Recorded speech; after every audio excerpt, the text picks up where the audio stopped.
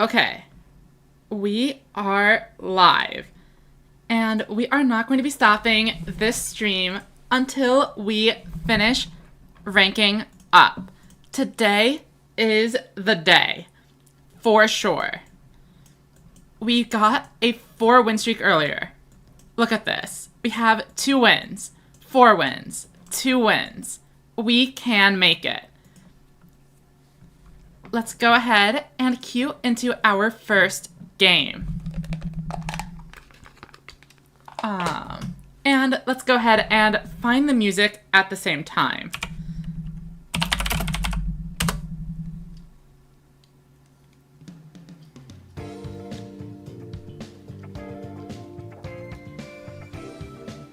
Alright, so our first opponent is Oil Sucks. We actually did play against them yesterday, and I think we did win. They are on Psychic. We are in Gold 5, so all we need to do is get the win streak, and we are there. We've gotten close. I've gotten a ton of 2-game streaks, followed by a loss and another 2 games, so winning 4 out of 5. And earlier today, I even had a 4-game win streak that got ended in a very close game. So, we can debuff the Primogotorna with Silverwolf. But that feels like the wrong play, for sure. Let's go ahead and just set up our field. We're going to keep the Aim Eagle, so we have access to a 3500 on the next turn.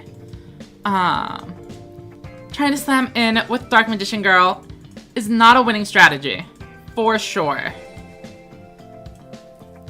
I will also note, Yuga did hit level 25, so we now have 1 magical stream to try to snipe out the opponent's widespread ruin. So hopefully we're going to be able to find some of those. Our opponent is on a genuine Psychic deck, so we do have Shield and Sword as a potential blowout win condition. Alright, Speedy Performer, but I would not expect to see this one staying around for long. Here comes Giftarist.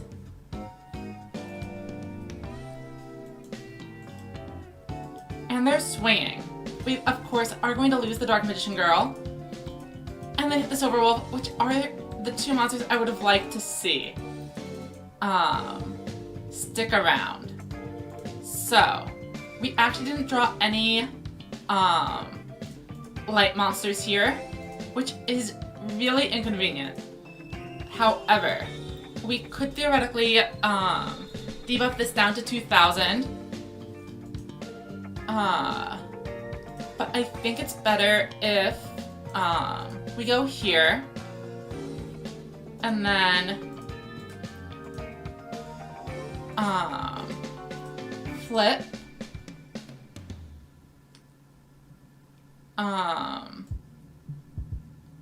Silverwolf,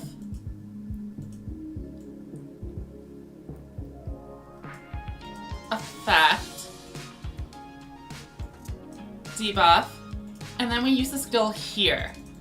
We're going to get rid of the Silverwolf that we just summoned in exchange for the Aim Eagle. I don't want to lose to a Severing Psychic Wall. So, but do I have any other option? I guess not. Maybe this wasn't all that good of a play in the end, because I absolutely need to use this Ace Breaker. Probably throwing away the barrier was the better play. Then I'd have an extra monster around. Because obviously this is a huge risk. It is the wall. So, I'm now left completely open. Like I was saying, if I had put back the barrier, I would have had an extra card and been able to use the Aim Eagle's effect to summon this out as a 3500. So that is a huge mistake. That is equivalent to throwing the game here.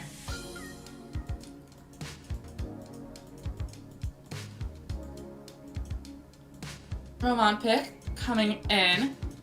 And this could be a pretty explosive turn. Guitar Kid. And we know Roman pick is going to hit and get them the Prima Guitarna back. Or a Giftarist, even. All we have on our field is a lone barrier.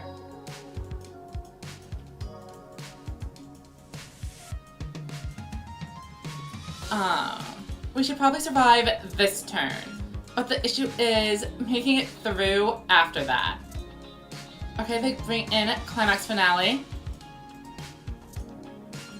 And I think we are hoping for a big shield and sword turn, as all the psychic monsters do have 0 defense.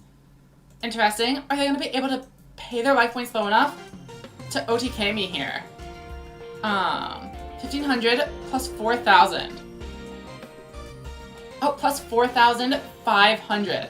I think that is oh wait, but they can't use Prima Guitarna's effect.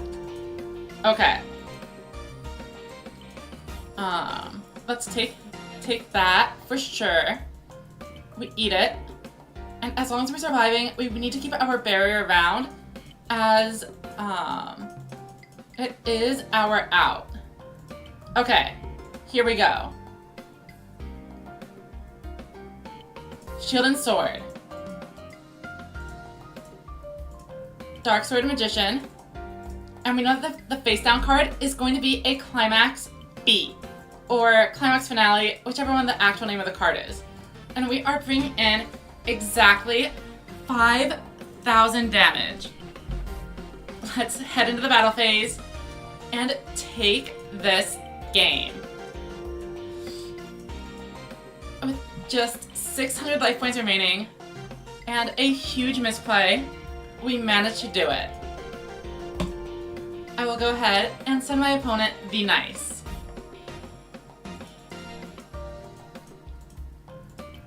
Now, before I even started the stream, I was on a 2-game win streak. It is possible we get a nice short stream. All I need to do is manage to win 2 more games. We have 3. Will we be able to do it? Let's find out.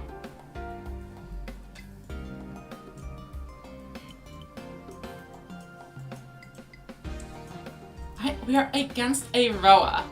Aggro and heavy metal decks are both pretty threatening. This deck is a little bit weaker than most, so we have a ton of hands where we are kind of at the mercy of a heavy metal ending the game with a 5,000 damage swing.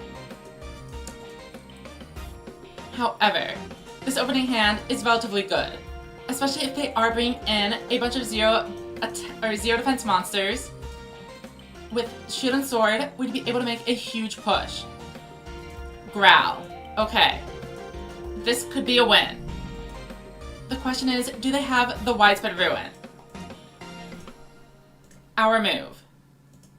We don't draw a single boss monster, so we are forced to use our Shield and Sword early. A debuff of 200 brings it to 16. And then we could bring it down to 1,500. Wait, no. 16 and then 1,300. So that doesn't seem very good. Which means we are unfortunately popping Shield and Sword much earlier than I would have liked. Let's go ahead, flip summon, and Silver Wolf as well. And all we can do is battle. Incredibly sad we did not get a single boss monster here to punish this incredibly weak opening board. We're only getting in for 2,600 damage. And they have a ton of opportunity to make a counter push.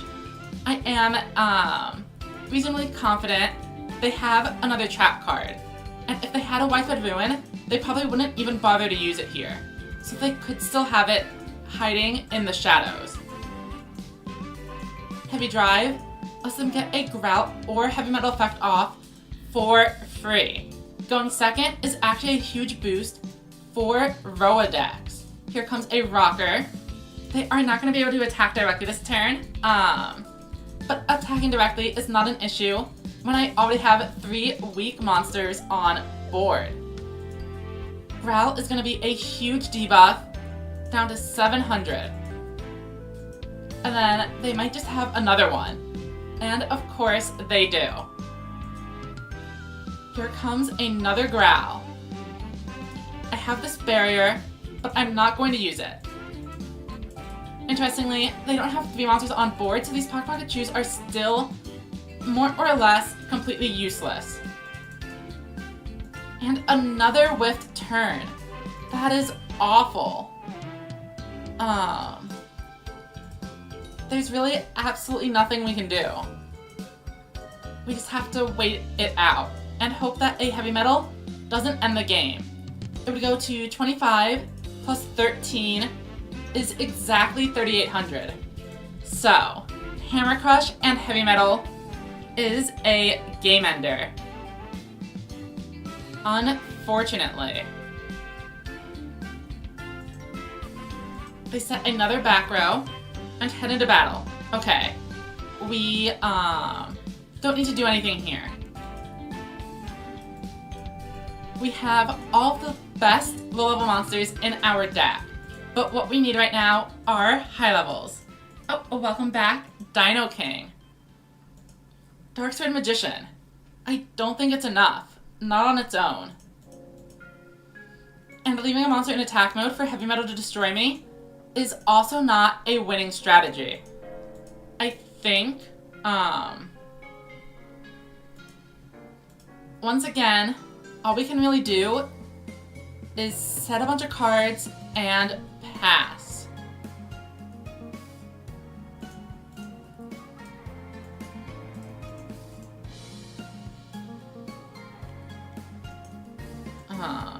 But which ones?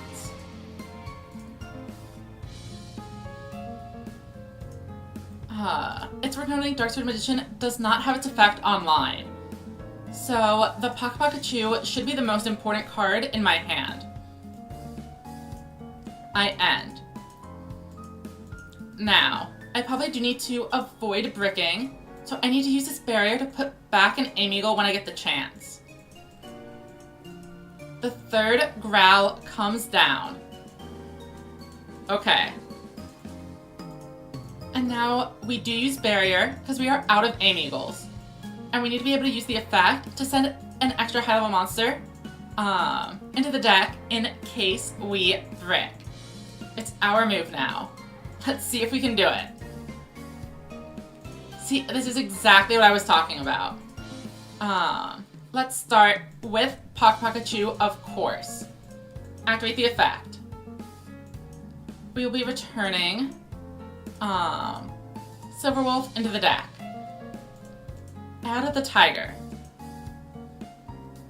Then, summon Juggler.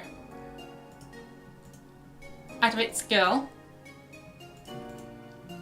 Ace Breaker, return Dark Sword. Grab Ameagle. And we can't even use the Ameagle's effect, but we do get to at least Tribute Summon. Unfortunately, when my opponent pops the Widespread Ruin and then follows it up with Heavy Metal, this game is going to be incredibly over.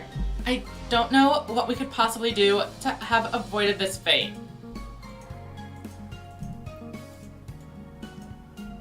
Oh. Welcome, Ratata. Hope you're doing okay.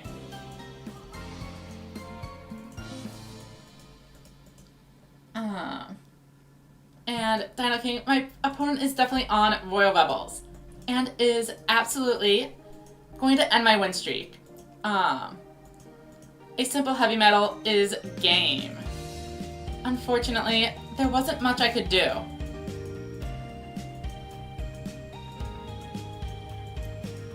had to use my shield and sword very early. And I just never drew boss monsters. So it is what it is. We are back to square one.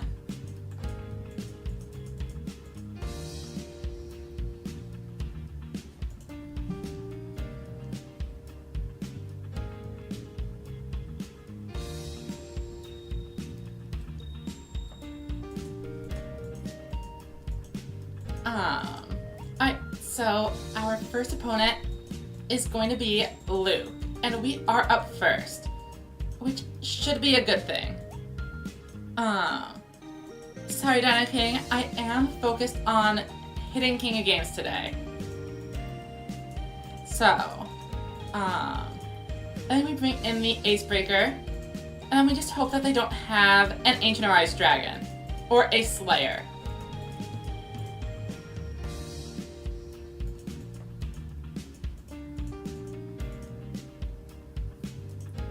They are on Resonance, for sure, or not, but it should probably be Resonance. If they have the Slayer, we are in a ton of trouble. Oh, Ancient Forces. That can go up to 2,800. And then an Ancient Arise. No, it's Dragius. Interesting.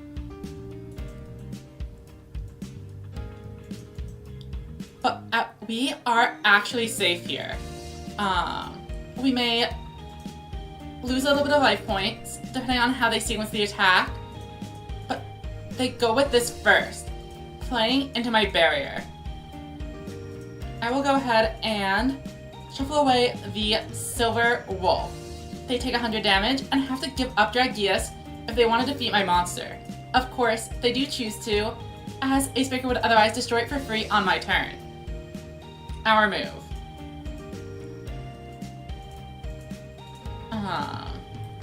Not able to do anything with the Aim Eagle, but we can summon Dark Magician and swing in for a bunch of damage here.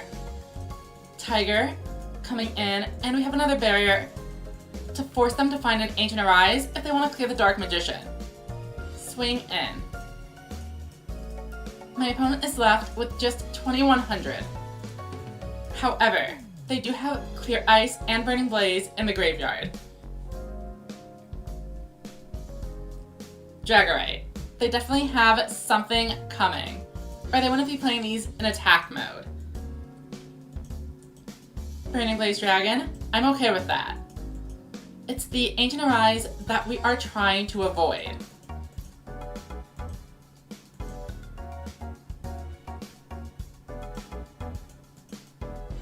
Battle phase. Of course, we are going to let that one through. And here is the game decider. Barrier activating again. Let's put the Ace Breaker back in. And all we need are essentially any low-level monsters. And that should be good enough. Avant Wolf, Magic Juggler, and let's battle. Trade in, and Dark Magician attacks for game. So Dino King, I am on a blend of the structure decks. It's 2 copies of Ace Breaker, 1 copy of the Magicians, and a couple of cards you can get for free without opening packs. So, notably, I do not have access to Widespread Ruin, as getting Widespread Ruin requires opening packs, which is against the rules of the challenge.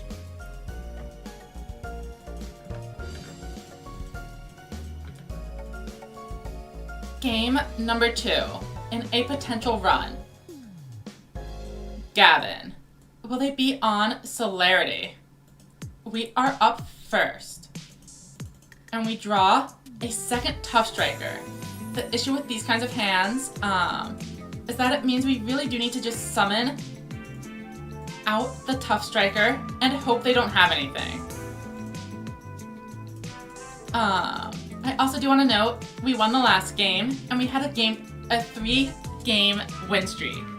So, had we just been able to defeat the Royal Rebel player, it would have been 5 in a row. My opponent is on Beast Engine, and they mill Widespread Ruin. We love to see it. One less thing for us to worry about. I really have absolutely no idea how long this stream will be. It could be just 4 games. It could be all day. So we see, finally, for the first time in forever, another Servant of Dawn enjoyer. I'm super excited to see how this battle goes. Servant of Dawn is my favorite deck. Now, we are going to need some low-level monsters, so let's start by activating our skill. Reveal Acebreaker, and give me, we don't need Dark Magician. Normal Summon. Normal Summon. Normal Summon. And, Acebreaker should be the toughest one for them to deal with. We can't use the effect of Aim Eagle as they don't have a level 7 monster. And now, if they can't deal with the Acebreaker on their next turn, we have a really strong monster to contest their board.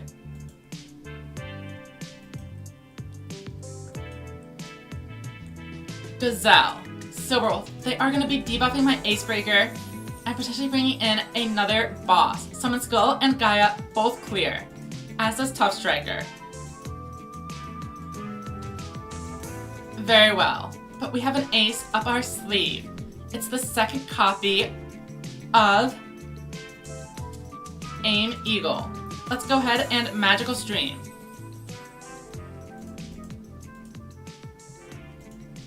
Now, Ultimate Bond. We show Tough Striker. We return, Barrier. Aim Eagle has been added to the hand, and this time it is going in. They have a level 7 monster, so Aim Eagle is able to use the effect. 1 and 2. 3,500. That represents 1,000 damage. Then, 2,600 additional damage is 3,600, and this should guarantee game. They have no back row to protect them. We swing in, and we did it. Of course we aren't at King of Games, but we should review our win streaks. If you look at the recent match log, we have 3 wins, a loss, 3 wins, a loss, and 2 more wins. So, we are winning more than we're losing. And if you just switch one of those losses around, there's a way to make it sync up to 5. We get another Gakuto. The previous one was on Servant of Dawn, but what will they be this time? Once again, we are going first. Alright, I think we want to keep the Acebreaker, rather than summoning it out, as Celerity would kind of tear through me.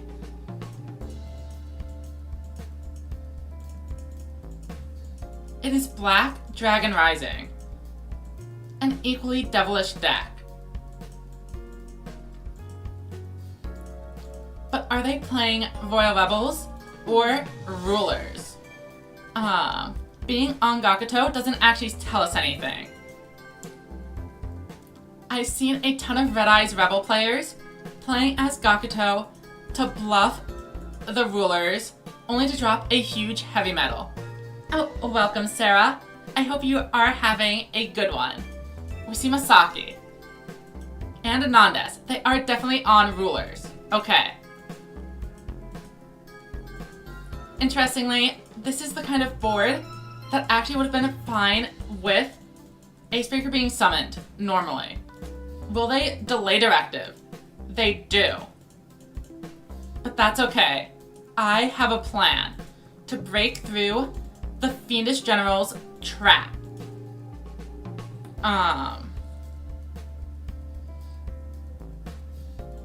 First, let us go ahead and activate our special skill.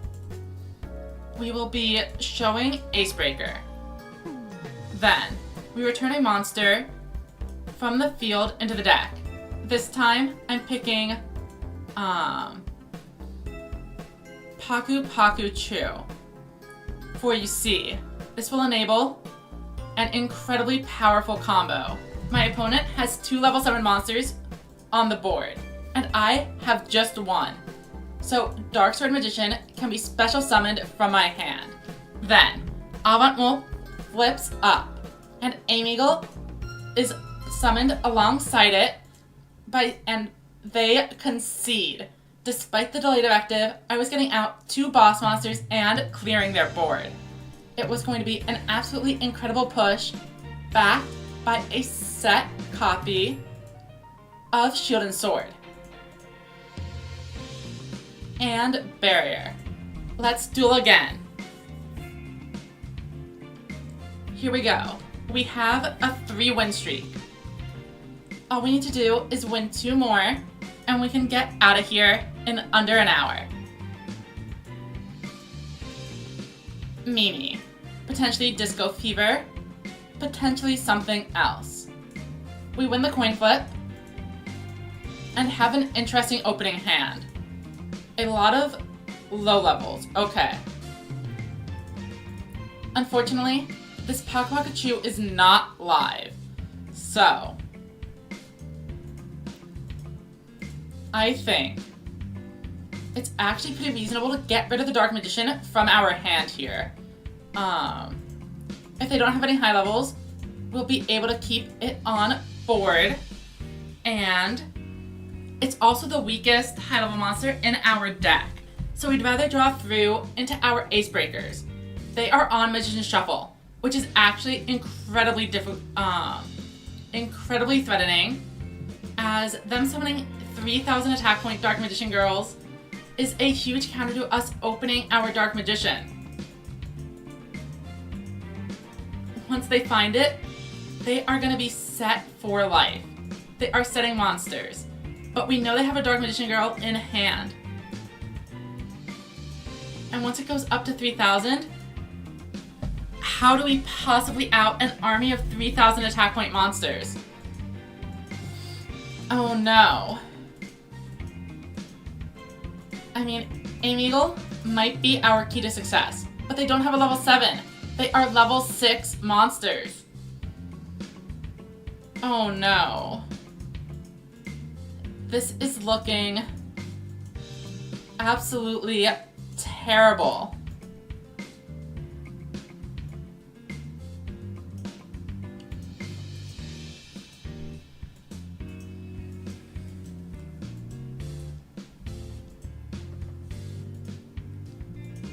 Even if I draw Shield and Sword, they're going to be at 2,700. I need to find a barrier to get rid of my Dark Magician.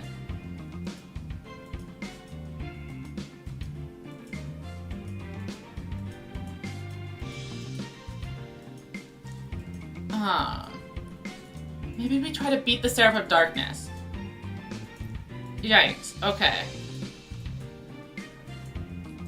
We could use Paku Paku Chu here. And that'll just keep Aim Eagle around. So it's definitely worth it. Let's add Silverfang. Summon it out.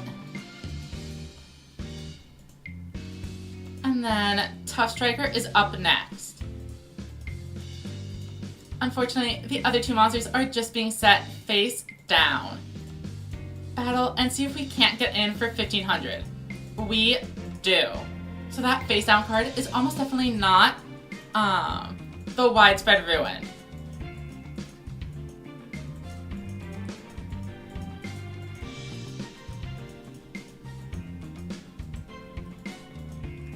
But it is the Shield and Sword Legend card. I mean, they were swimming for 500, but now it's 1,100. I'm honestly not sure it was worth using it here. But I'm not here to judge. I'm here to find an out. Okay. This could work. I have a secret plan formulating. We summon Magic Juggler. Then we bring in Ace Breaker. All we need for this to work is to not run into spell and trap removal. And if we can get that simple request, here's the plan. The opponent's Dark Magician Girl attacks into us. It has a 500 attack point advantage. Then, we activate the barrier. It goes down to 2600, but that's not all. When we use the barrier, we return Dark Magician into the deck, and then it will be lower. But Ancient Arise Dragon is also 3000 attack, and unfortunately is looking quite powerful. Both of my Aim Eagles are gone, and they do successfully attack with Ancient Arise Dragon. So now what do I do? I think it has to be the Aim Eagle going back in, unfortunately. We need to be able to draw it into another Ace Breaker and use its effect alongside a 3500 swing to clear both of these cards. It's our only method. We need to find Ace Breaker and a ton of summonable monsters, hopefully including Pakachu. Did we do it? Let's start. Pakachu and activate the effect. We return Pakachu into the deck, adding Silver Fang. Now, Ultimate Bond will trigger.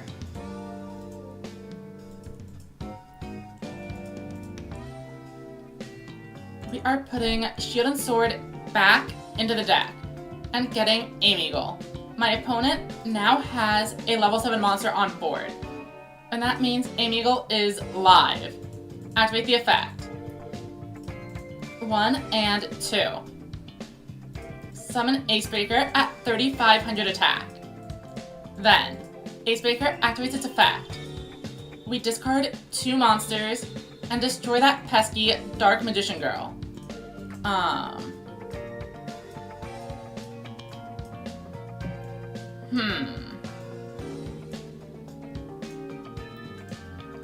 Their set monster is almost assuredly a Grace Princess Kana. And if we go down to 1700, then we would actually lose. So we can't attack that set monster. We have to go like this. Because 3000 into 1300 is game.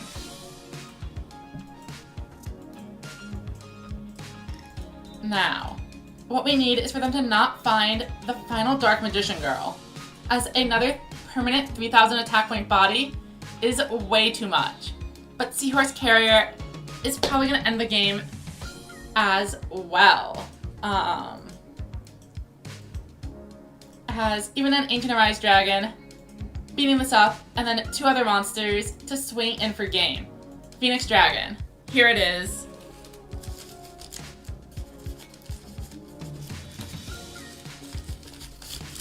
Unfortunate. Once again, we get a 3-game win streak. That means every 6 games, we're essentially winning 5 of them, but they are just barely incorrectly convenienced. Okay, Dark Sword Magician. Are we actually alive? 500 plus 1400 is just enough. They had a full hand of monsters ready to deal with our board. And that is it. Once again, back to square one. Let's go ahead, send Dash a nice, and we'll go on to our next attempt.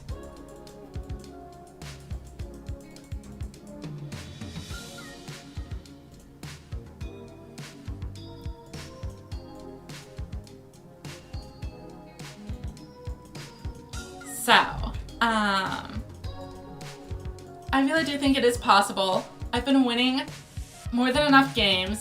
We just need them in a row.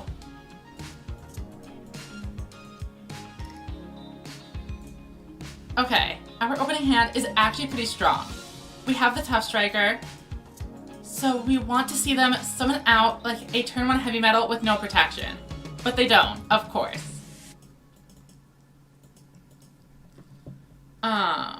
Things are a little bit more complicated when they set 3 and pass. But let's go ahead and bring in Tough Striker, plus a couple of Jugglers.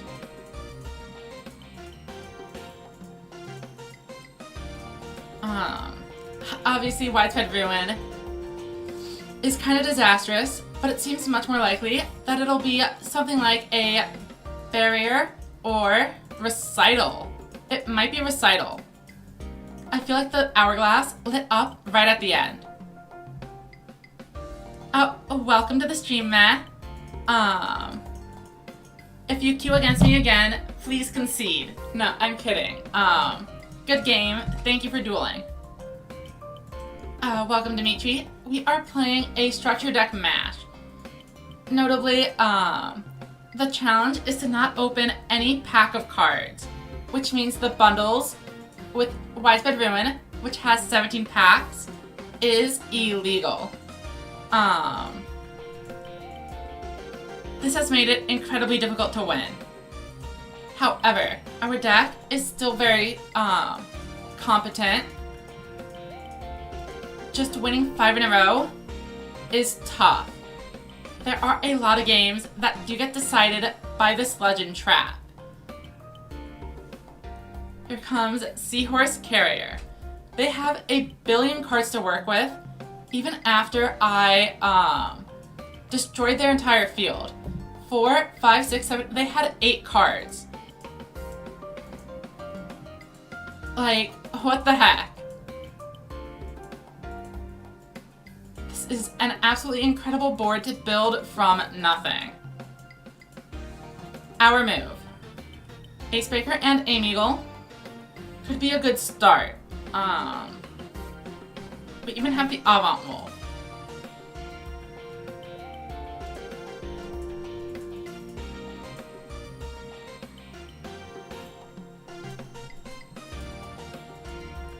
I think we need to go for the 3500 Acebreaker.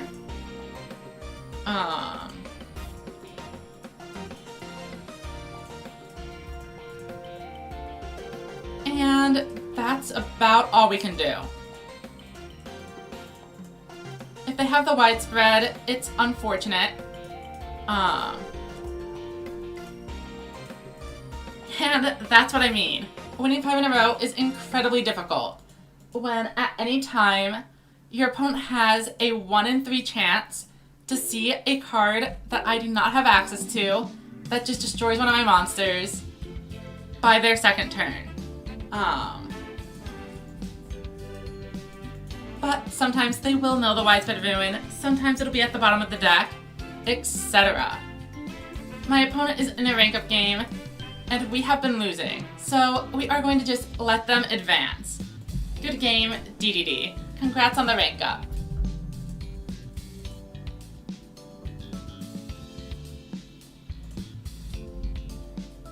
Obviously, had we not lost the previous game, I would not have conceded. Alright, here's Michelle. They are the Resonance player that stopped me from getting King of Games last time. They ruined my 4-game win streak. And they are up first. Okay.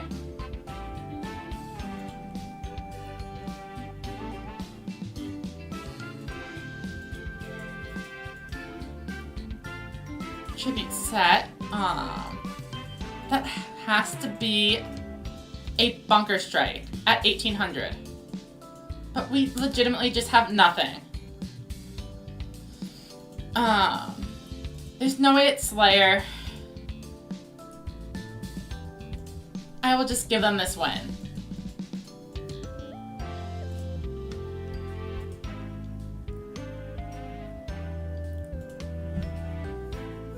not being able to touch their board at all after they summon a level 7 on turn 1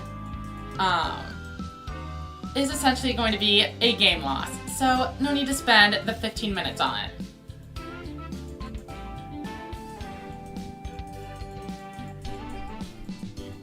And just like that, our wonderful win rate has plummeted. Will this be the game to turn things around? 2 level 7s in the opening hand. 3 level 7s in the opening hand. Of course, we have to summon Acebreaker and hope it works out.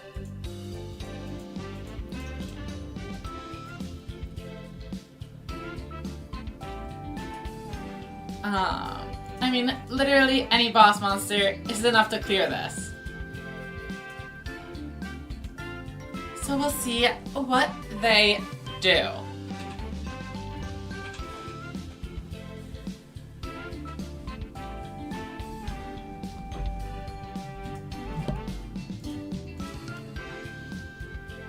Okay. Setting doesn't mean anything until they end the turn. But it looks like they didn't open a boss. So, we can go ahead and establish a tough striker as well.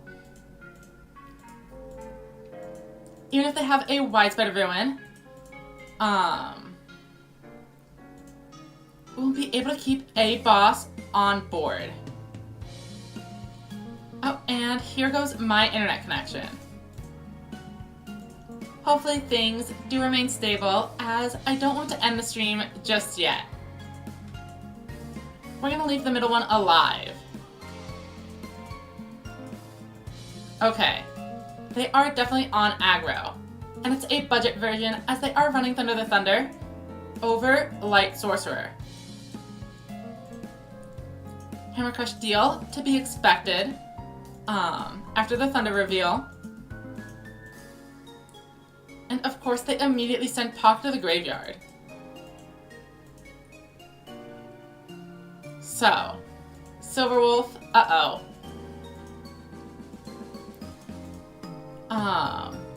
Another beast into a Dragius is pretty threatening. And that is kind of what I'm expecting to see here. As Dragius alone clears both of these monsters. But it's Prima Gatarna, who is also... Actually, Prima Gatarna's not good enough. Tough Striker is sticking around. Okay, here's our chance to make a move. Activate skill. Ultimate Bond. Let's get rid of this Pock Pikachu. Actually, hold on. Graveyard. Beast and... yeah, okay. Pock Pikachu is going away. Aim Eagle to hand. Aim Eagle, come out. Juggler, for sure. Effect. 1 and 2. Special summon. Now, we could go ahead and clear out the Prima Gatarna here. But I don't think I need to. I'd rather summon the Magic Juggler and just play normally. Battle. Even if it's Widespread Ruin, the Prima Gatarna is going down. And if it's a barrier, it does nothing. 1300. Swing in for 1000. Okay. All they have is what we presume is a barrier.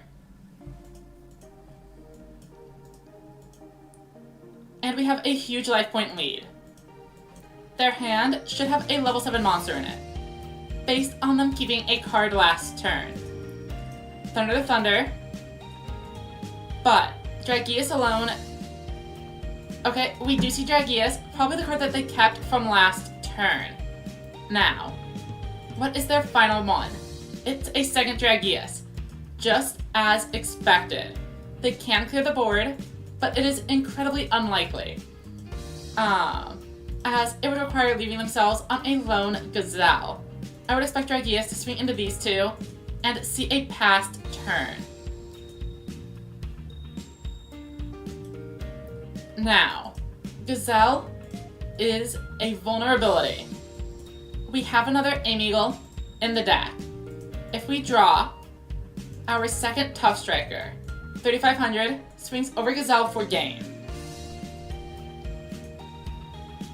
Let's just make it happen.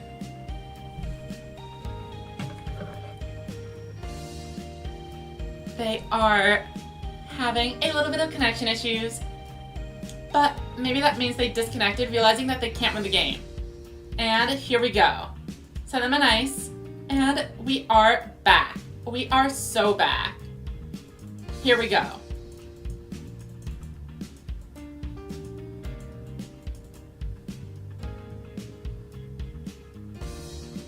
Let's go for another duel.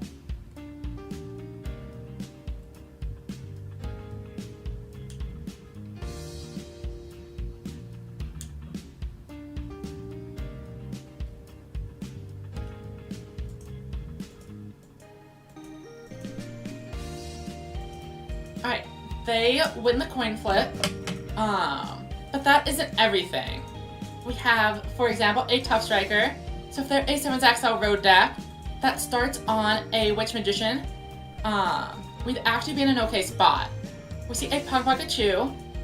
So what are they summoning? Dark Sword. Do they have the backwood to protect it? They do.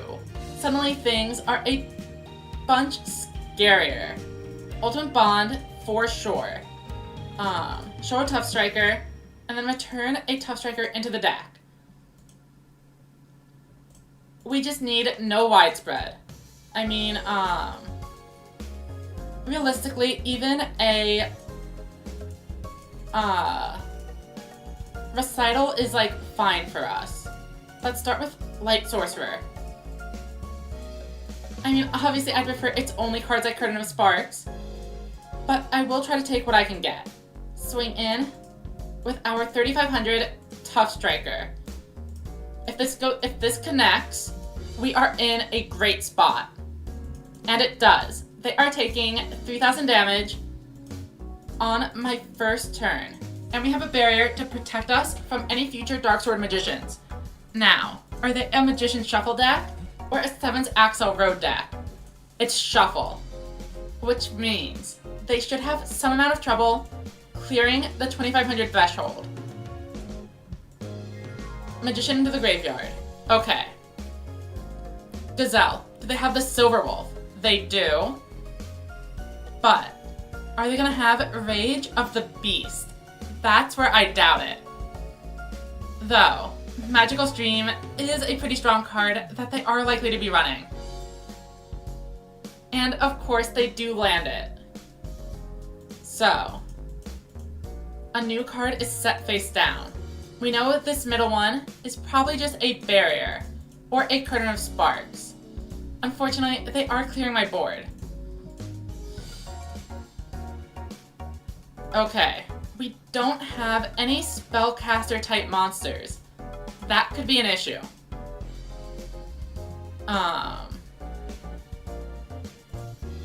The Aim Eagle is also not live, as we don't have another light monster to combo with it. Which means all we can do is Silver Wolf. And of course we mill the one card we did not want to see. Dark Magician.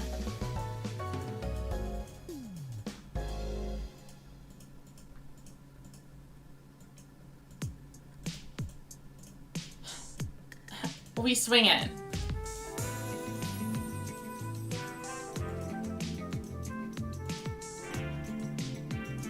And Curtain of Sparks is here. They take 700. Now, what next? Maybe I shouldn't have gone for the Silver Wolf. The risk of milling the Dark Magician, it was 1 out of 20. Only a 5% chance. So, 95% of the time, I made the right move. Okay, Shield and Sword. But do they have lethal here? Is the big question. I don't think they do. I will happily take that damage. Interesting. We can also summon a 3000 attack point Dark Magician Girl. Is Pocket Pocket 2 live? It is. Okay. We need to use this. Then we use this. We add this.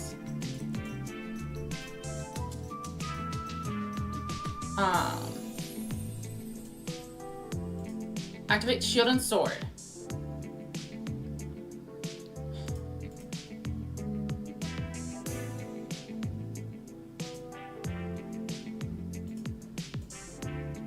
Activate Ultimate Bond. Show Acebreaker. Return.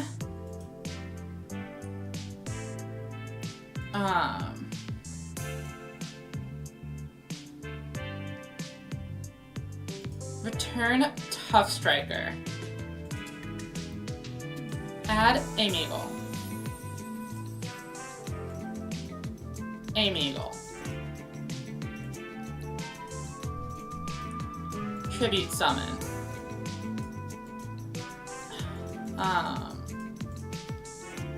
Tiger. Dark Magician Girl. Magical Stream. We got a barrier. Okay.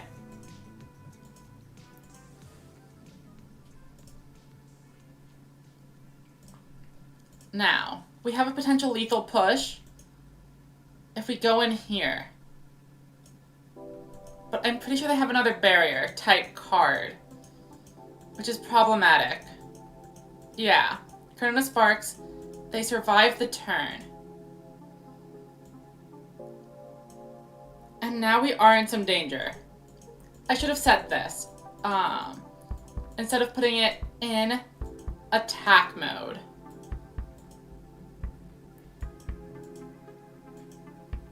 And that may come back to bite us. We do have our Dark Magician Girl, which is a pretty strong monster.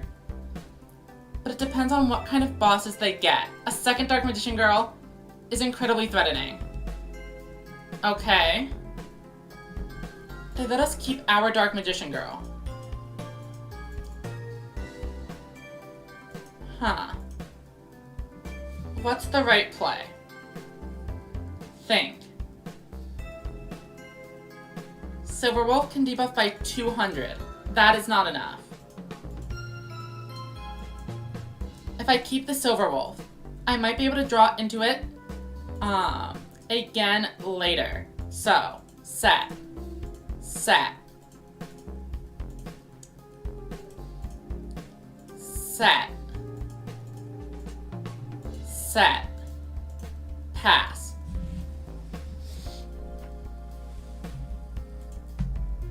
My thought process here is that they probably want to not swing into the Dark Magician Girl. And then when I draw a second Silverwolf, I can debuff by 400. They can't use this. They only have 300 life. Oh, but now they might go for the clear. If they have all 3 Dark Magician Girls, we are in trouble. We have used both Amigals. So how do we get over 3,000?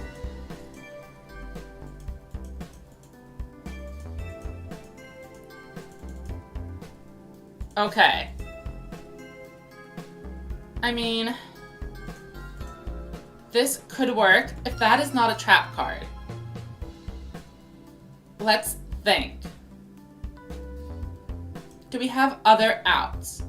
Amigals are gone, so we can't get to 3,500.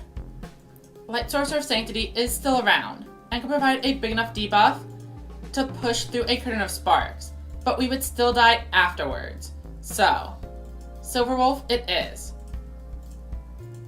If they have any trap card, the game is over. If they don't, we claim victory with a 400 damage attack. Show me. And they do have it. That is game. Unfortunately. I don't think there was anything we could have done there.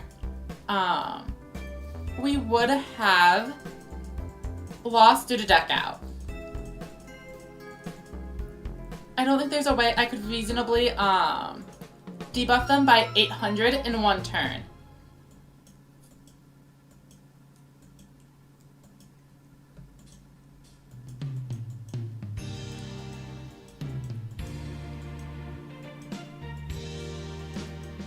Alright, we are up first. Dark Magician Girl is probably not great here. Let's just set a bunch of monsters. And I'll get this out of my hand to filter towards the 3,500 attackers. Set this, and we are good to go. Pass it over. Magician Shuffle. I suppose I should have put this Dark Magician Girl in attack mode.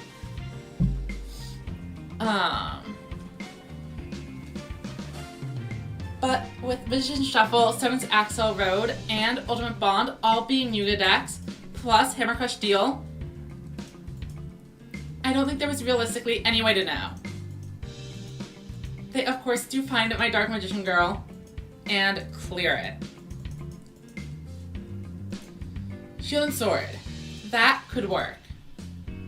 But I don't need it. Okay. Set and set. Wait, we do need it. Because, unfortunately, as always, this is not a level 7 monster.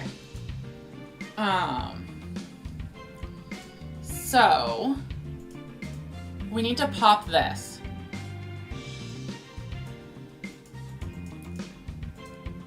Then, summon here. Okay. Tough Striker comes out.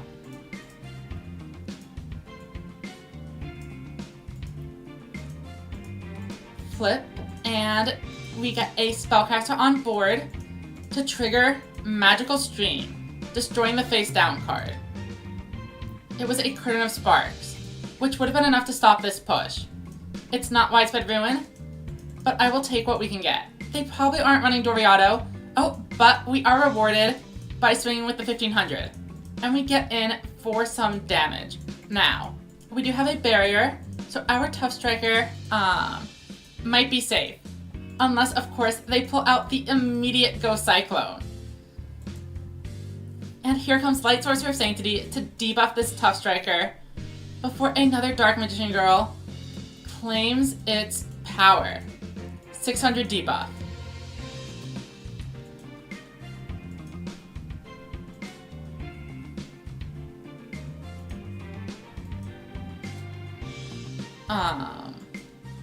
But I wonder what they're summoning.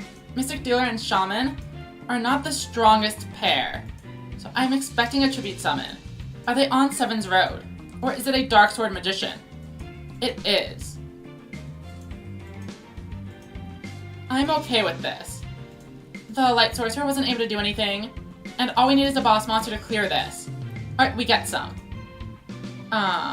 Let's check it out. Now, what's the optimal way to do this? They have a level 7, so I think we Aim Eagle. Activate the effect. 1 and 2. Special Summon. Tough Striker. 3,500. Pakachu. Tribute Summon. 2,500. And a Silver Wolf. 1,300. This should be pretty significant damage here. If I did it right, they should have 400 life points left. And they do. We have two 2,500 monsters on board, and they are on the ropes. We still have an Aim Eagle left in the deck, so we have a winning push, as long as we are able to secure it. Dealer coming in. They are digging for those high-level monsters, but will they find it? Dealer and Sorcerer, definitely not strong enough on their own. And a Dark Magician Girl isn't going to clear these two weaklings either. Dark Sword Magician. Okay. Now, if they have a trap card, even this debuff from Silver Wolf wouldn't be enough.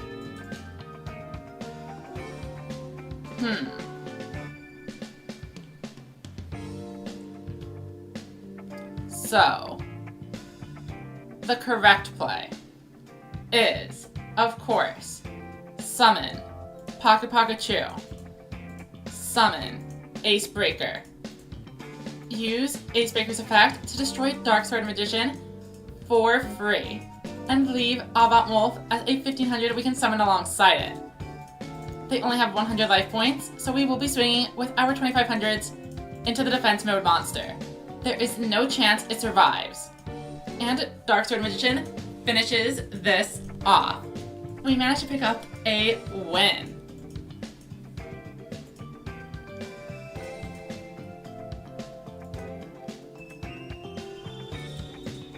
Alright, and the stream has officially crossed the 1 hour mark.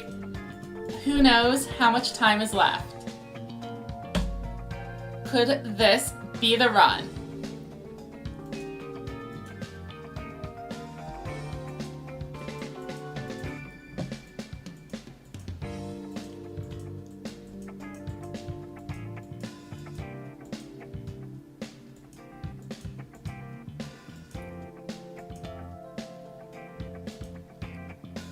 We are up first. We definitely don't want to lose both Aim Eagles. So, is it possible they disconnect and give us an immediate win? That would be wonderful. We will take literally anything we can get. Unfortunately, it doesn't look like we're quite that lucky. So, let's end.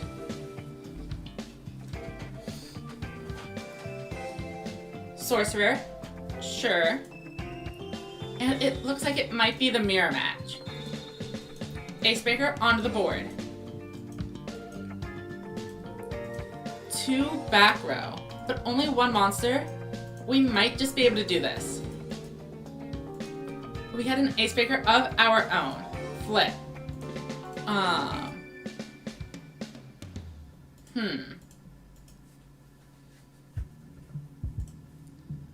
Do we normal? Do we get rid of both Aim Eagles here? Or is there a way to preserve them? If we summon the Avant Wolf, we can pop, okay.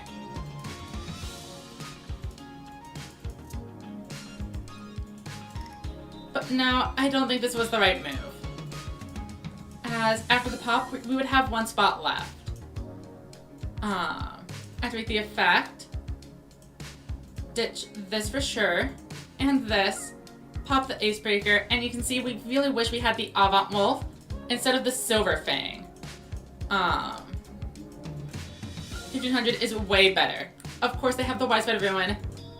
But we swing in for what we can. And now we are down both Aim Eagles, which is always a bad position. Those Widespread Ruins, once again, ruining our chance in this game. Though, it seems that it didn't draw a particularly strong countermeasure.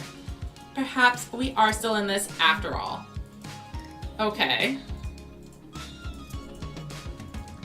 Silver Wolf. Effect. Debuff. Avant Wolf. Swing here to test for trap cards. Looks like they may not have anything. Swing in. And swing. If we take 100, that's fine.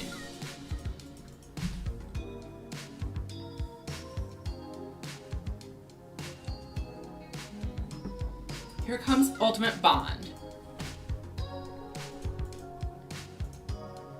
Now, if one of their set cards is Shield and Sword, we are not going to have a whole lot to do here.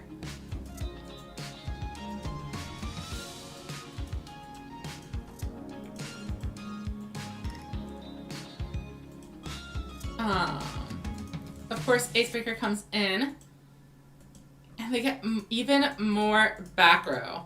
However, we are keeping our Albot Wolf around for one more turn. Dark Magician Girl. That's an interesting one.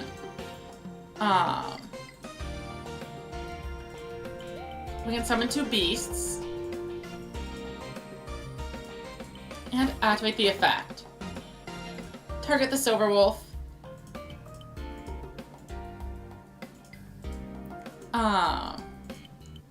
Now, if they didn't have back row last time, maybe the final one's a bluff too. It is not. That is unfortunately probably going to be game over. We can clear the Juggler, but now our board is incredibly vulnerable.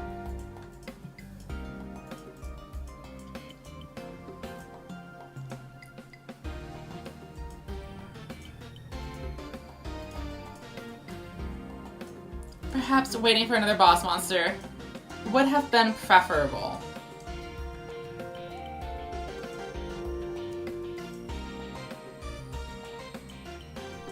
Here comes the Shield and Sword, which I was arguing they should have played last turn.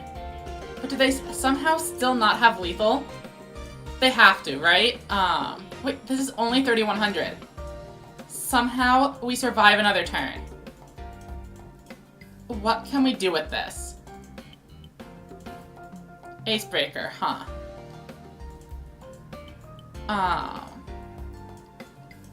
Now, I do see 3 Aim Eagles in the graveyard.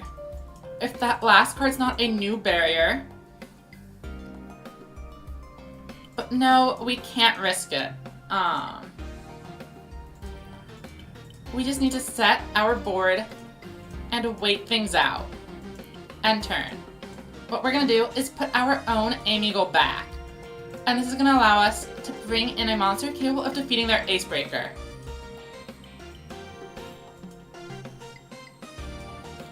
A second Acebreaker. Okay. Battle, and of course, we go in with our barrier here. Return Aim Eagle into the deck.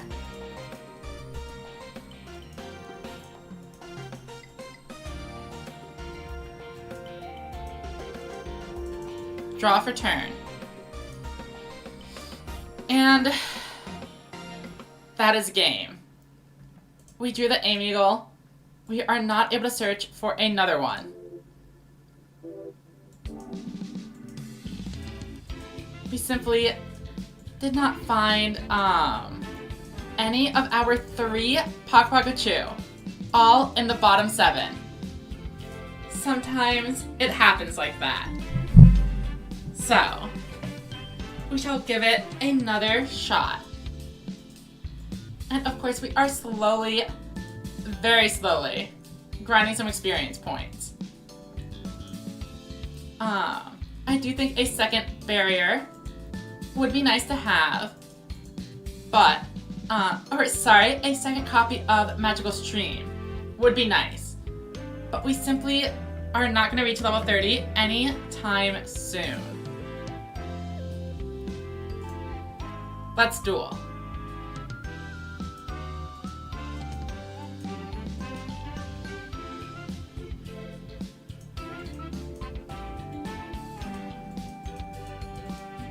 Alright, and we are up against a Luke. We are first. Alright, show me a low level, and this hand is actually pretty strong. I'll take back row as well. Set, and set. We get the full house. End turn.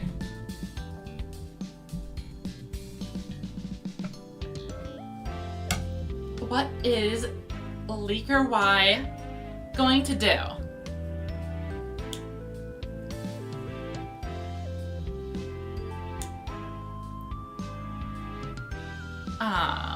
Obviously, if this is a Resonance player, they do have the opportunity to possibly blow through all of this back row. And if it's a aggro player, Dragius is a huge issue. Ancient Forces is probably the best of the 3 we could hope for, given this opener. Definitely no need to use our barrier here. And there is something very interesting on board right now. And that is 2 0 defense monsters while we have a shield and sword available. If we can draw a good enough hand, we might just be able to win with a huge explosive turn. We are taking 2800, no problem.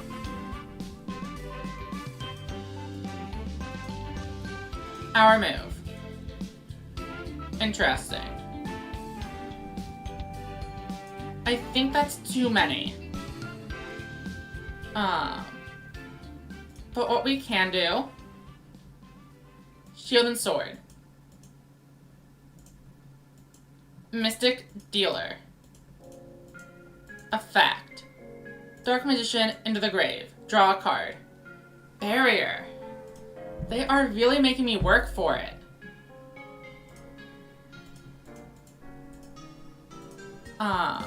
Tiger. Skill. Reveal. Return barrier. Add eagle. Eagle.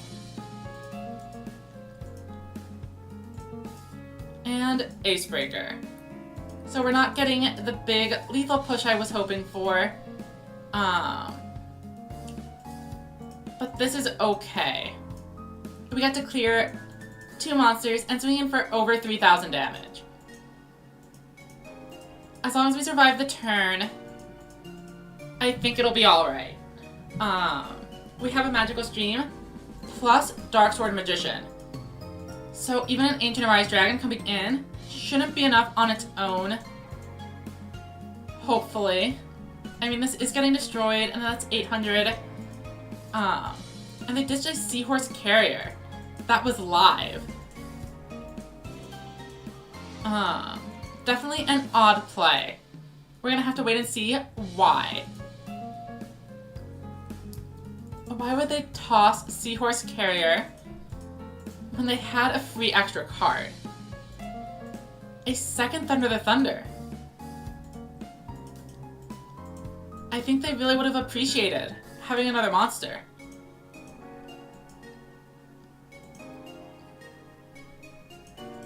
Kana.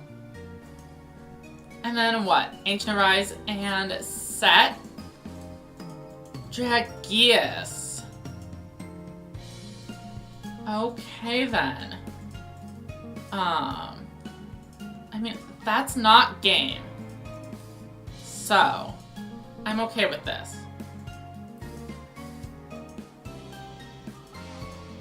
I don't think it's game. Wait, is it game? No, okay. I could have prevented a little bit more damage. Oh wait, no, that wasn't game. I have 100. But whatever. Acebreaker, just come back anyway. That's fine. I draw. Okay. Interesting. Paku is online. However, I think I'd rather summon Dark Sword Magician.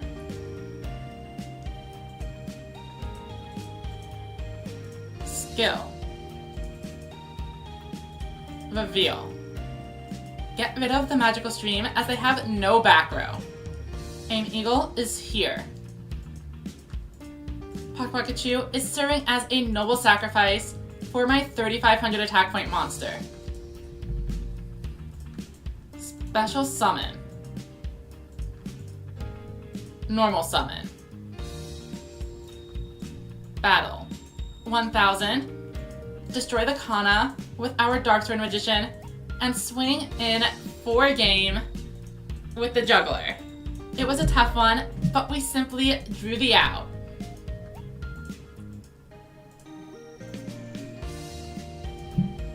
And we will continue to do so for the next 4 games. We are on our win streak of glory. It is time to rise up. Let no opponent stop my path.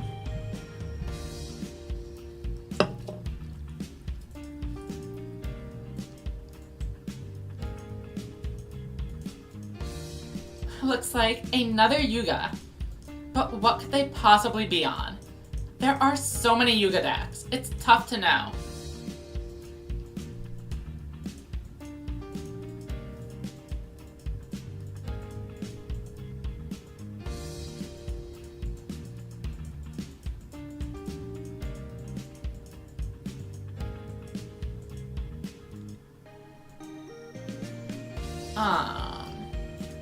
Gotta wait until they make a move. They are, interestingly, on a few more than 30 cards.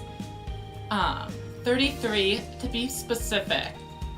That makes me think it's probably Magician's Shuffle, as it's a deck that has a bit more space, or a lot of things they want to run, and they can always search out the Legend Monster, so it's a little bit easier to go over 30. Setting some monsters, okay.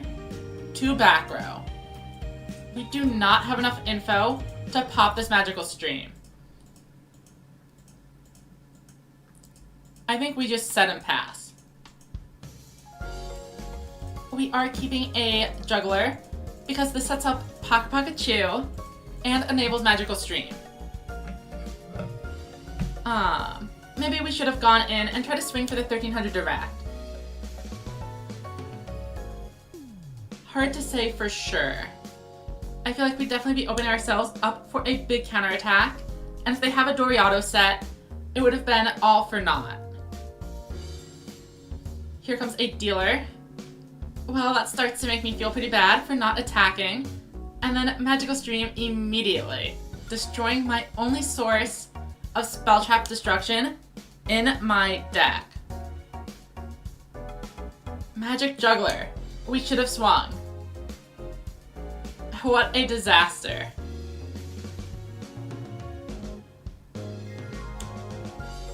Here comes another Magic Juggler. And then what? I'm expecting the Dealer to use its effect here. But they might just go straight for the Tribute Summon. Valkyria. Making it difficult to swing into this Dark Sword Magician.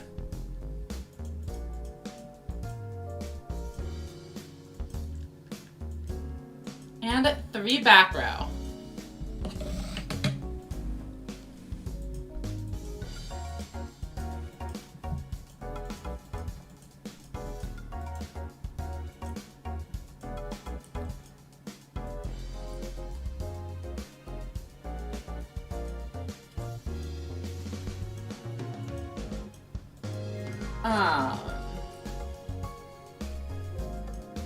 These are cards, I guess.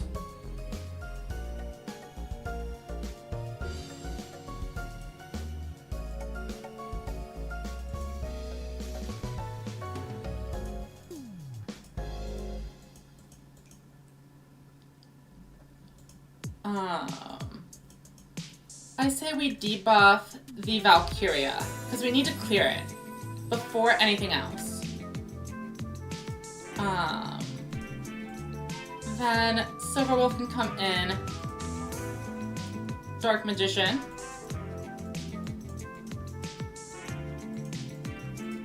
Set, if they have Curtain plus Widespread, it is what it is.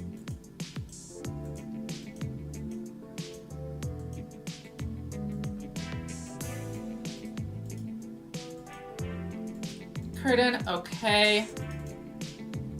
Swing number 2.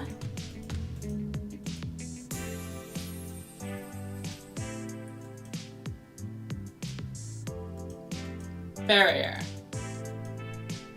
That is fine. We still keep our 2500 on board to contest the Dark Sword Magician. So, what are they going to do? They'll need to apply some sort of debuff if they want to get over Dark Magician safely. Will they draw a Light Sorcerer?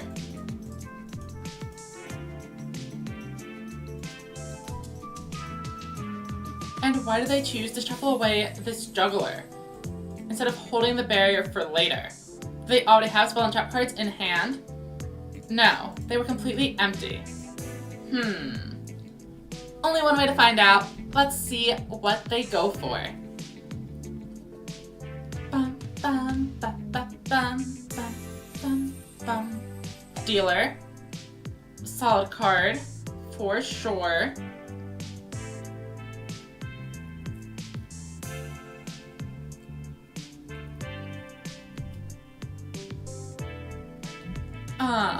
I think Valkyria is definitely the right choice in 7th Axel Road decks.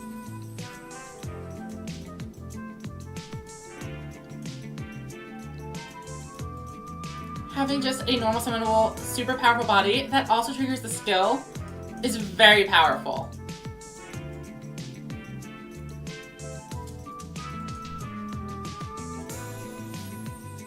A ton of back row. Okay. Are they crashing? Or do they just want to clear the aim eagle? They do. Interesting choice. Was it worth getting rid of your boss monster just to deal 1,000?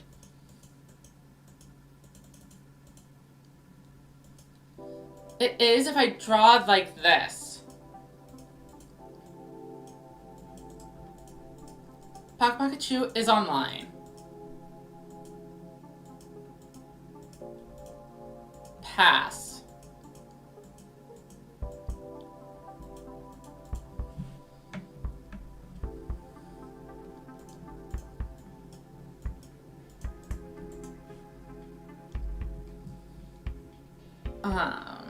We've only seen one of our boss monsters in the top half of our deck. Hammer Crush destroys our barrier.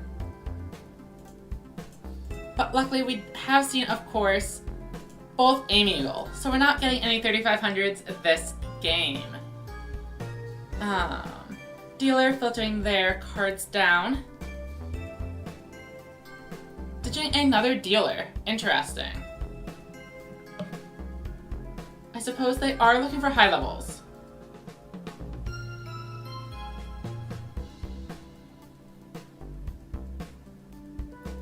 But what will they find? Torna the Windweaver against my entire field full of low attack monsters. That is the best one they could have gotten.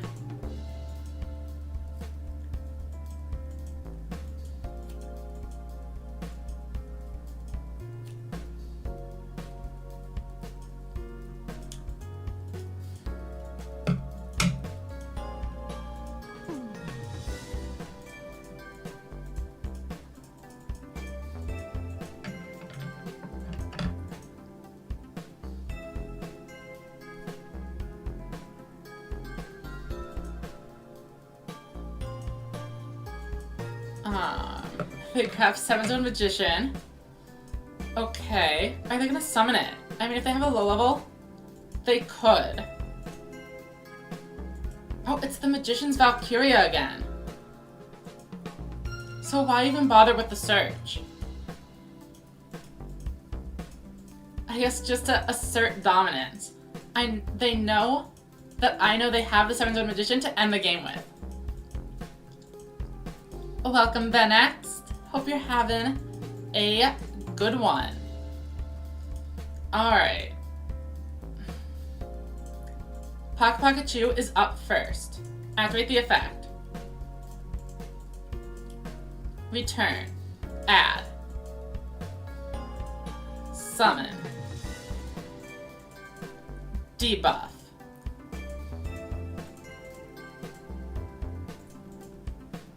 Summon. Remember, we can't set because of the Torna. Obviously, Widespread Ruin is quite likely here. But we have to go for it.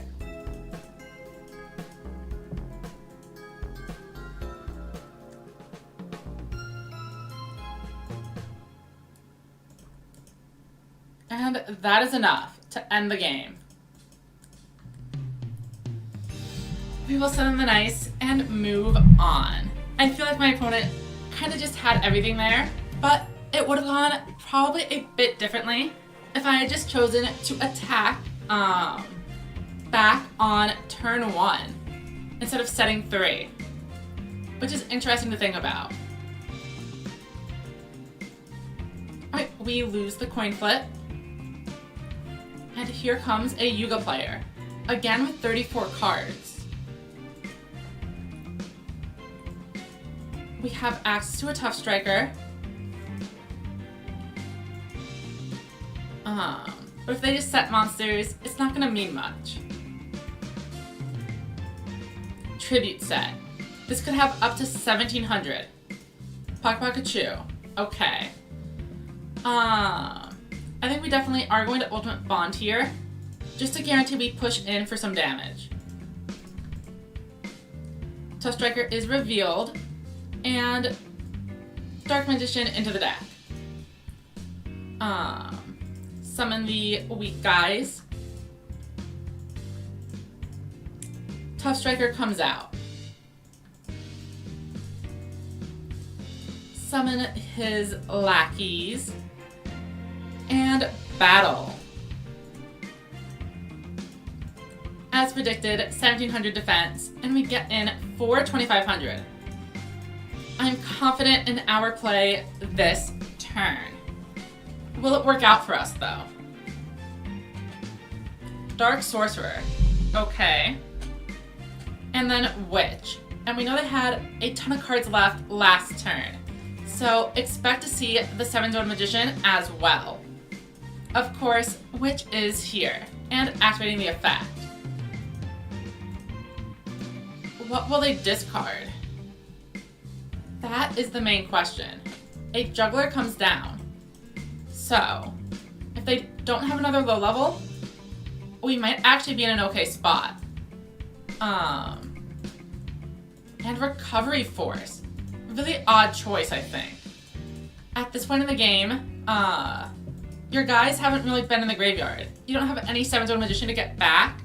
I would have just kept the Magic Juggler. Because now there's a really good chance you just draw like a Torna or something you can't play. I get to keep my Tiger, which is nice enough, I suppose. Draw. Pikachu. Interesting. Unfortunately, not live. Is Dark Magician in the graveyard? No. Okay. I do want to play the Ameagle, though. Pikachu. Skill. Reveal.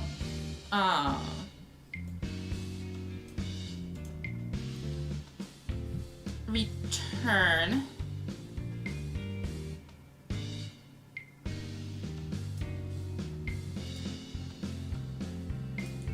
Summon. Okay, yeah, I did this right. So Ameagle's gonna bring out Acebreaker. We bring in the Dark Magician Girl as well. And then, I mean, we're basically good to go. We clear the board, deal 8 billion damage, and see how they respond.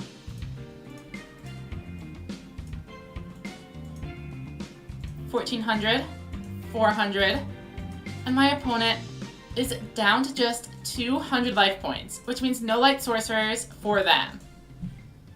And no magic curtain either. With 3,600 life points, we should also even be able to survive a Witch Magician combo. They set 3. Is that face down card the one and only?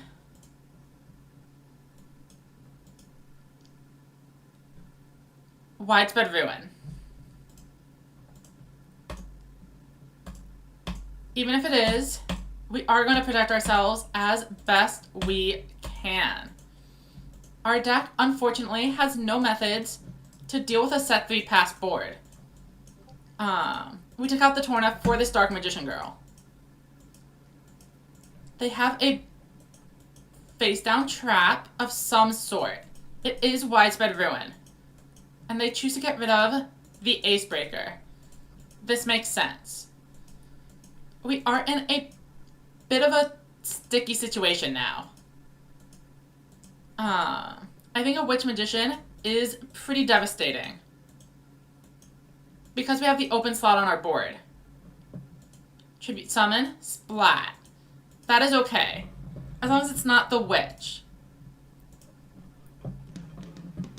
So, what are they going to do now that they have a Splat? 2600 alone is actually technically not really that strong. I do expect them to have more low-level monsters. But are they going to swing in for the 7-tone Magician? No. Okay. 2600.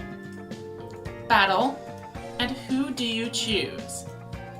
They choose wisely. Now then. I have used both Aim Eagles, but I can put a 2500 beater back in the deck. And I think that is a smart play. Let's put Ace Breaker in here and increase my odds of getting what I need next turn. We draw. And there he is.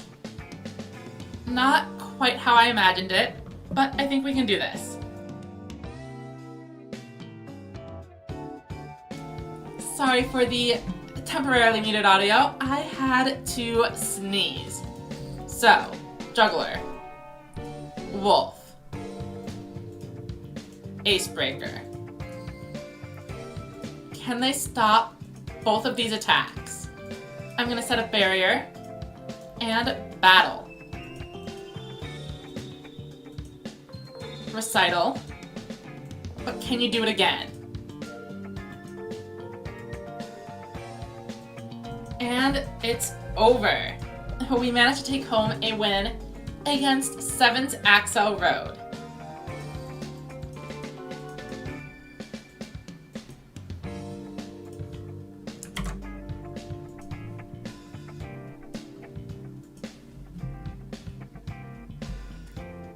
And that is our first win. You can see we have been bouncing back and forth for a while, but we did start off pretty strong.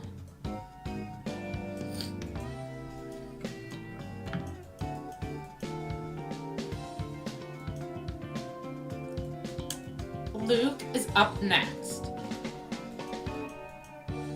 And they are on a rank-up game. I feel bad, but we won our last game, so we have to fight our hardest. Will we be able to crush this Luke stream in pursuit of our own? But the King of Duels will not go down without a fight. How do they proceed? We don't have any boss monsters in our hand. So, the turn 1 Dark Magician Girl. Could there be a Magician Shuffle deck? And unfortunately for us, despite their bricked opening, we have nothing.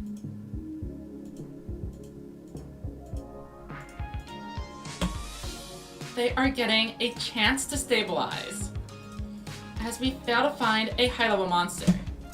I do wonder what the odds are. I want to go look that up.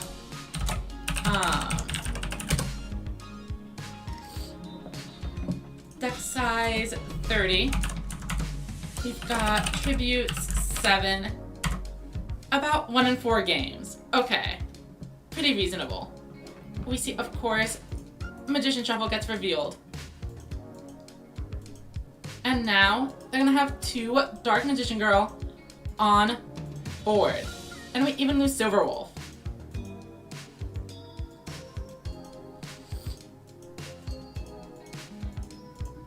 Fair enough. Interesting draw.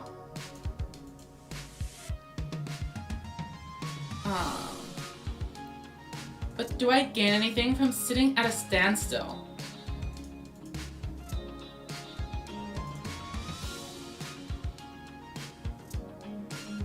I mean, I could dealer, but I don't think the dealer helps me. Let's just go,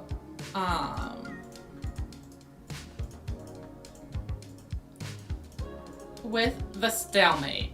2500s on both sides.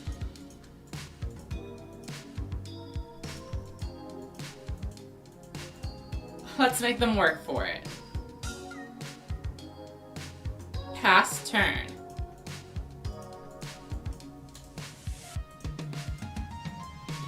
Alright, Luke, what will you do with your Magician's Shuffle? Join to some back row. Pretty convenient, huh?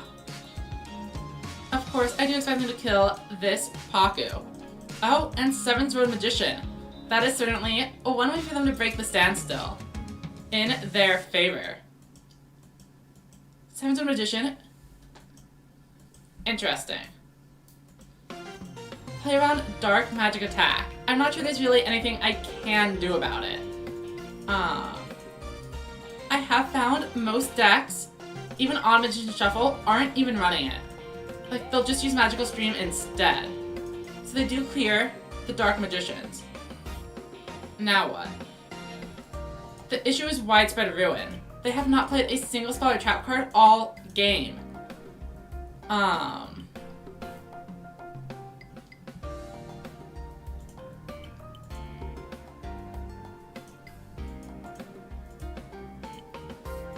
I guess we go for it. Ultimate Bond. Return you. Amigal. Light Monster as a companion. Activate the effect 1 and 2. I mean, if they have widespread, I'm pretty sure we just die either way. Whether I use Ace Breaker to destroy this, or I don't.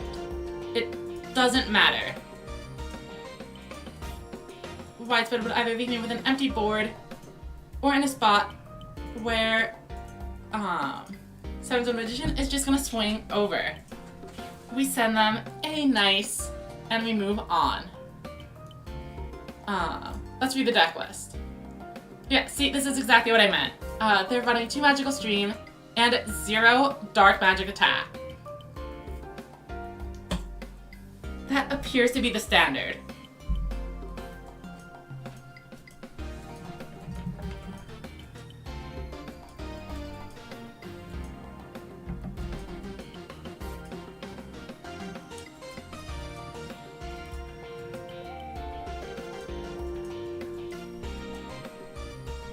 Mimi is up first, and our hand is looking fairly questionable, all things considered.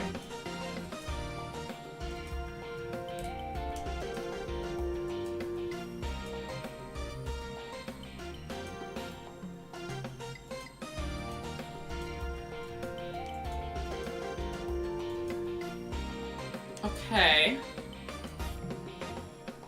A Dark Sorcerer does imply they are going to tribute summon something.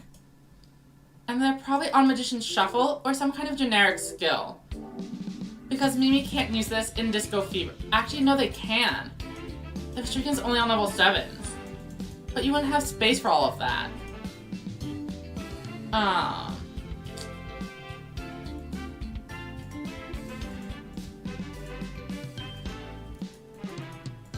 We are gonna get rid of this Dark Magician girl. And we're just gonna say they simply will not have Widespread Ruin. Throw down Barrier. Swing into Gazelle because Beasts actually have synergy, unlike the other 2 types. Phantom Bind. Absolutely fine with me. Probably could have saved that for later, but I will take what I can get. That said, I did destroy a beast, but what if they're actually on Magical Stream or something? I don't think there's any way I could realistically predict what type of spell trap card removal they're running. All 3 of these types have it. Dragon, Spellcaster, and Beast. Kime Ruler. I'm okay with that. Okay. Updated prediction. This is Dark Dragon Rising. Will they try to crash? Another tribute. Why would they tribute this one? Huh?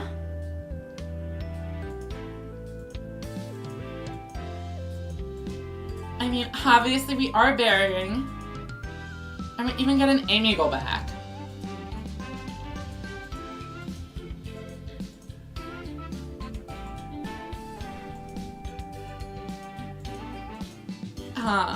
Thank you, Eric. I do appreciate it. I can use all of the help I can get. I don't know if you're in stream or not, but I do appreciate the gesture, assuming it's intentional. Let's go ahead and battle. They do have a trap, and they are actually not giving up just yet. Let's see what happens. We'll bring them down a little bit, and they have just 1,100 life points remaining. But since I drew no high-level monsters, they survived the turn. And things are really heating up now. Gazelle. Masaki. This is a lot of 1500s.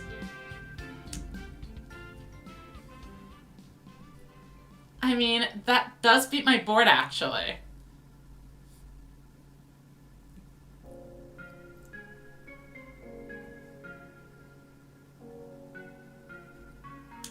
I will take the 1900 here. And will I be able to draw any boss monster?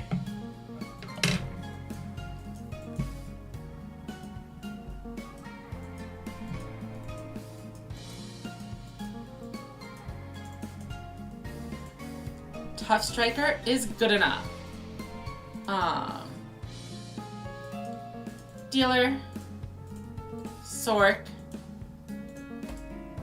Effect, Debuff, Summon, Set. Potential game-ending blow. They have a trap. Barrier. He'll survive for another turn with just 200 life points. Can Eric turn this around after a huge misclick? Silent Assassin. 1500. Just like everything else.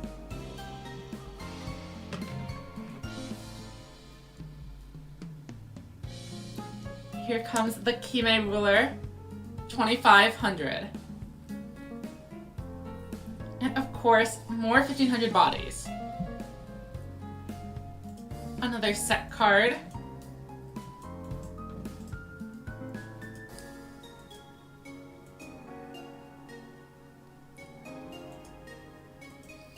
And an Ace Breaker. I wonder if they're like actually a bot. Just clicking on like the first monster they contribute. There's no way. Because one time is a mistake. Twice is definitely intentional.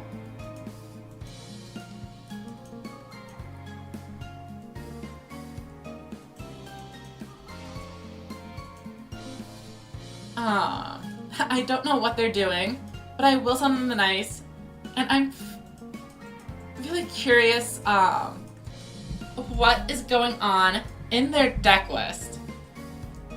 Because I'm pretty sure it is literally just the 1500s. And no skill is set at all. Not even Legend Draw.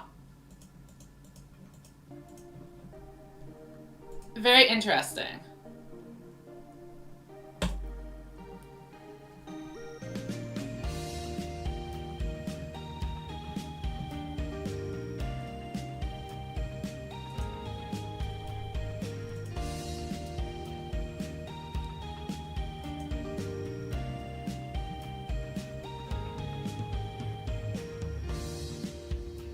Bum, bum, bum, bum, bum, bum.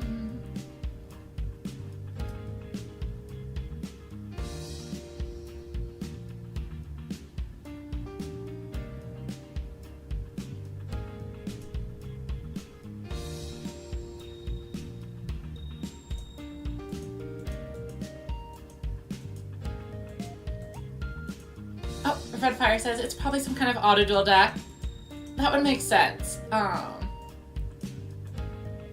But it still doesn't really explain the plays. Like, why tribute over your Kime ruler for a summoned skull if you are a real human being? Right, my opponent on Roman.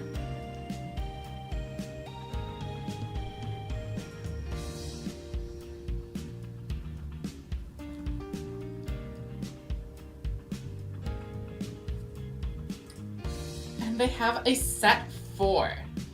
We could grab ourselves an Amigal, but there's no point. We'll just bring in our monsters.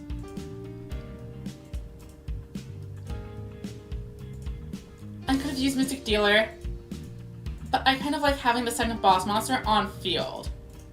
Though, if this is really a psychic player, we could be in trouble with Acebreaker, as having 2 monsters on board means Prima Gatorna is going to be dealing some crazy damage, and Silent Assailants are able to get over the Dark Magician Girl as well. So, let's see how it goes.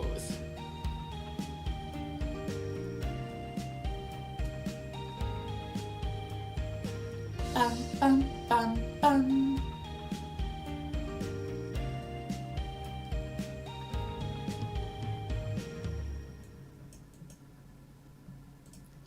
And just like I said, Prima Gatorna, big issue. And with Summon Skull, we are in for a world of hurt. However, things are not over yet. We have a chance to turn this around. It's my move. That's a lot of boss monsters. But Shield and Sword is always an incredible card to find here. Let's just slam it. Activate the skill. Ultimate Bond. Reveal you. Dark Magician, get out of here. Summon. Summon. Effect. 1 and 2. Summon. Summon again. Battle. Prima Gatorna is the more important card to get rid of. Hopefully it is only a Severing Psychic Wall. Swing. It is. Okay, so if a trap card was able to be activated when I swing into Prima Gatorna, but not when I swing into Summon Skull, it must mean Severing Psychic Wall is face down. They are ready to get amped up, but if they use Roman Pick, they don't have the life points to use Prima Gatorna. So, how will they deal with this board? Let's find out.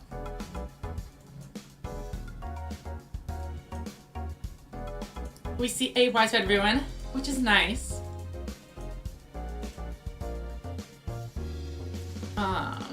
Always love to see one less trap to worry about.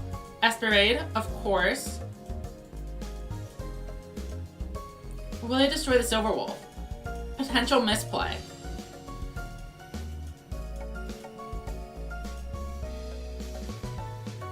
Growl. So if they hadn't destroyed the Silver Wolf, they could have gotten in for an additional 500 damage. My move. Dark Sword Magician. Very interesting. We'll go ahead and summon it. Oh no. That is a major problem. Esperade is able to use its effect on the next turn. This is only 5, 6, 700 damage. We lose. There is nothing we can do.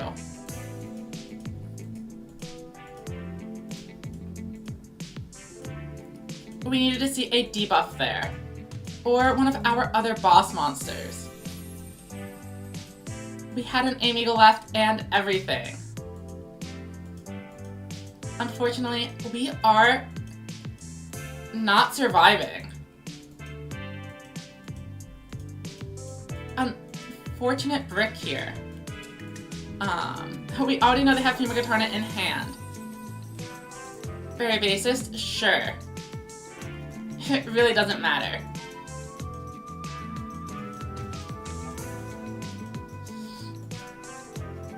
Unfortunate.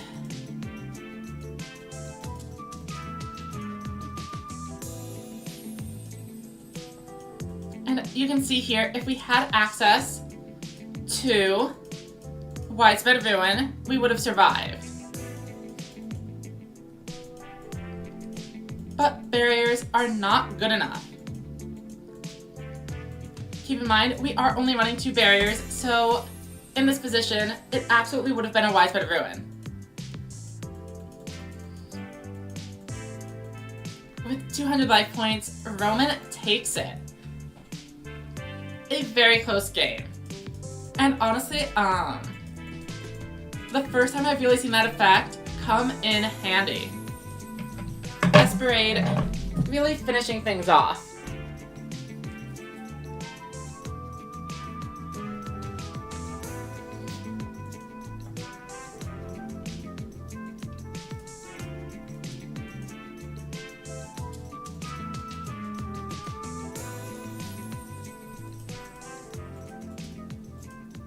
Alright, we are going first. Set up any future Pocket Chews. And set this Dark Magician Girl. Pass. If they don't draw any boss monsters, we have a chance to stay in the game. But here comes the turn 1 Dragius, and they are on Resonance. A very, very powerful deck.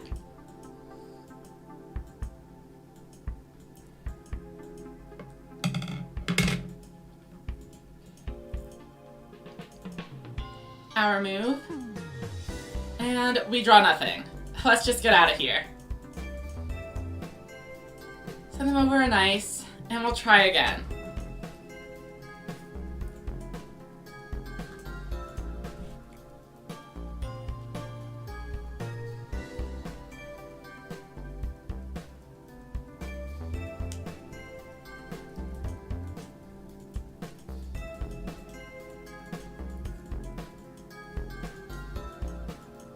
Alright, we have the first move. And, 2 level 7s. Never want to see that. Barrier. Things could be worse. They shall simply not be able to deal with this. Summon the Acebreaker. Let's make it happen. End turn.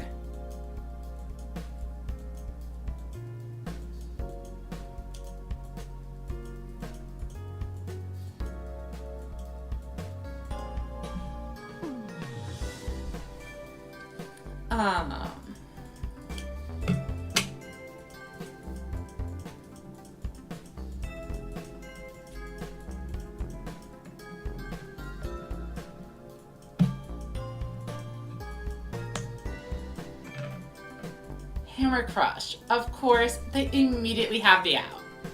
Hammer Crush is going to destroy my barrier, no questions asked. Unless they don't even need to. If they have something like an Ancient Arise Dragon, they wouldn't have to worry about my barriers at all. However, discarding an Aqua. If they have a Seahorse Carrier, they just got a free +1 from the Hammer Crush. Absolutely devastating.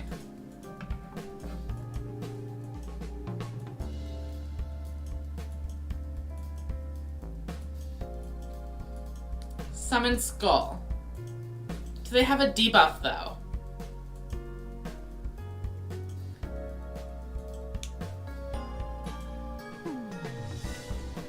What are they thinking?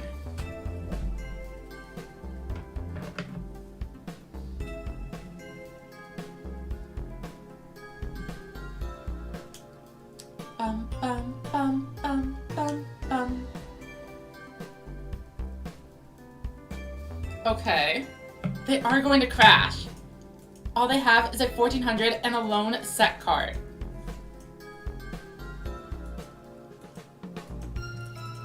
We can do this. Pocket Pikachu is online. Activate the effect. Return Paku. Add Wolf. I actually did not even need to do that. I'm a big dumb idiot. Here we go. Barriers are more common than recitals, so we're gonna swing in with Tough Striker. But it looks like it's a spell card. We are getting an absolutely crazy push. With only 2,000 life points, things are looking up for us. Bum, ba, ba, bum.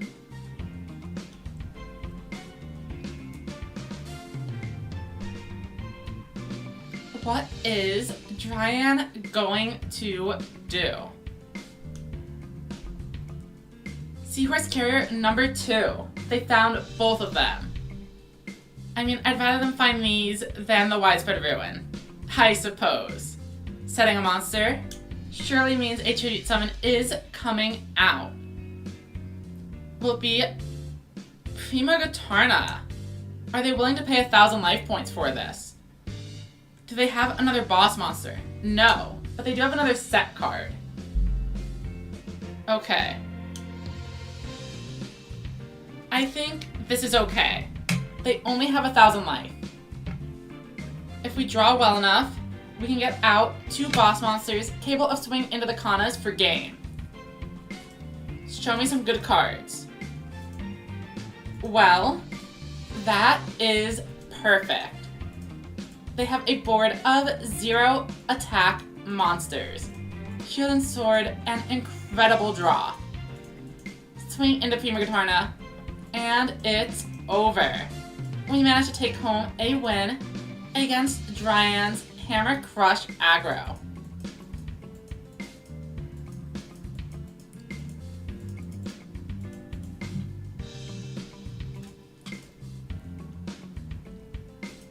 Time for another round.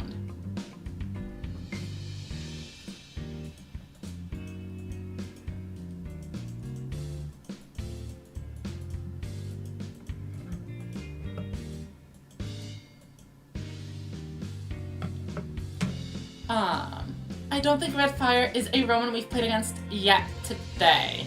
So, we're up first. I mean second. And we have no boss monsters to show. What are we going to do? If we draw another monster with some kind of attack stat, we could swing into whatever they set. Alternatively, if we draw a boss monster, we'll definitely summon it out alongside the Silver Wolf and Mystic Dealer. Though, they are summoning monsters in attack mode and passing.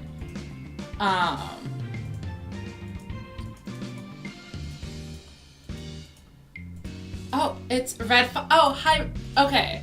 Red Fire is Red Fire. I didn't even, it took me a second to connect the dots. But welcome. Interesting we managed to match up. How's your win streak going? Because you're in Gold 5 too, right? Are we both trying to hit King of Games? Or are you still a little bit further? Right, so Red Fire sets a couple of cards here. And I am pretty confident they're on Magician Shuffle.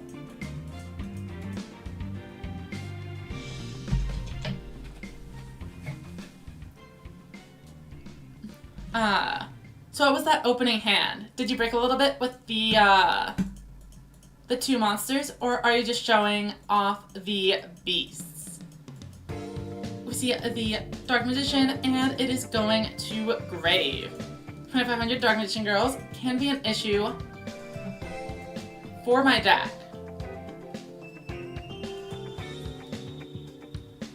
$600. Debuffing Avant Wolf. I appreciate the game Red Fire. Oh, welcome, Alice. How are you doing tonight? Or this morning, or afternoon, depending where you're from. I really like your profile picture. By the way.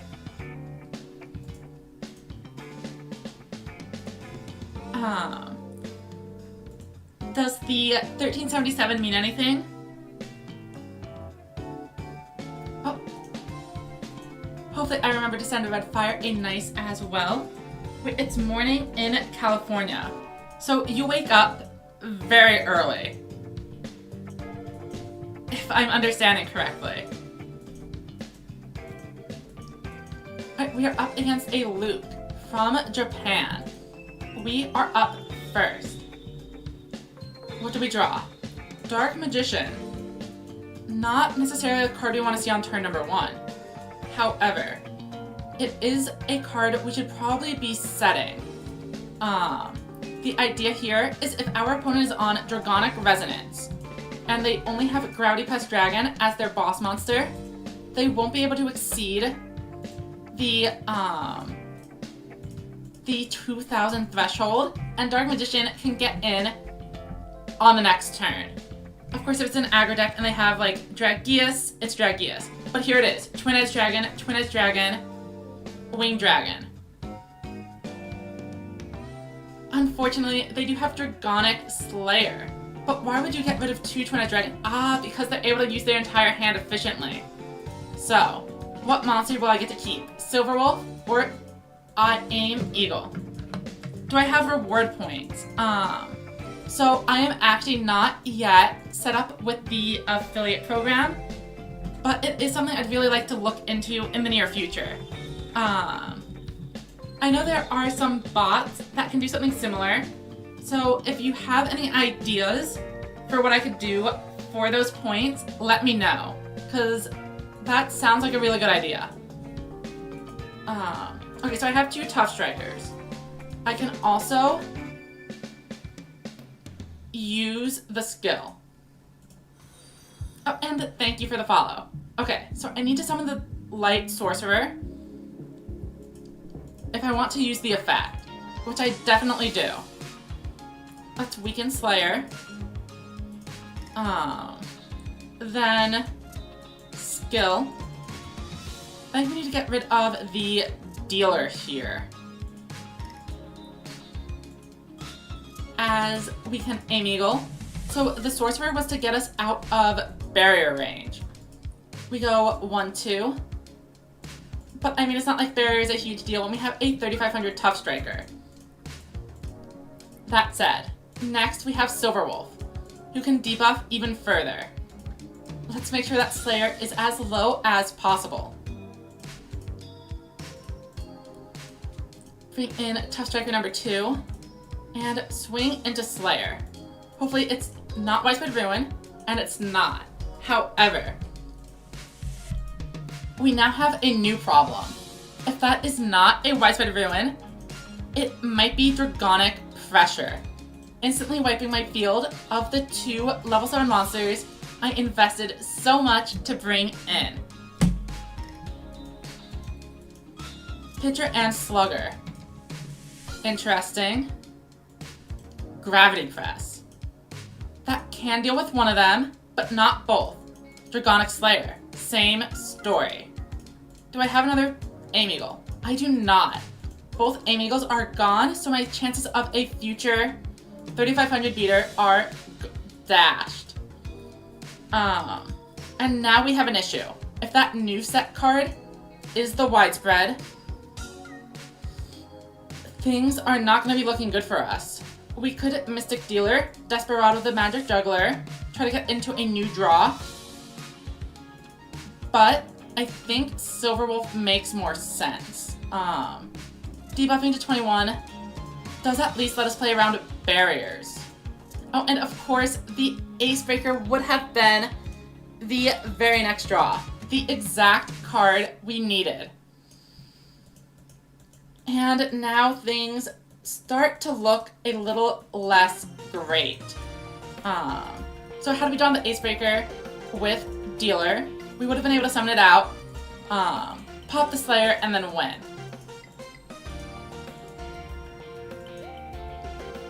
But we had no way to know we were drawing Acebreaker, and it was much more likely we draw a dud.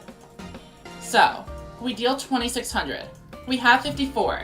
So a full Dragonic Pressure combo is only going to be 4,800 damage. So we should be okay. Unless they pull off something absolutely incredible this turn. Also, please note, we do still have Shield and Sword hiding in our deck. And if we can draw that, the game is not over. Resonance. Okay. This is what I mean. All we need to do is see Shield and Sword. We get 2 shots here. Draw. Magical Stream is not good enough. And with 3,900, we are in a ton of danger to a pressure play. Incredibly unfortunate.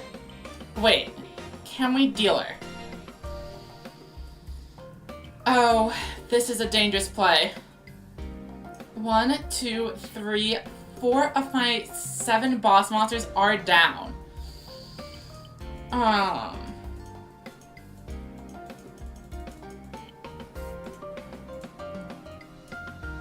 But so are their Slayers and their Twin Edge. All 3 Twin Edge are gone, which means I should be safe to wall up. I think this to be true. If they have no Twin Edge Dragons, the pressure combo becomes much more difficult to land. And they have no more Slayers to summon after the pressure. It's Inferno. My Magical Stream is gone. More back row, but that's okay. Dragon's Inferno, I don't mind. We're just trying to not see piercing damage. Okay, 4 shots. We just need to find Shield and Sword. We whiff again. There's nothing we can do. We set the Tiger, and we pass it over. Now, how many Limit 3 cards have we seen? 1 pitcher, and that is it. We know that they could be running the Multi-Strike Dragon Dragius, but they don't have a Twin Edge, unless they have a Monster Reincarnation. Okay. Double Doom. However, our board is gone. Our life points, though, are safe. Here's a Dark Sword Magician.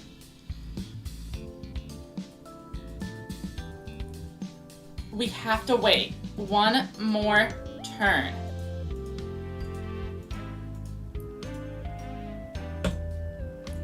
Pass. Dragius can only deal 2,500, unless they're running 2 copies of it.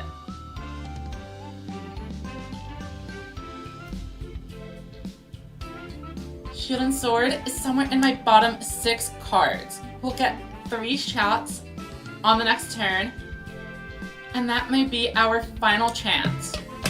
Assuming we manage to survive this. Double Doom. Okay. Battling.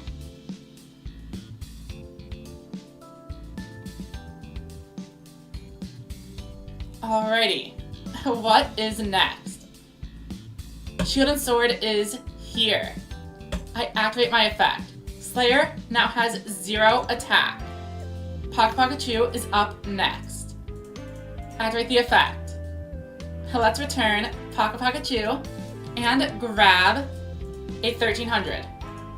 Then, my opponent controls 2 level 7 monsters, meaning I can special summon Dark Sword Magician. But that's not all. They might have a Widespread Ruin set. So, here comes Dark Magician Girl as well.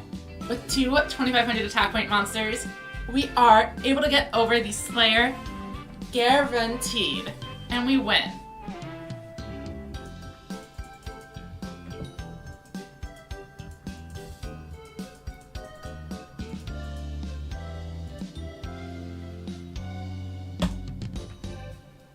let's go ahead and queue for the next one.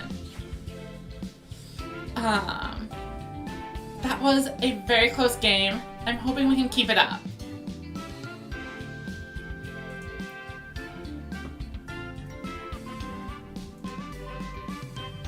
Okay, Gavin. Definitely less popular than many other characters. We draw 2 level 7s on our first turn. If they go for a Yami Ruler Lock, we are golden. If they don't though, things aren't looking as up. Actually, hold on. We don't have access to a light monster, so we can't bring out the 3500 Ace Breaker. This is looking rough, but we have a play. Aim Eagle. Reveal Ace Breaker. We need to get rid of this barrier, as our only chance is with this. Ace Breaker's effect. We can destroy the Kime Ruler and then swing in. There is a chance they have the Widespread Ruin, but nothing triggers. It could be a spell, but it could also be the Dark Ruler's Battle Slash, a card that only works if I'm attacking a face-up warrior monster. Now, they do have a card in hand from last turn, so I'm expecting them to still have a tribute monster available. Harpy Lady suggests they are playing Blue Falcon formation. And here we see it. The skill triggers and brings me down to 1700. Any tribute monster is going to be able to deal with me. Masaki. Okay, a Kime Ruler is pretty strong here. But it's Yami Ruler. Are they going to delay directive or simply swing over? Masaki's not strong enough to deal with the Ace Breaker, so they head into battle. I take 2300. We have an Aim Eagle left in the deck. And we draw the Tough Striker. And a Pocket Pocket Chew, who is unfortunately not live. But that's okay. Yes, it is. Okay. Pocket Pocket Chew. Silver Wolf. Debuff. Yami Ruler goes down a little bit. And then Skill. Ultimate Bond returns Barrier to the deck to play around Dark Ruler Battle Slash. Then, Aim Eagle will be boosting my Tough Striker well beyond any type of trap. Then, of course, Dark Magician Girl as well is going to be able to destroy Masaki. Let's enter battle. They have a trap. It has to be the Dark Ruler's Battle Slash, like I mentioned earlier. Pass turn. We have 2 powerful 2500 attack point monsters. Even with the Blue Falcon formation, they should hopefully only be able to deal with 1. They set a new card. And pass. Even if they have Widespread Ruin, this should be game. Summon Juggler. Set. We just want to make sure. Battle. Swing. And we managed to pick up a win against Gavin.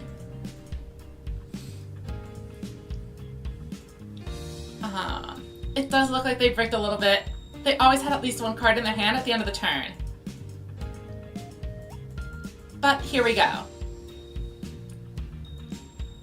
This is it. We have 4 wins. Can we reach King of Games? It's currently just over 2 hours, 15 minutes. We've gotten about 1 chance per hour. Magic Mike, show me what you have. And hopefully what you have is not a lot. Win and I will gain a rank. We are up first. Unfortunately, even though we do all of these beasts, Pikachu is not going to be live in future turns. We could summon the Tough Striker and back it up with a barrier. However, I want to keep the Amigal available. We will simply play it conservatively.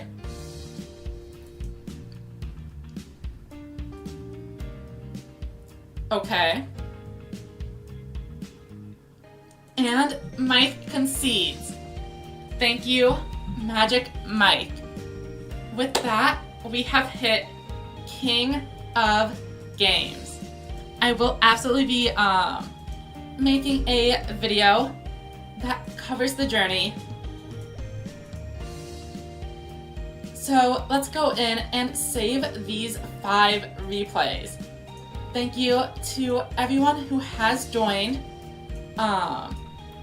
over the course of the stream. I am open if anyone would like to do a duel room or talk about anything or see another deck on the ladder. Let me know and I will do whatever. We can end the stream here, but I have some energy. This did not take nearly as long as I wanted, as long as I thought it would. Not as long as I want. I did not want to lose that game. Thank you, Redfire, for the help on my climb. I really do appreciate it. So, we are going to take a quick water break, but when I come back, I will absolutely read any comments anyone has left for suggestions. I can do a duel room. I could queue into King of Games, or whatever you all want. I could even switch to a different game if you want. We will be back in a couple of minutes as I grab some water. This is a good time if you need to go to the bathroom or get a snack. See you all in a minute.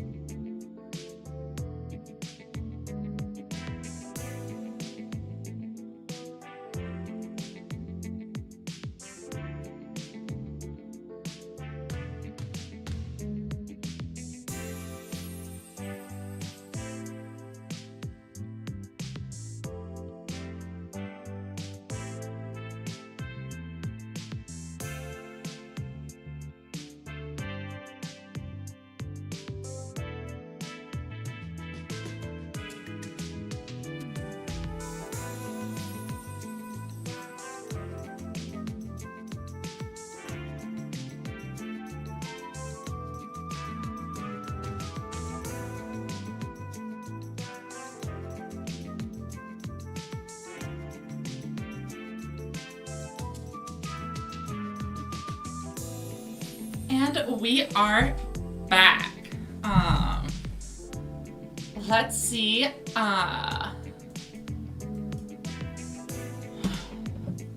what to do next.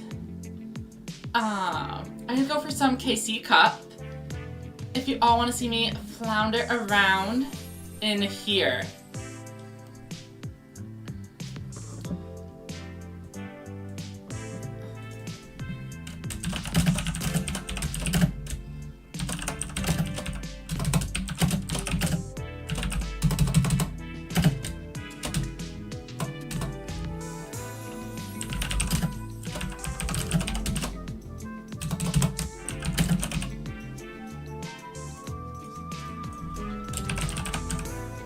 Or, actually, I've already done my 3 hits for the gems. So what if we do some low rank speed duel gameplay?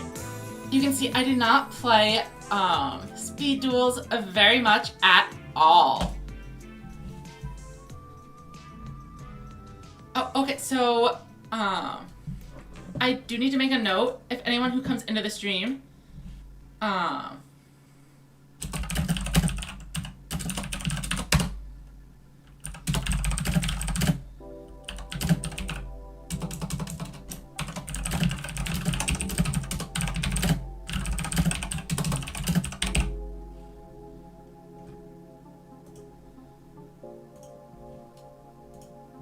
leaving this note for anyone who joins the stream on YouTube. The title of the stream is like, the stream doesn't end until I hit King of Games, so I don't want anyone who's new and joining in to think I'm going all the way to King of Games in speed duels. I will fix this in a little bit. So let me think about what I want to do here. If I can get a rank 4 on the field, that would be great. I can send anything I want to the graveyard, which is also pretty interesting. And then I can add it back to my hand with the black sheep. Okay, alleviation. Let's ditch you. And then add you. Wait, I forgot it doesn't add to my hand. Oh, but this does. Okay. Black sheep, swap me out. Give me that emerald bird. Emerald bird, use your effect. Discard Lunalight, Yellow Marten, and I draw a card. Then Yellow Marten's effect adds Lunalight Fusion to hand.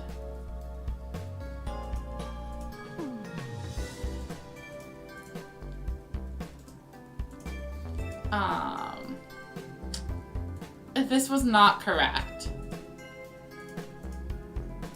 Yellow Marten. Bounce Emerald. I think I can make this work. Okay, Lunalight Fusion. Fuse into this using the Crimson Fox and Emerald Bird. We summon you, and then Emerald Bird's effect will activate again. Emerald Bird allows me to resurrect the Crimson Fox, level 4, which means now we go into the number 70, Malevolent Sin. Malevolent Sin has a special ability. By detaching 1 Xyz material, I banish one of my opponent's monsters until the end of the turn. And with this, their field is wide open to Malevolent Sin's direct attack. And now it gains 300 attack, but Cat Dancer will end it.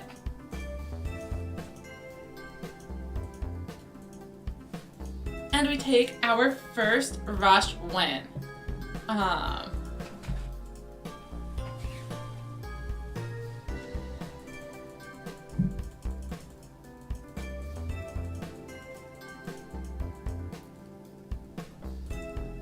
Let's duel.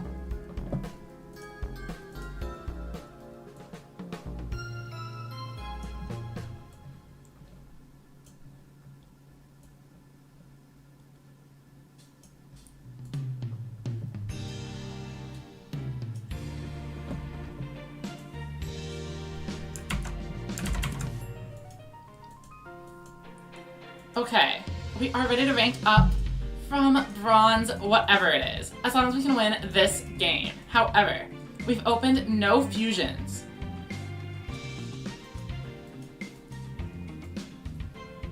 The wolf does allow a fusion summon to take place, but getting these monsters onto the field or graveyard could take some time. And we're fighting a Trickstar player. I don't even want to know how long this combo is going to be. Bum, bum, bum, bum, bum, bum.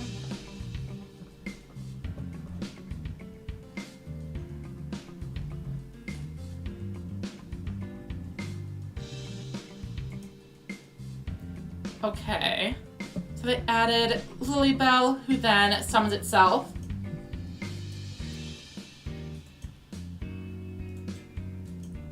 And that's it. That is a surprisingly weak opener. So what I could do here is this. Lunalight Alleviation. Much like last time, Butterfly is going down to fuel an Emerald Bird. Lunalight White Rabbit. Special summons Emerald Bird into defense mode. And this activates the effect of Lunalight Emerald Bird. I discard Yellow Marten and draw one card. Then Yellow Marten's effect will add Lunalight Fusion to my hand. After this, it's time for Lunalight Fusion. I will special summon Lunalight Cat Dancer. I use Emerald Bird for sure, plus the purple butterfly. Cat Dancer appears on the field. Lunalight Emerald Bird triggers its effect in the graveyard. I get to special summon Lunalight Yellow Marten. Then, Cat Dancer's effect. I tribute Lunalight Yellow Marten. Then, activate Marten's effect here. We'll return White Rabbit to the hand, and Yellow Marten is summoned one more time. Pendulum Scale.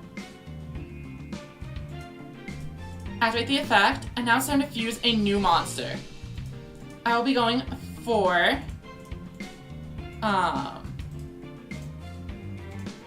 the Saber Dancer. I use this monster from the field. Actually, I could just use everything in my graveyard. 1, 2, 3. Saber Dancer, come on out. And it is battle time. I attributed a monster for Lunalight Cat Dancer's effect previously, so this Candina is not going to be destroyed. However, Cat Dancer now has the ability to attack it twice. And this doesn't just apply to the Candina. I'm swinging into Lilybell, and every time the Cat Dancer attacks, it's going to inflict 100 burn damage. And now the coast is clear for Saber Dancer to finish it. I'll go ahead and send my opponent a nice.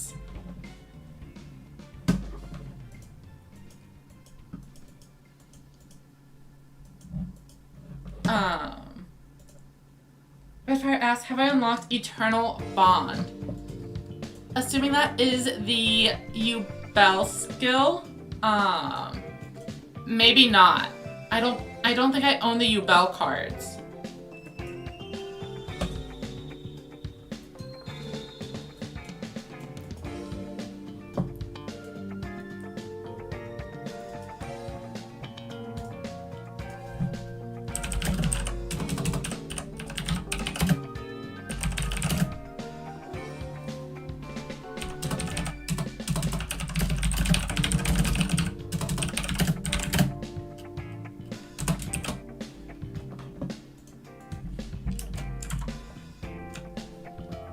Okay, we're up against Taya. Level 5 reload. I'm pretty sure that's like an Earth Machine skill. reveal a level 5, and then draw a different card. Hayate the Earth Star. I literally have no idea what this is. If only your opponent controls a monster, or if you control a light monster, you can normal summon without tributing. Then, special summon a level 5 light warrior monster from your hand. That doesn't seem bad.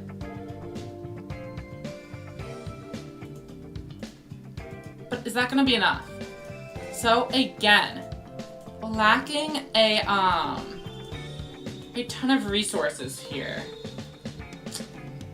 Do we use the skill? Is there anything useful to send to the graveyard?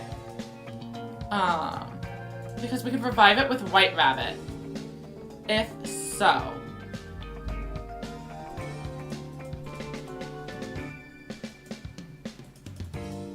Alleviation. We're gonna get rid of the Crimson Fox. And then what do we want to send?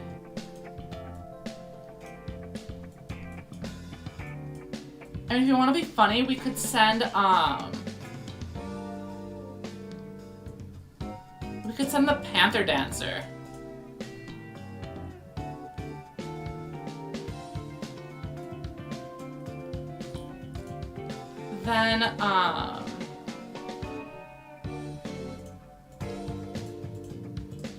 Then we go Emerald Bird. We will pitch another Emerald Bird. And then Emerald Bird gets a revive that negates the effect. But that's okay. As we are able to go into number 70, Malevolent Sin. Our favorite little guy.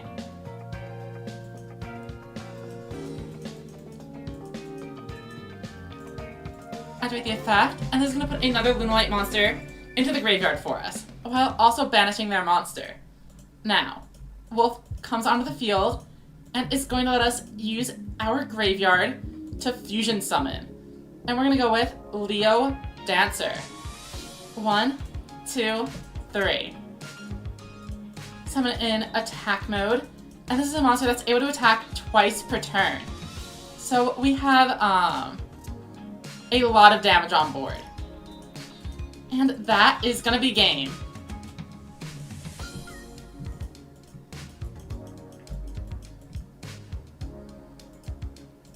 Oh, I should probably also, oh, not that one. While we're queuing, I'm gonna fix up, the stream notification. Like the little, thing in the bottom left. I'm gonna move it over to the top right. Oh wait, but that's where the chat goes.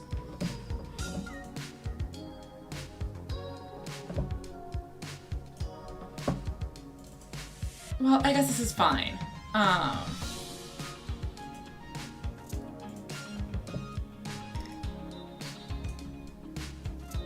Okay. Oh, wrong button.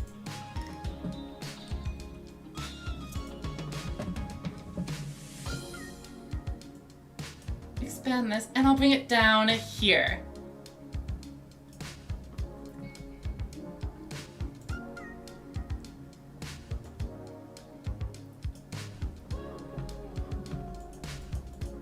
And we are now 3-0 with our low rank speed adventures. Let's see what Pegasus has up their sleeve. Mind scan. Okay, so on turn 3, they can see my set cards. That is not going to do very much.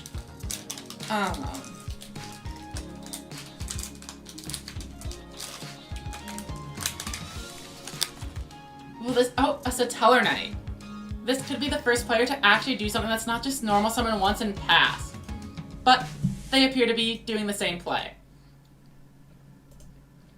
Okay.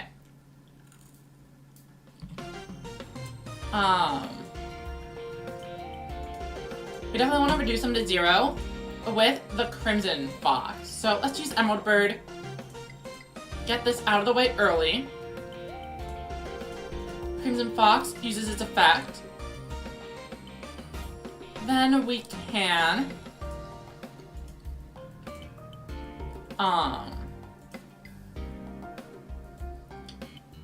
Lunalight Fusion. We're gonna bring in the cat dancer, ditching 1 and 2.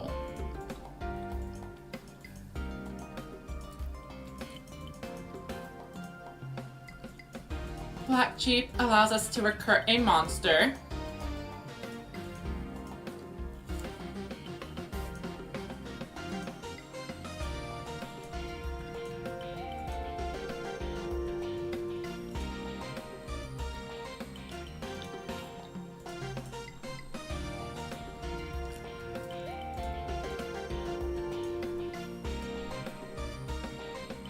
Oh, that wasn't quite what I meant.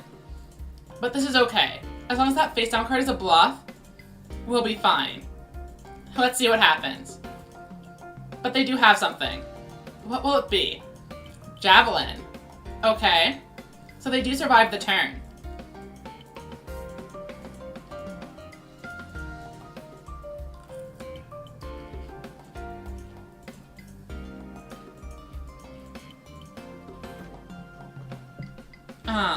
Give me 1 second while I down this snack.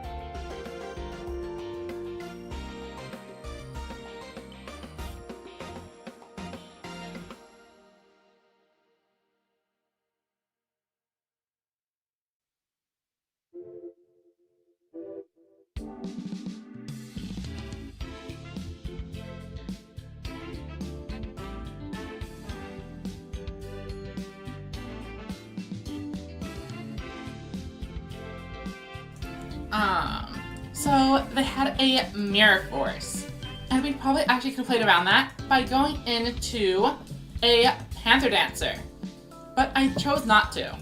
Swords is coming in, and I am totally fine with that.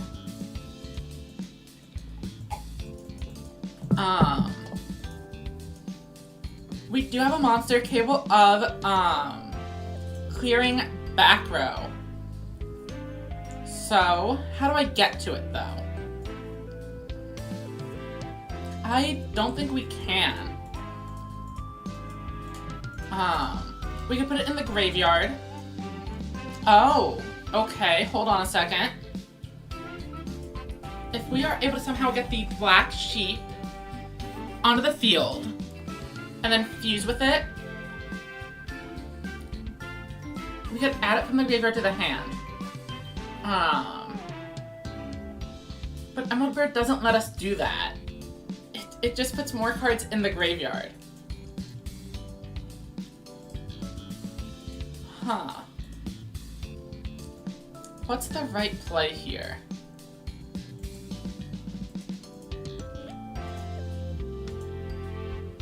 I think we send this, and then is there anything else that's useful to send it down?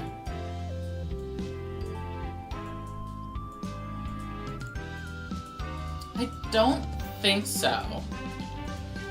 I mean, this is okay, but what we're trying to do is get the White Rabbit into circulation.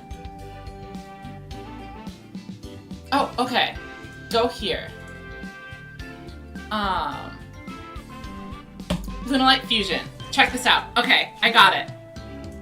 Summon the Cat Dancer using Yellow Marten and Emerald Bird. Cat Dancer is summoned. Then, Emerald Bird is able to use the effect, and it's going to summon the White Rabbit with its effect negated.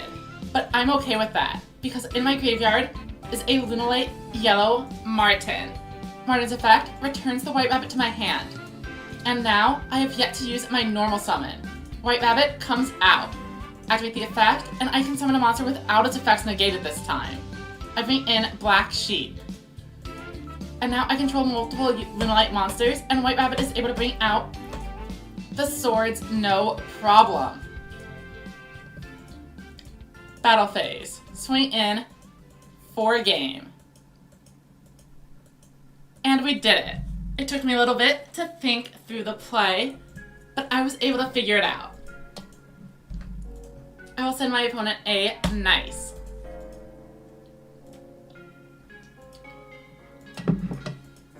And, that's a rank up. Oh, and we even get a nice batch of wins. A batch of gems. Yeah, if they had the Kiteroid, I would have been very impressed. Does Kiteroid target, though? Because I did have Crimson Fox in the group. Oh, but I used Crimson Fox to trigger my effect of the skill. So I don't think I could have actually used it.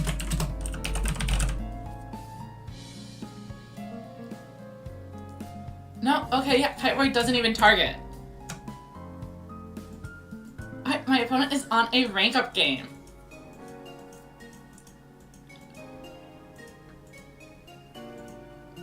S-Force. I do not know any of these cards, so forgive me for the many incoming misplays. We can turn that off. Add an S-Blade monster. When an opponent's monster declares an attack,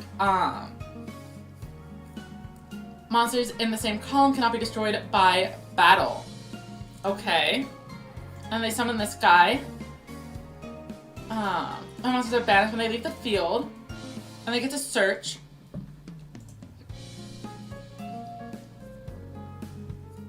And they drew like a compulse type card. Except they didn't set it. So what was the other card they used? They added this to their hand earlier. Quick effect. Banish an S4 card. To return this card from the field to the hand and summon a new one. Huh. So I know I want my targeting protection from Crimson Fox. However, I legitimately drew no real methods of doing anything here.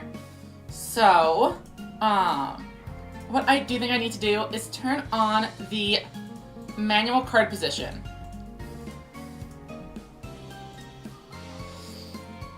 Then, I could use this skill to get some cards in the graveyard.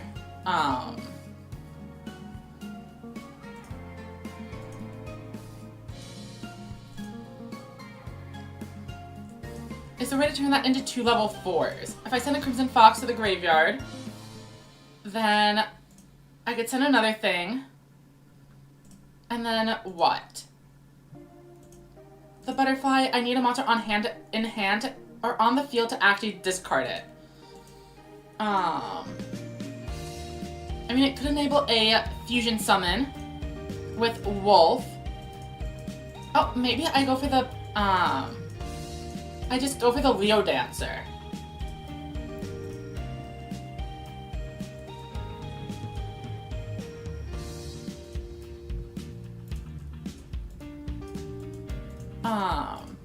I mean, cannot be destroyed, cannot be targeted or destroyed. I like this one more. And that requires Panther Dancer. Yeah, wait, no. Okay, activate skill. Let's just send some cards to the graveyard. 1. And then 2. Normal summon.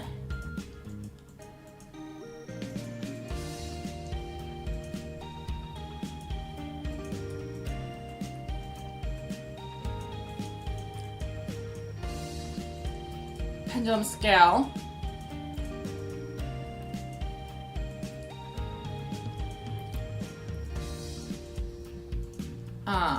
I could use the Martin's effect here, but I'm not going to. Wolf is coming down, so that I can bring in this card that's immune to targeting. Wait, where's the one that was supposed to be immune to the other stuff? Oh, I messed up, didn't I? I was supposed to send something else. I was supposed to send the Panther Dancer. That's okay. 1, 2, 3. Definitely messing up since I don't know what S forces are. I mean, it's obvious they have some kind of column mechanic.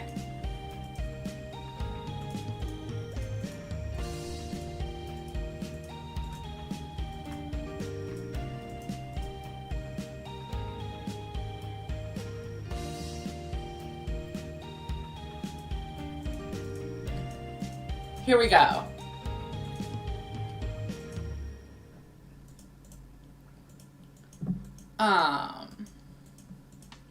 Okay, they have a card. Special summon a level 2 or lower warrior type monster. They don't need their battle phase, it's my turn. Okay, banish an S-Force card. Return it to your hand, and then get a new one. So they just cycled into this guy. Target an S-Force and special summon it. Destroy all your opponent's monsters. Oh no, I really did need to not misplay and get the Leo Dancer out. Disaster.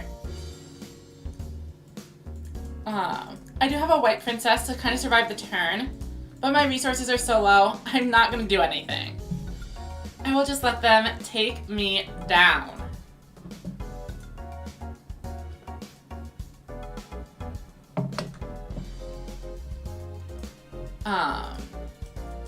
This is totally okay.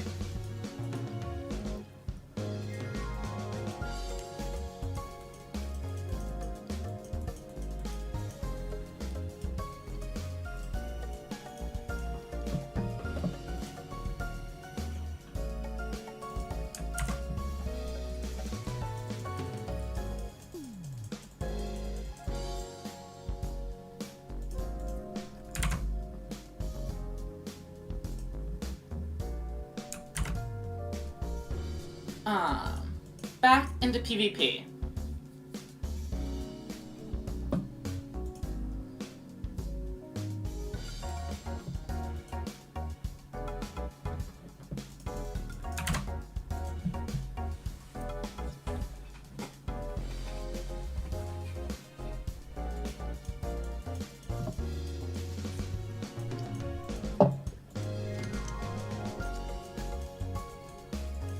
Okay, wait. I accidentally queued for a KC Cup duel, which I guess is fine. But it is not what I meant to do. And they immediately, surrender. I'll send them the thank you. But it's surprising. They were also on a rank up duel. And we get, wow, 90 gems. Are the card packs from KC Cup any good? No. We'll go over them.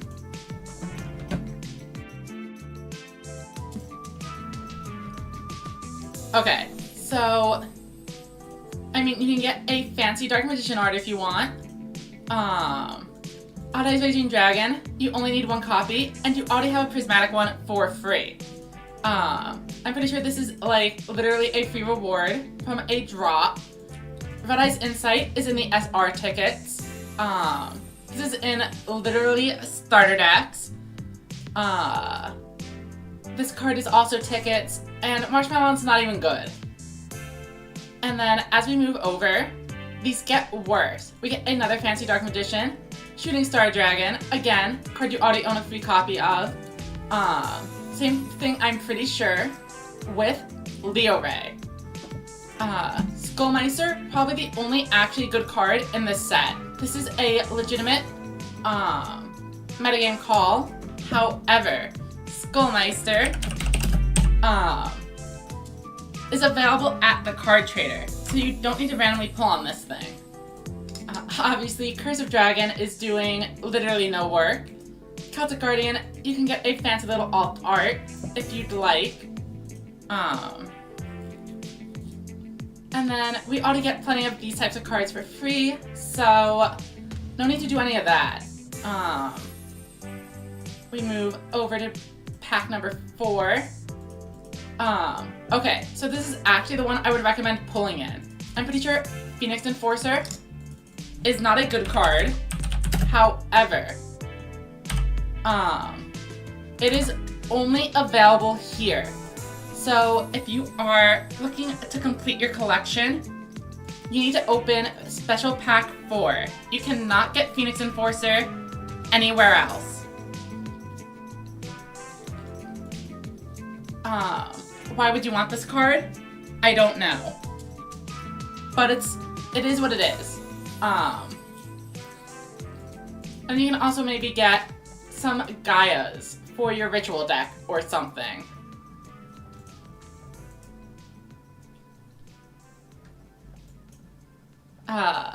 Pack number 3. I mean, it's Karibo. Sphere Karibo was introduced in literally the first box of the game. And Sphere Karibo is better than Karibo in most cases. Alt Art Metamorph is cool, I guess. And then, as you can see, I own 41 Constellar Belts.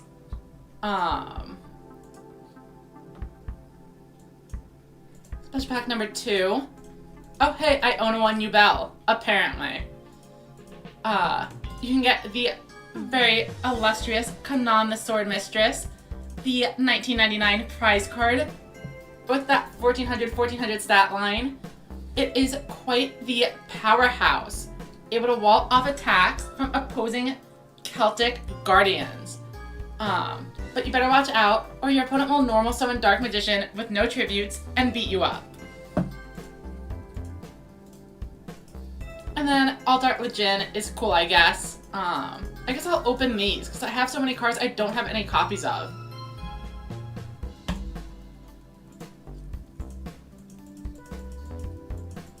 Hey, we get the new Neos. Trade again. 2 Pyramid Energies. I didn't actually know you could get the same card twice.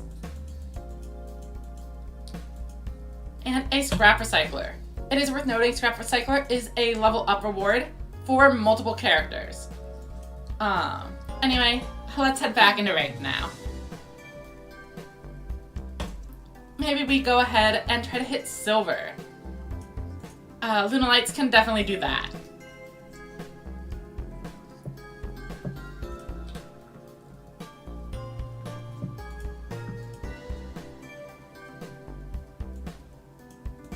Oh, okay. I see, Pilot pinged me about Eternal Bond. Probably because Redfire mentioned it. So, let me take a look. Eternal Bond only costs 2,500 gems, the Super Poly Bundle, a structure deck, and another structure deck. Fill out the rest with staples. Interesting.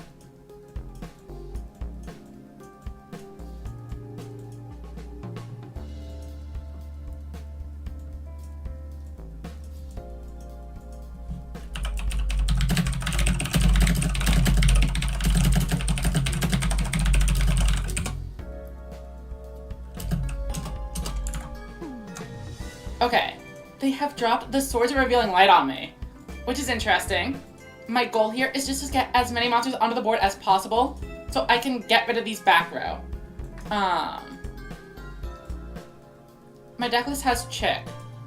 No. If that's from the pickup box, I have not gone through it. This is all Judgment Force and the events. Okay. So I need to get something in the graveyard so I can revive it with White Rabbit, for sure. And that doesn't negate the effect, so I know what I'm sending. Let's start by ditching the Black Sheep. And we will send Emerald Bird. White Rabbit coming onto the field. Special summon the Emerald Bird, which then discards Yellow Marten. Yellow Marten's effect will activate and add Lunalight Fusion from the deck to the hand.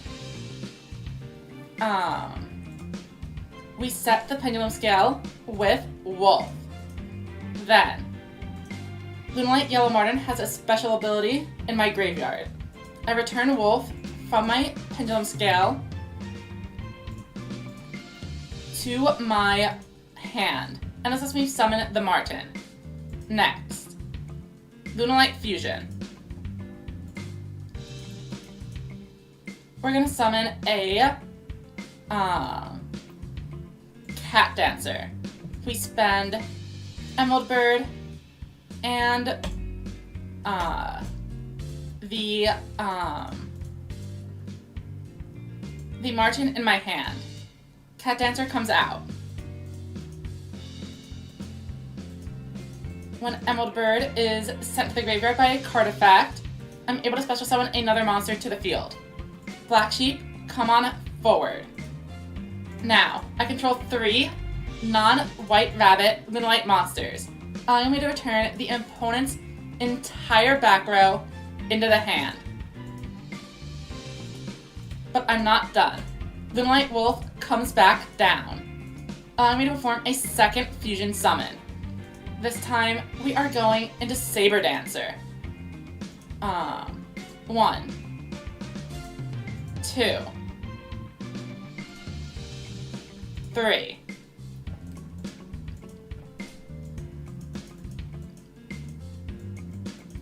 With 3 powerful monsters on board, we are ready to strike. Battle phase. 3800. And White Rabbit finishes the game. Yeah, I agree. Chicken Tiger are definitely the they would definitely improve the deck by a significant margin.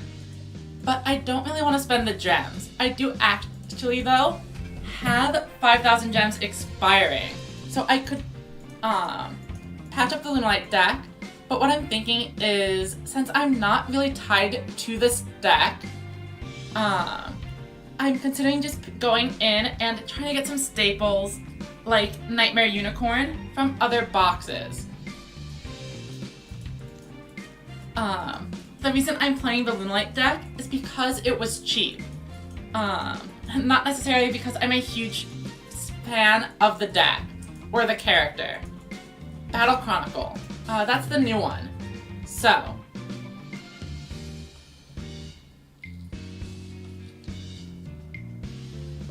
I think I'm probably just gonna get run over without knowing what any of their cards do.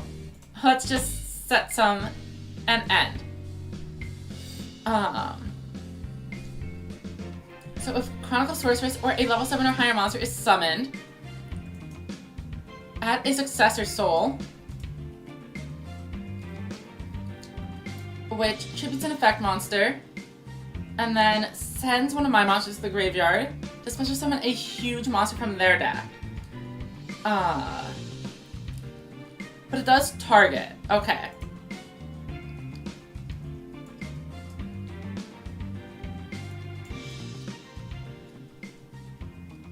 Sure.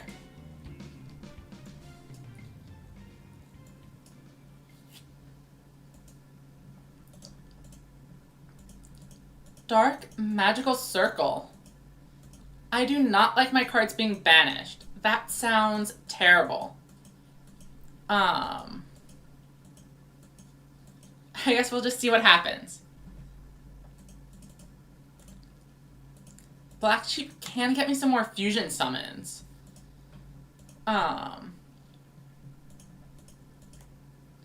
Or it can get me to a chick, which sounds really nice. Okay, skill. Purple Butterfly sent to the graveyard, and White Rabbit is going to then activate the effect of Black Sheep. This allows it to turn itself into any Lunalight monster from my graveyard. Of course, I pick the White Rabbit. White Rabbit is going to be normal summoned. And when this happens, I can special summon a monster from my graveyard. I'm picking Black Sheep. Let's flip up Blue Cat and use White Rabbit's effect to bounce both of those pesky back row cards. Now, it is definitely fusion time. But who do I bring in? Saber Dancer seems like it takes a ton of resources, whereas Cat Dancer would leave me with a little bit more stuff going on. But I could have 4 monsters in the graveyards, which is only 3,800, so not quite enough to OTK. And if that is the case, actually, I think Saber Dancer is correct, because I did read that they have some pretty scary targeting type cards. So you want to go like this, and to prevent them from targeting the Saber Dancer in the future. Saber Dancer, and then Black Sheep, of course, is going to recycle the White Rabbit, allowing me to continue extending on future turns. Let's battle, and I could go in for a big 3,600 swing, but we're going to play it conservatively. I don't know how much defense their monster was going to have. I didn't want to run into anything with 2,000 defense, basically. Oh, welcome, Maximus. We've been playing some Rush Duels, hit King of Games not too long ago, and we have transitioned over to some Speed Duels. We are very low rank. It's just a very budget deck. Yeah, I do recognize your name. I should have said welcome back, I guess.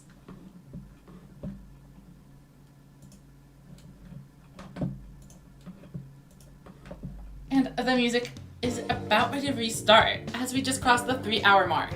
Okay, here's Battle Chronicle. This is what I was concerned about. This card sounds like a big issue, so I protected it myself from it with Saber Dancer. However, Secrets of Dark Magic, I'm pretty sure summons like a 4,500 attack point monster or something. Ooh, fancy blue eyes. So in Rush, we're King of Games.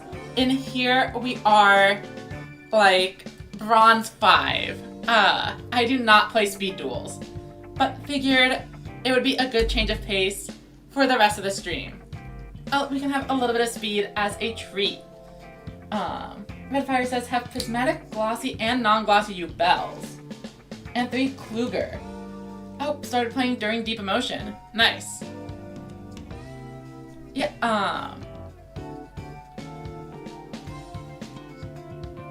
yeah, well, we're probably just gonna try to aim for, like, silver today in speed. Okay, so I was right, this is a big monster, but apparently it's not big enough. So if a spell or trap card is activated, draw a card, and then you can set it, and you can activate it this turn. Sounds like a lot. And then, of course, you get both Dark Magician and Dark Magician Girl. When I destroy it. And does that trigger the skill? Can Dark Magician Girl be summoned with the skill? You can only summon light and dark spellcasters. Okay.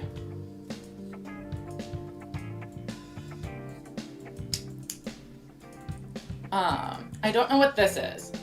If you normal summon a monster, and when an attack is declared involving my monster, and their level 5 or higher monster, or a monster ritual summoned, or fusion summoned, or synchro summoned, or Xyz summoned using a normal monster, their monster gains a Gurgillion attack. Okay. Sure. White Rabbit. White Rabbit's effect. We will be bringing back Black Sheep. We have 3 Lunalite monsters. So we are going to return 3 back row. Then, Black Sheep's effect. Unfortunately, I do need to use this polymerization, and I'm going to be triggering their Dark Magician's effect. But it is what it is. Hopefully they don't draw something they can use. Polymerization. My only option is the Cat Dancer. Black Sheep and White Rabbit. Summon you.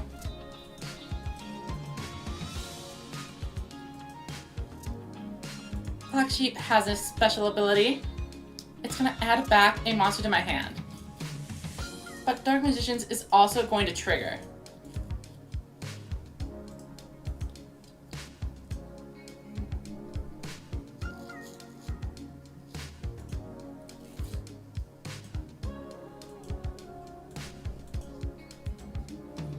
Okay, next I'm adding Purple Butterfly back.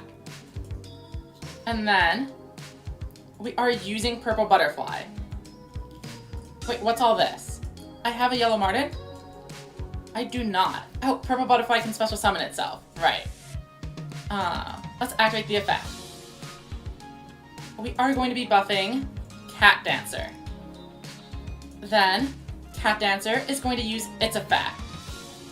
We're going to tribute the blue cat. And battle. Swing into this. It will not be destroyed, but they will take 100 damage. Then we swing again. They take 100 damage, and now they can summon Dark Magician and Dark Magician Girl. However, no matter how many monsters they summon, Lunalight Cat Dancer can attack them both twice. I will be mowing down anything Yugi Boy tries to summon.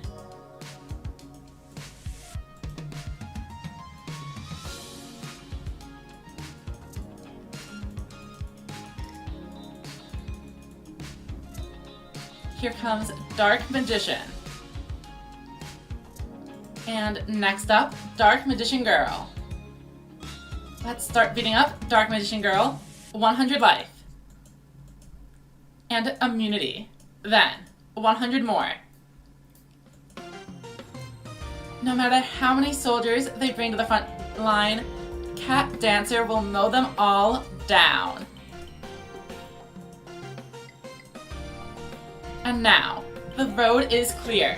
Saber Dancer attacks directly. 4,200 direct damage. Carried away by the moonlight shadow.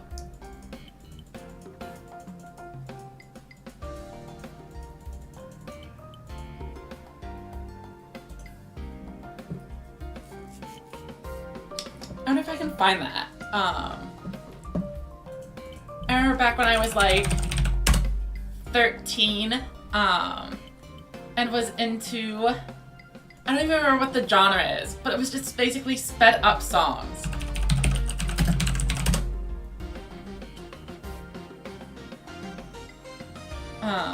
Here we go. It's this one for sure. Do they have an advertisement on it?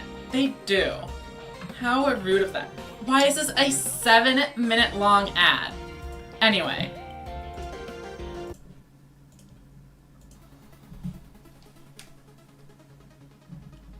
We are against a Noble Knights player, who forgot to put in any of the Xyz monsters.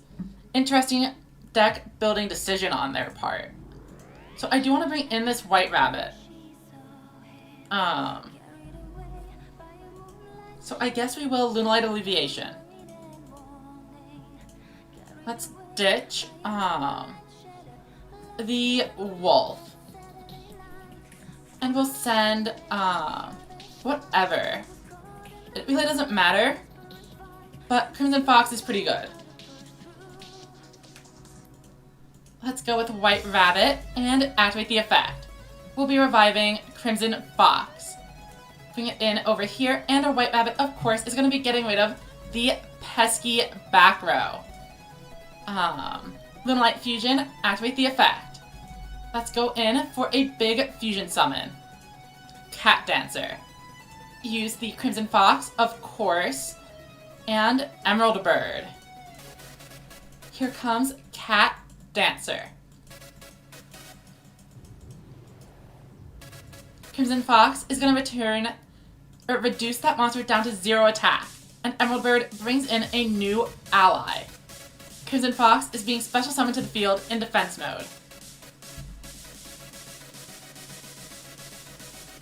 that's not all. Cat Dancer to beat off the White Rabbit.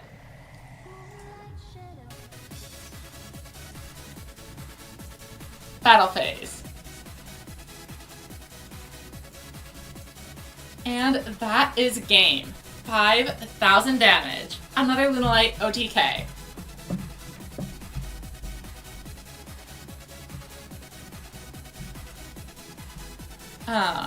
Hopefully the music here is not too loud.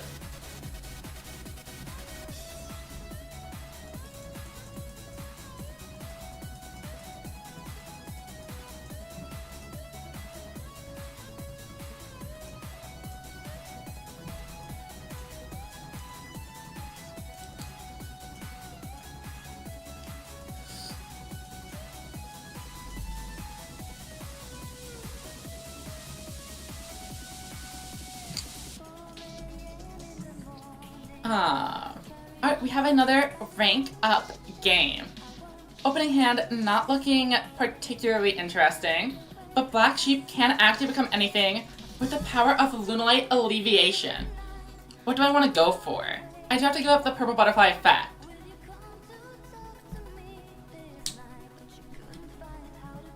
I mean, I could go for a White Rabbit again. Just kind of get rid of the back row. But is that worth it?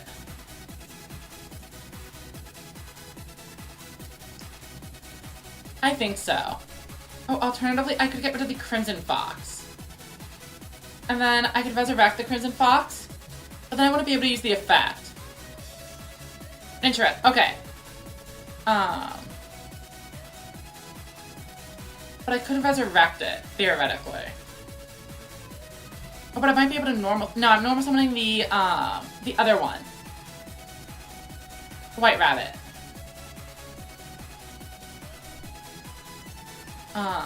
Items from the graveyard to the hand.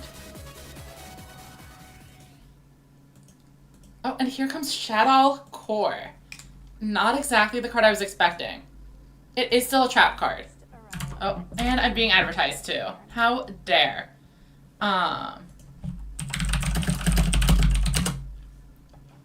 will be adding, of course, White Rabbit.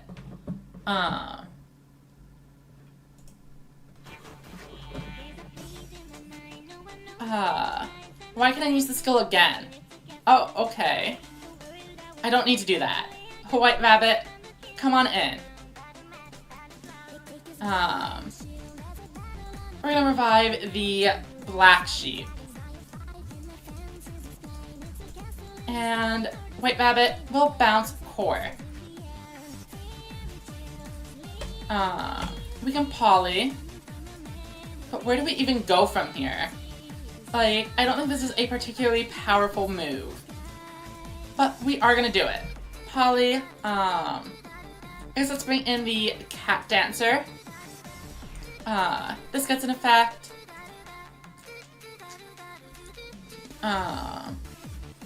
We could just get rid of this.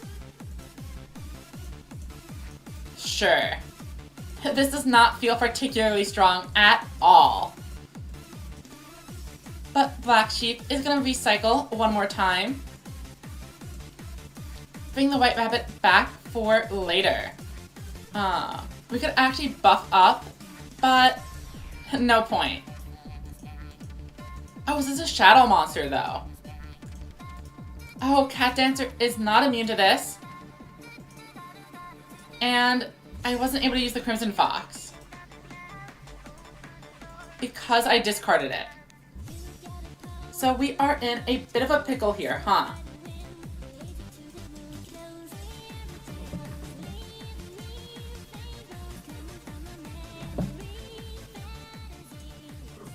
Alright, my move. We know that's Shadow Core already.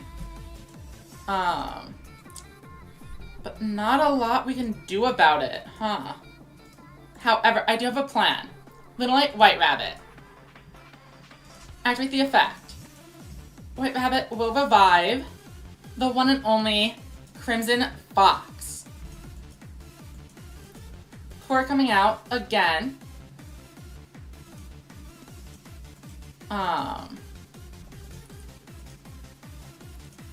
Then White Rabbit. Let's go ahead and bounce that. Then, of course, Yellow Martin is coming onto the field by returning this White Rabbit to the hand. And this is going to let us overlay for the Malevolent Sin, getting around any flip effect their face-down monster might have.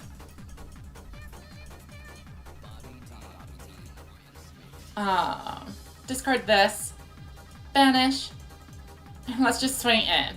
If they have the Shadow Fusion, we are in a bit of a pickle, but it is what it is. Let's see what they go for. Theoretically, if we draw a strong enough normal summon, we can just pump it to hell with the Purple Butterfly. It's a Resh Shadow. I actually don't know this one. Why am I being advertised to? Go away.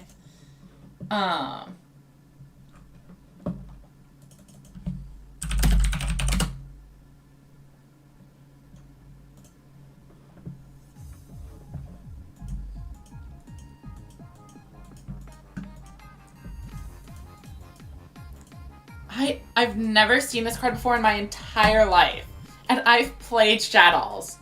Target a face-up monster the opponent controls. Send a Shadow monster to the graveyard to banish that monster. If the card is sent to the graveyard by a card effect, send a card from the top of your graveyard to the graveyard. Who is this guy? What the heck? They just have a 2900 now? Okay, we still know that face down is core. Nothing has changed. Like, literally nothing. Emerald Bird. Hello. Does that change my strategy here? I mean, we can actually try to draw into a card that's playable. That sounds nice.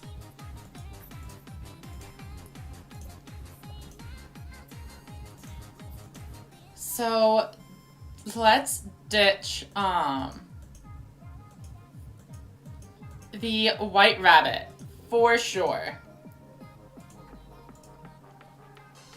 Alright, Black Sheep, hello. That's interesting. Since it's able to become anything else I want.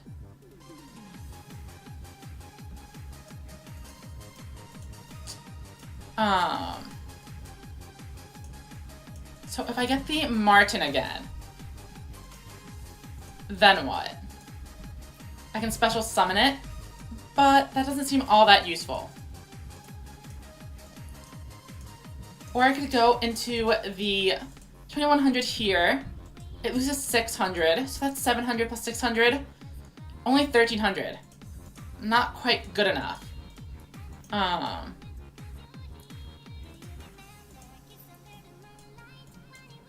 mean, I can special summon the Crimson Fox.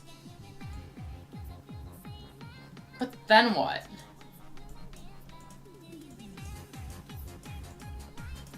I mean, Yellow Martin can summon itself again. Maybe. And then... I don't know, that doesn't seem that good. But we need to do something. Black Sheep. Add a little light monster from the graveyard to the hand. Yes. I will take... Crimson Fox. I will activate the effect of Purple Butterfly. I'm boosting you. I'm activating the effect of Purple Butterfly. Okay, check this out. I'm going to special summon Purple Butterfly. Then I'm going to use Martin's effect. I return this to the hand, and now Martin is on the field. Then, activate the effect of Purple Butterfly again. And then this gains 1,000. And this second effect is only once per turn. So, that does not function the way I thought it did. Oh, I already listened to this one. Okay. Back to our regularly scheduled music. I was hoping to, cheat and use Purple Butterfly's effect a second time to special summon the Crimson Fox. overlay these two, switches to attack mode, and swing in for game. But it did not work, obviously. Declare an attribute equipped to a shadow monster and it becomes that attribute. You can fusion summon a shadow monster using the monster from your hand, including the equipped monster. If they go sent to the graveyard by a card effect, you can target a shadow spell trapped in the graveyard and recycle it. So they get the shadow fusion again, but they can't fusion summon a second time. Here comes Construct. Okay, sure. After the damage of this card battles a special summon monster, destroy it. That sounds pretty frustrating.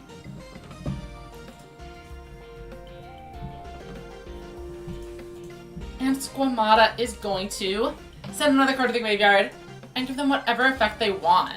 However, if we manage to find a Lunalite fusion at this point, we could potentially go into some pretty scary monsters.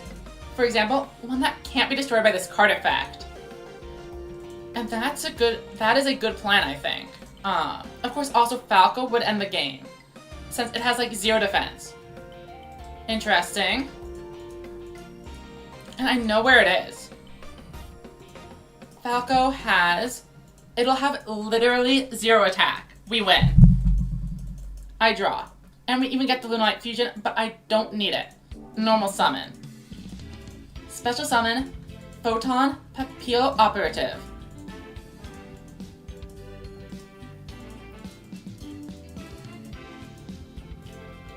Let's activate the effect, ditch this.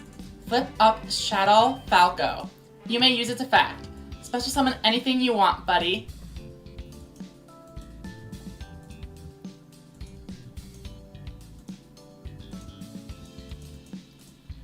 And now, battle. Destroy Shadow Falco and end this game. We managed to take another win.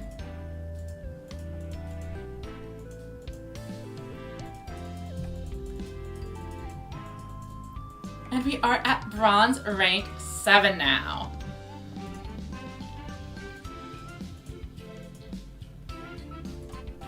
Here we go. Next stop, Silver 1.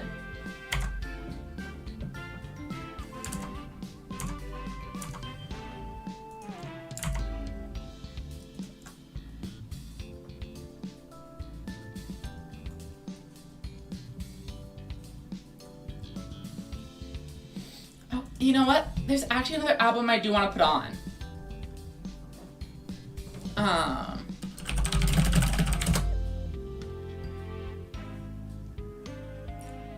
I wonder if they have ads on this, though. If they do, how dare they? Okay, we're playing against Sogan, Blue Medicine, Joey. I think we might be okay.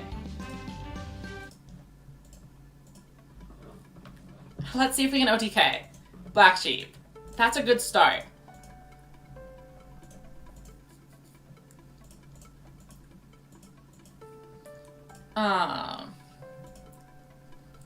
But actually, if I go for the White Rabbit play, do I have anything? Activate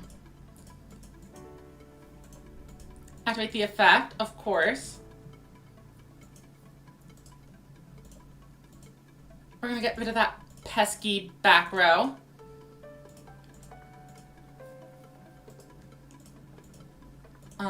Skill.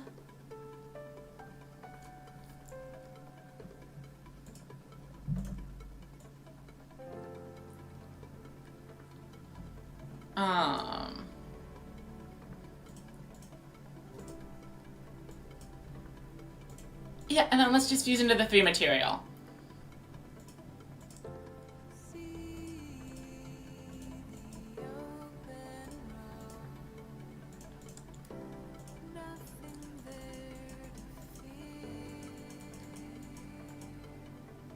And we can use the effects. We have the leeway.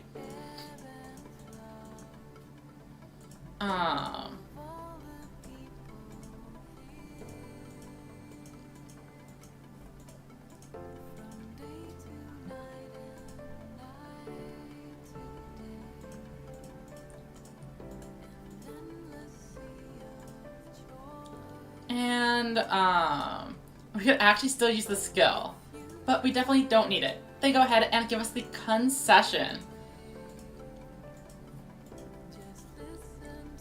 Oh, also they were on 30 cards. They are running quite the impressive deck.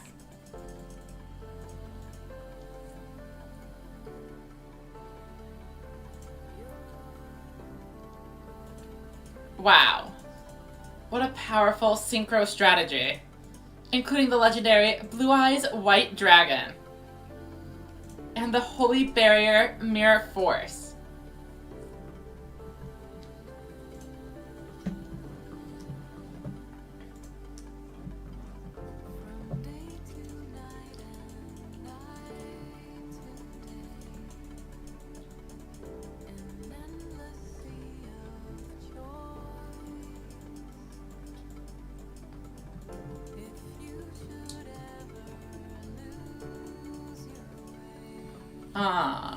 And now this is not looking like a great start. Let's not lie here. Let's just pass. I think I'm going to give up this game. Bum, bum, bum, bum, bum, bum.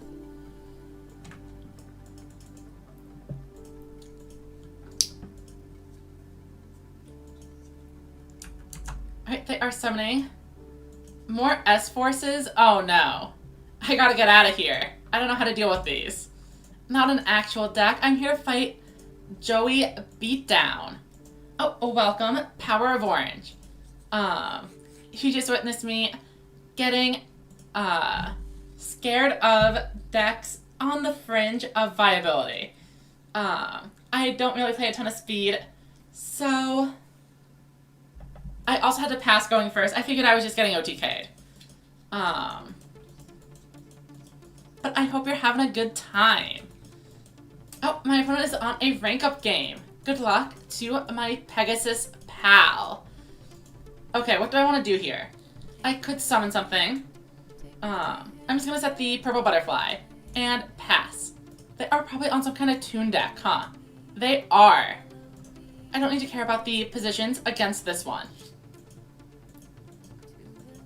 Oh, you're playing... What deck do you play? Okay, toon page flip. 3 toon monsters. I wonder why they make me, like, randomly pick one.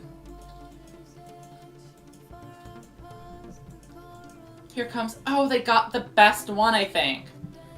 They're able to discard a toon and then get a new toon for free.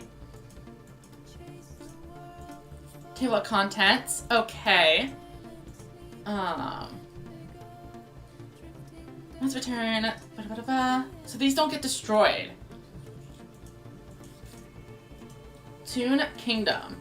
Your opponent cannot target toon monsters. If a toon monster would be destroyed by battle or card effect, I can banish a card instead. But I can't target them. I don't have any outs. My deck legitimately cannot do anything about that. Cannot target toon monsters you control. Unless my entire game plan is to literally just, do Cat Dancer 40 attack beatdown. If I can't banish them with Sin, I really don't know what my win condition is. I guess maybe just boosting up to a ridiculous number. But boy, does that sound difficult. And we don't even have access to fusion summoning. So, I'm down to just get out of here. I don't think I have any spell trap removal in the deck. Maybe I should be running those Cosmic Cyclones that I'm pretty sure I do own. But we don't need it. We're literally in bronze. We're not that stressed about it. I can manage a 2-game win streak eventually. Behind is cold or kind. Okay, my opponent's up first. And if they act, oh, and they just pass. Okay. Emerald Bird, sure.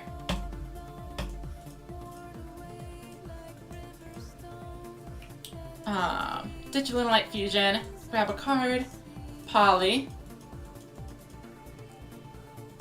You get rid of this and this. Cat Dancer coming in. Martin has a special ability, as does Emerald Bird.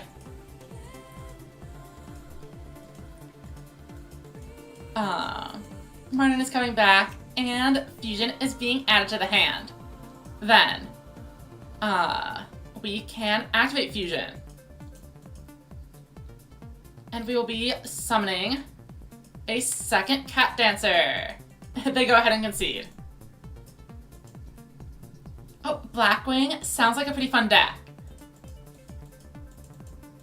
Do they have the Feather Duster in Duel Links or no?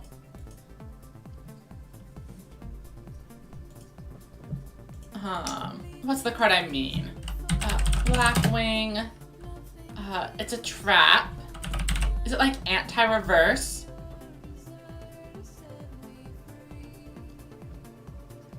Yeah. Wow, it's only a rare? That is insane.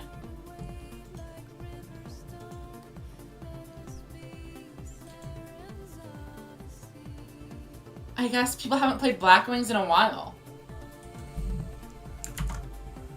And they're still not good, even though they can blow up all 3 back row. Oh, yeah, Dino King. If you are around, I'm absolutely down to play some games with you now. We finished the challenge, and that's all I was trying to do. I do want to finish this game, but make a room and send me a code.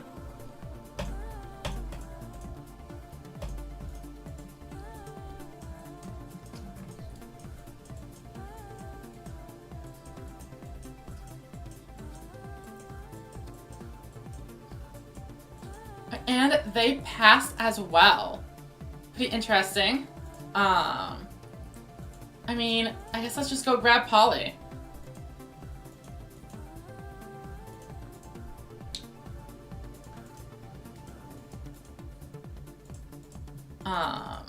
Fuse. 1 and 2. Cat Dancer is coming out, and I have Emerald Bird's special ability to special summon the Crimson Fox back onto the board. Flip summon the Emerald Bird. Overlay. We get, actually, hold on. We're gonna go into Abyss Dweller here, just in case they try to, like, kite void me.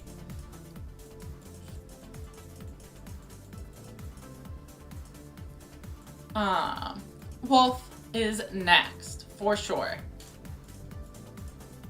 And we have 2 in the graveyard, so we can make another Fusion Summon play.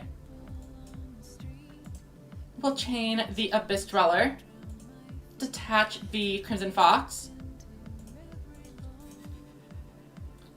Oh, now we actually have 3, so we could go for the Saber Dancer. 1, 2, 3. Saber Dancer going in.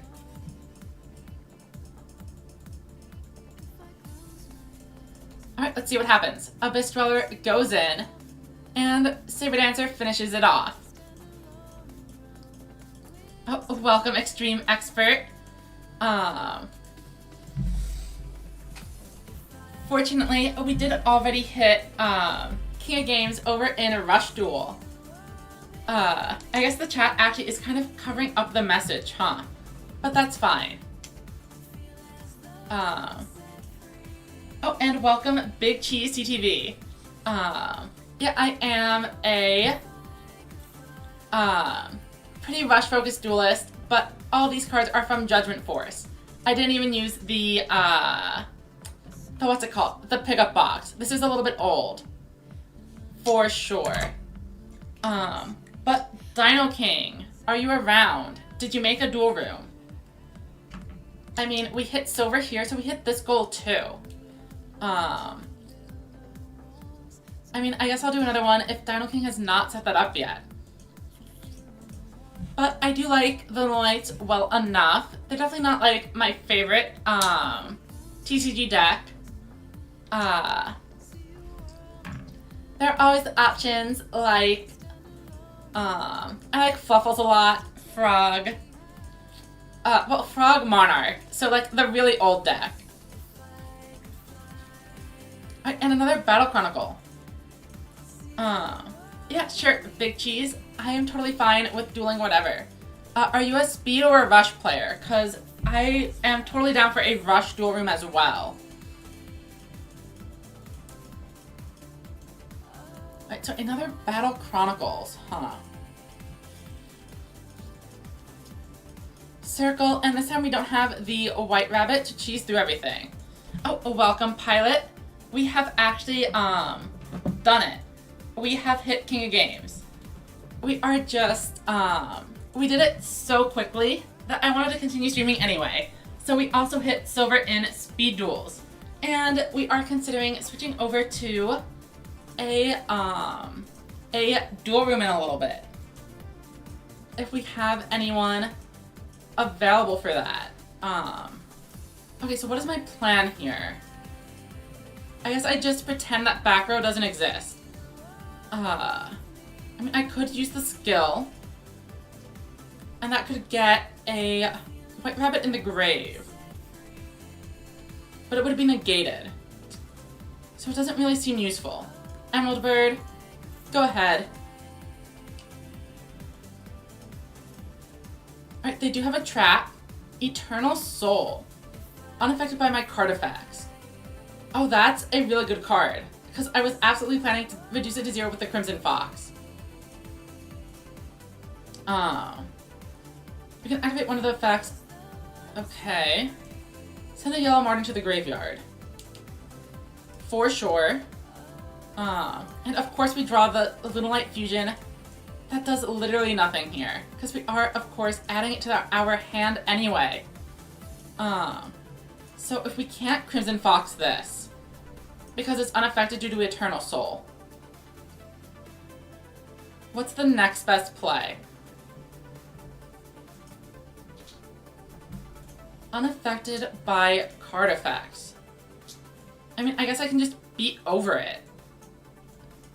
Nothing in the rules against that, for sure. Can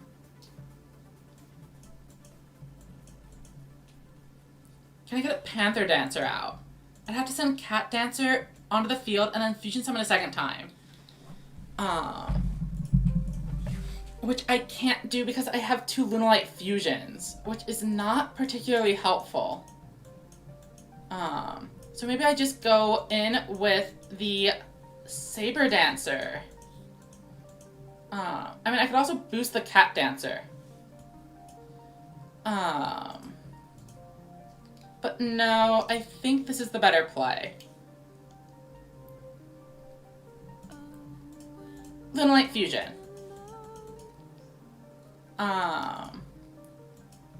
Wait, actually, yeah, Cat Dancer. We're gonna go with Crimson Fox and this one. Special Summon.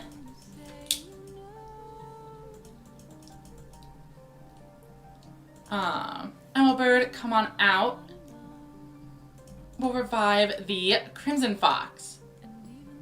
Don't need to use Crimson Fox, it is immune to me. Then, Purple Butterfly. Buff this thing. Then, Purple Butterfly again.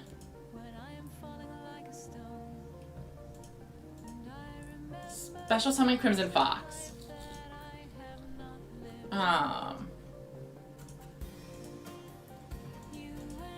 Yellow Martin. Return you.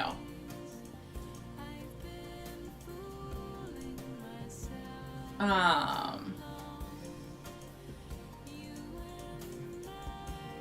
could go into like a guy, I guess, but it doesn't seem that useful. So I'd rather just use the effect. Okay, Cat Dancer, tribute you. Battle. Let's see if I understand how this interaction works. Yeah, it does just get killed anyway. Okay. That's what I thought, but I figured it was worth testing out.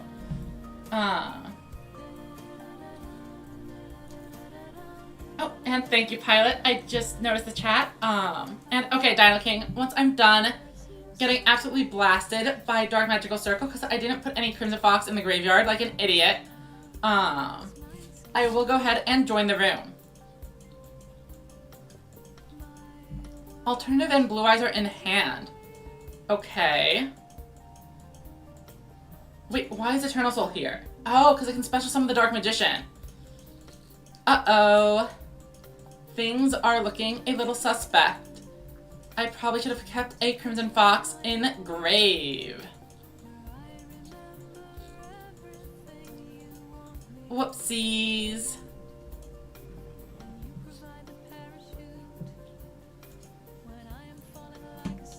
Though I think they have enough going on. It probably doesn't matter all too much, huh?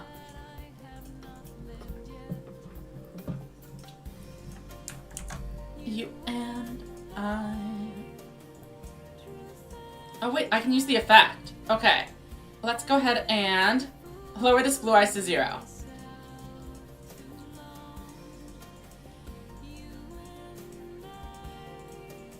Did I actually survive the turn? Wait, but they drew the fusion spell. Why am I alive?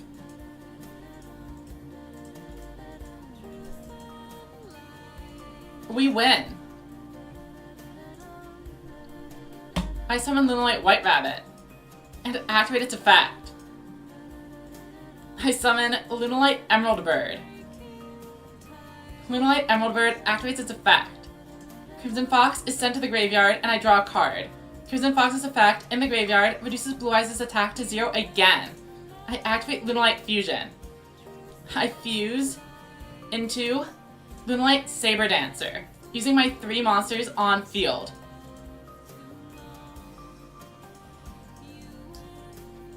Saber Dancer cannot be targeted by the Dark Magical Circle, and then Lunalight Emerald Bird has an effect, but I don't need it. Black Sheep, I don't need you either. Battle phase. Somehow, we just got in there and won the game for no reason. My opponent made a crucial mistake. I'll go ahead and send them the nice. I feel like they absolutely had that one. Alright, so Dino, you are here to fight the Lunalights.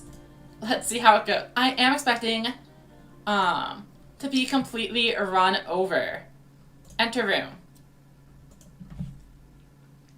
939-825. Alright, good luck and have fun.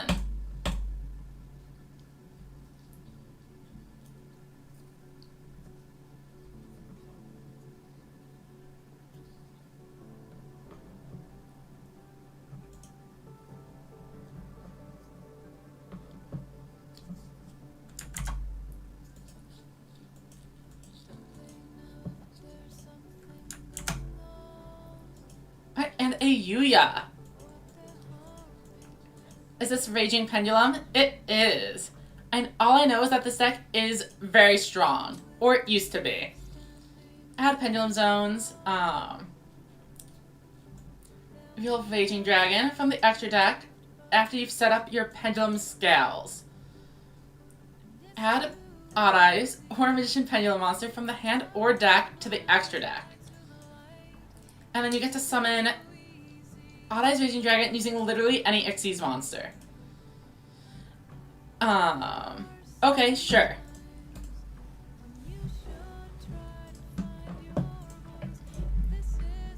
Hand Samu Riger, and that's it. When your opponent's monster destroys a monster by battle, add a level 5 or higher Pendulum monster. Sure, I guess. I want an Emerald Bird, right? Let's see what happens.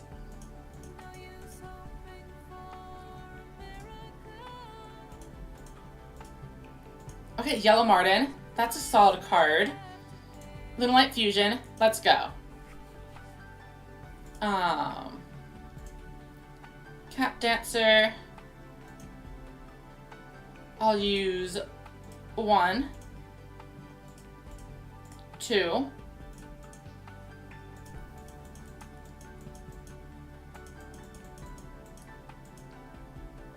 Emerald Bird can revive a monster. Looks like I might as well. And I also get another Lunalight Fusion for later.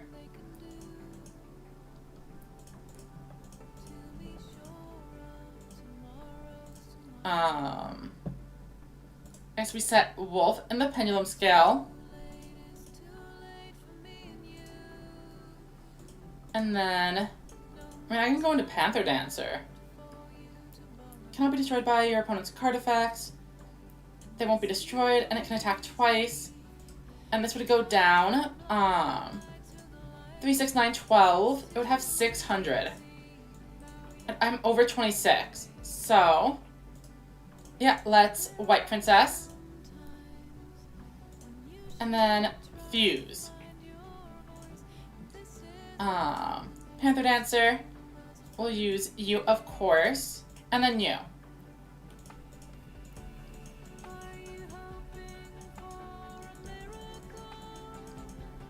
Panther Dancer activates the effect, and now it can attack your monster twice for 2200 times 2 damage. Unfortunately, that is game, Dino King. We can do a best of 3.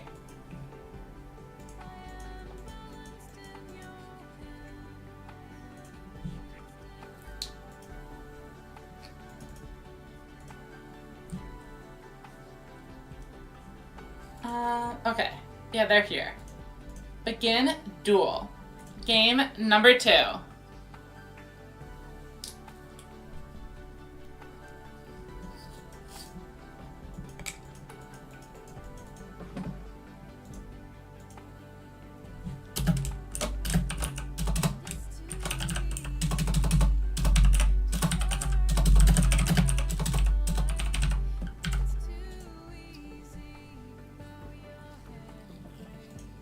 Okay, I'm up first this time.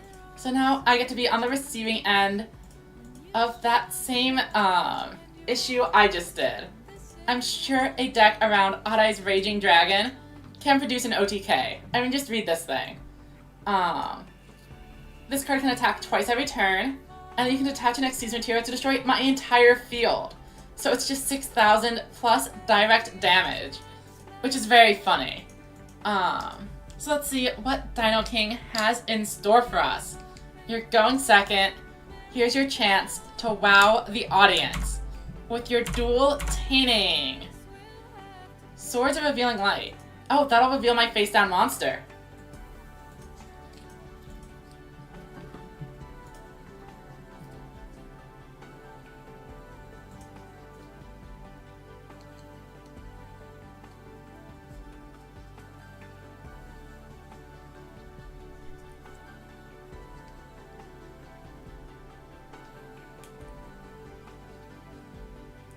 Okay, we see the Dragon Pit Musician, but not the other.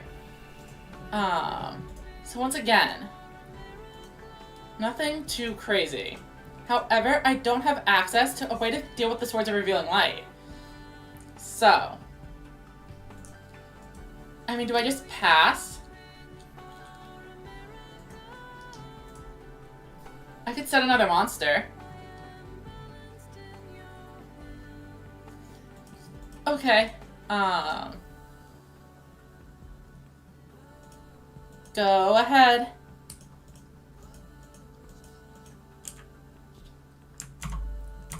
What will Dino King do next? Bum bum bum bum bum.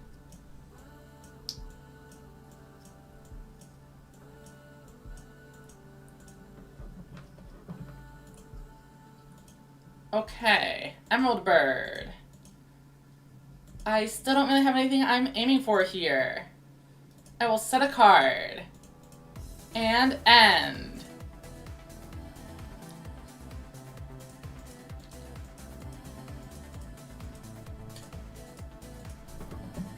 Bum, bum, bum, bum, bum, bum, bum.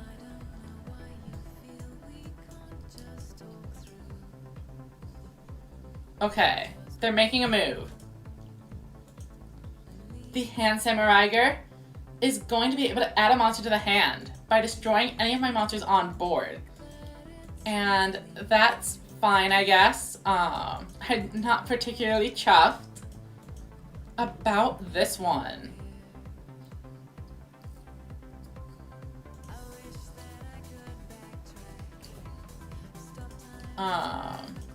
Purple Butterfly. Still not looking great. I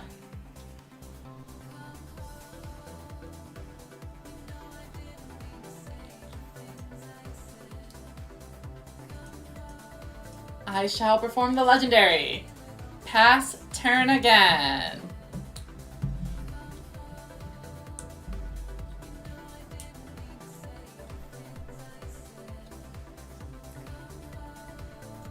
Alright, so... Oh, hi, Vivu. Hey, I misplayed when I could have two Sabertooth. Oh no, what happened? What were you playing? Okay, and my opponent has finally set up the Pendulum Scales plus the Dark Rebellion. I'm expecting my field to get kind of blown out of the water here. Oak Dragon. Okay. That is not Odd Eyes. Oh, but it's... Wait, it adds both of them? I didn't notice. That was news. Okay. Here comes the Odd Eyes Pendulum Dragon, who of course inflicts double battle damage. Gotta watch out for that, especially with Drummerilla being able to boost it.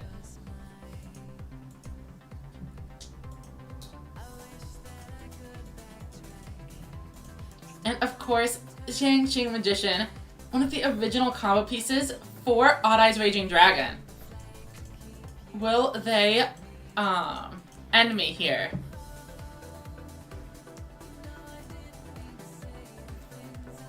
Oh, I love Fluffles. Okay. I see what you mean though. The protection you mean from using 3 materials, right? Or is it something else?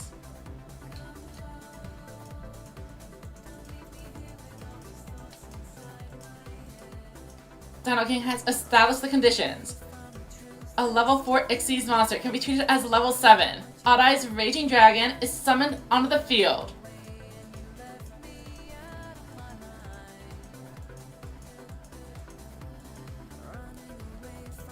And since it's fused with since it was summoned using an Xyz monster as material, it gains some special abilities. Let's see if they have it in them. Here comes Pendulum Call 2. Now their pendulum scales will be prevented from being destroyed. Another Xiangqing Magician and a Dragon Pulse. Interesting discard though. Summoning out that Dragon Pulse Magician. And it's the Seal Master Meisei. Odd Eyes Raging Dragon is going in. All of my cards have been destroyed, but when Lunalight Emerald Bird is sent to the graveyard by a card effect, I'm able to special summon any Lunalight monster from my graveyard in defense mode.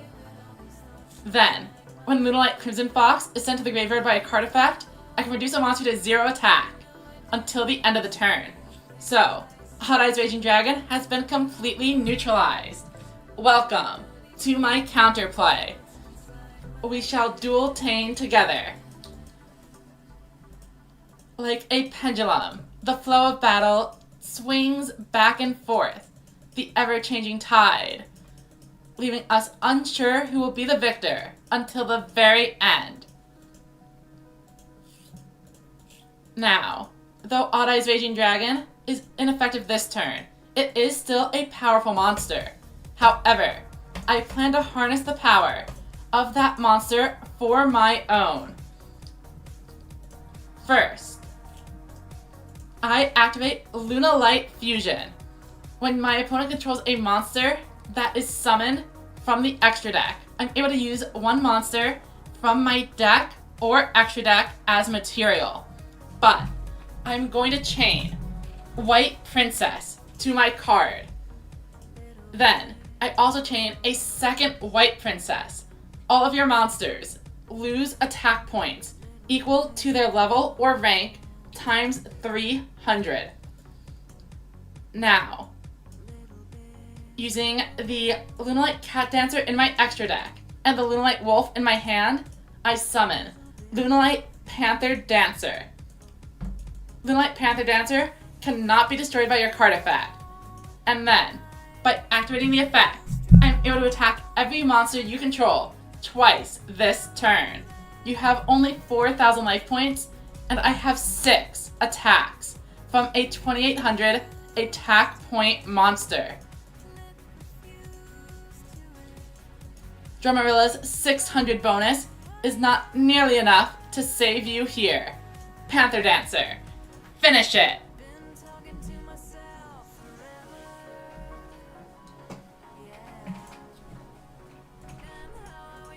And that is game. Thank you for playing. Oh, apparently there's another player. Let's go see what Redfire is up to.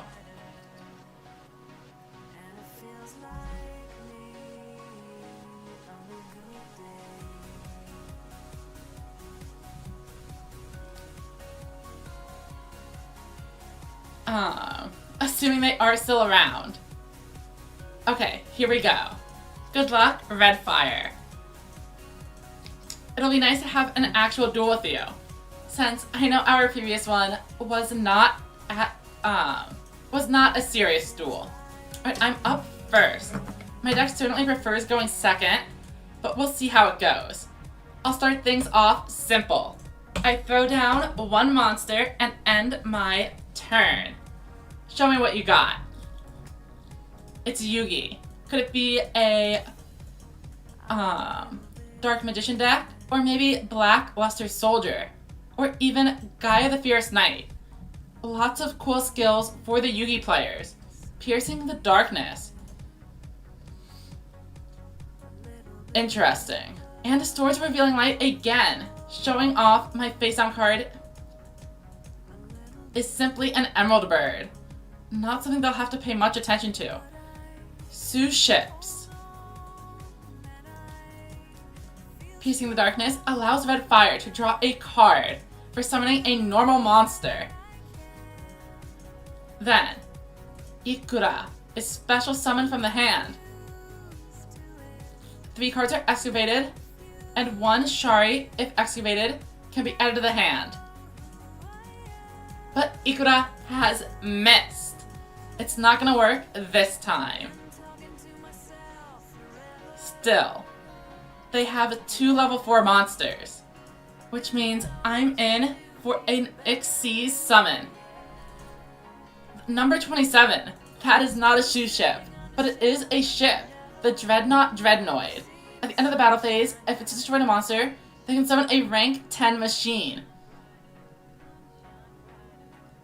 And if this card would be destroyed by battle or card effect, you can attach materials instead. Let's see what happens next. Dreadnoid is being ranked up to the Super Dimensional Robot Galaxy Destroyer with 5,000 attack points. How will I ever overcome such a fearsome monster?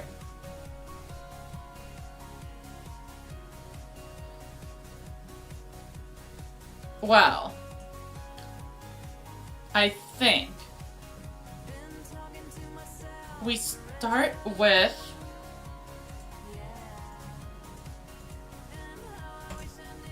Lunalight White Rabbit. Its effect will activate, summoning the Emerald Bird from my graveyard. But it looks like my opponent might have a trap card ready to activate. What are they aiming for?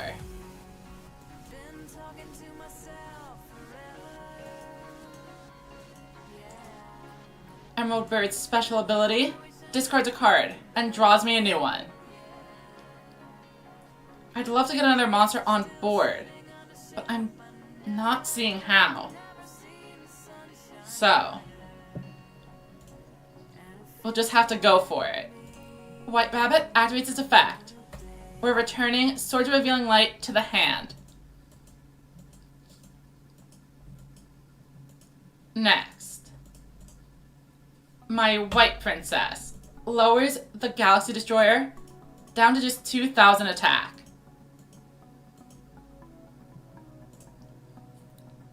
Now, Luna Light Fusion.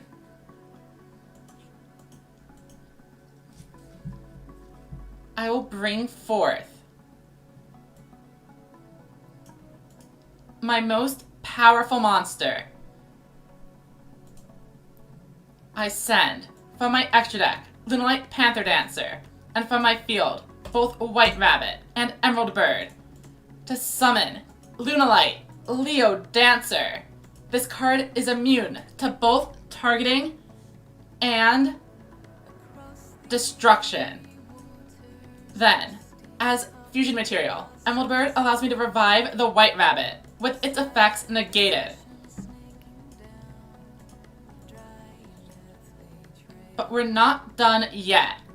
Lunalight Wolf goes into the Pendulum Scale, and I will activate its Pendulum effect to perform a second fusion summon.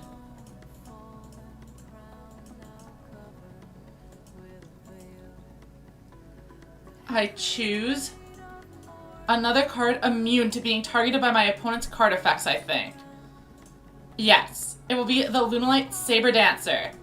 Using from my graveyard all 3 materials from Lunalight Leo Dancer's summon in attack mode.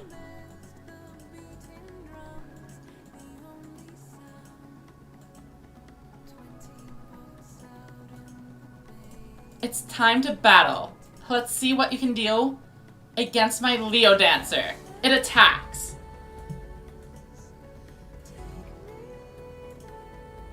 And Saber Dancer swings in for game. But Book of Moon is not good enough, for you cannot target either of my fusion monsters.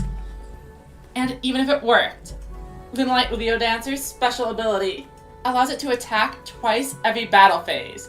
Even if you stopped the Saber Dancer, it was over. Game 2. And Dino King. Sure, I will. Well, actually, I don't have a Yuya deck. I don't think there's anything I could build with that. But I would play with Lunalight some more, if you wanted. Okay, another not particularly impressive start here.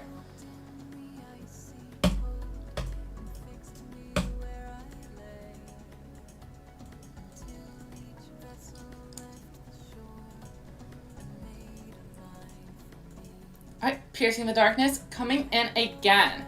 I have to watch out, as anything they get with their normal monster is basically immune to battle. Shari to the graveyard, and Painful Decision adds a second copy to hand.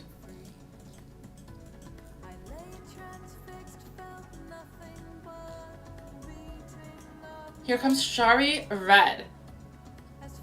Interesting. It special summons, and then special summons any Gunkan monster from the deck. Automatically? Wow. Here comes Shuship Uni. Okay. Super Dreadnought.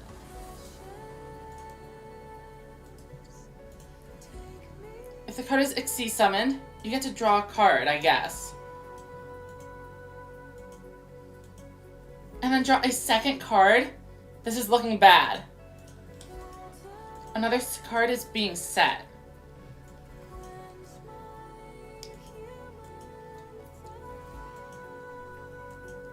Oh.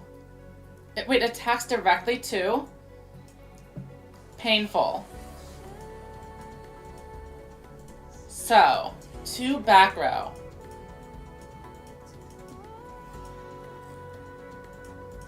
And the Super Dreadnought has a special ability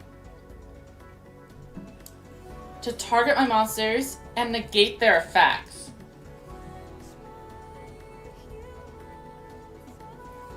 But what if I just go in from the start, though?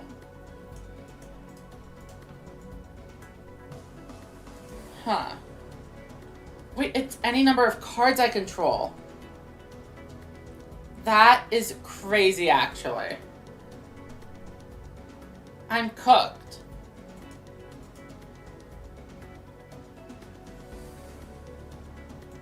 I'll activate Emerald Bird's effect.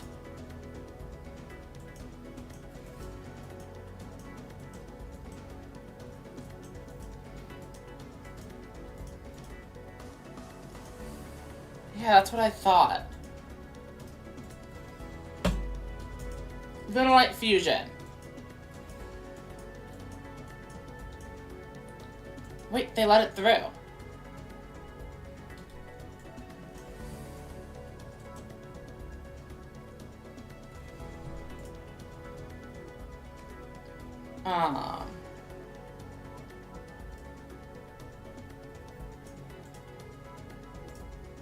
Well, I guess we're trying again. Let's summon the Leo Dancer.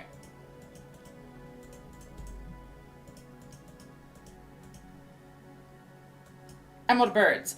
Effect. I revive Yellow Martin in defense mode.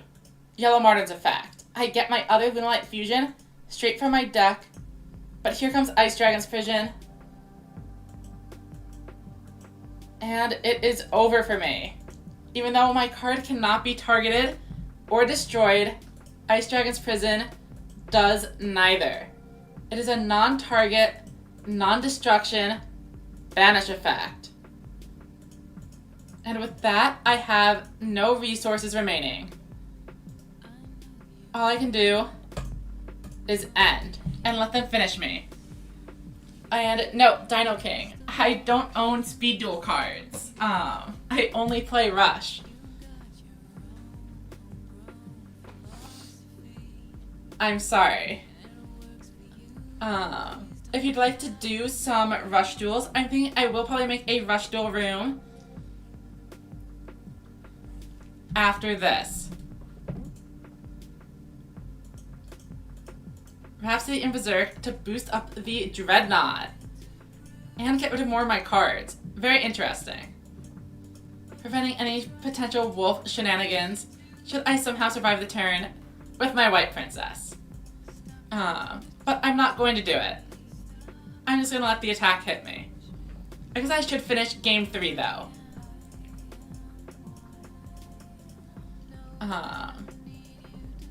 And we'll see how it goes.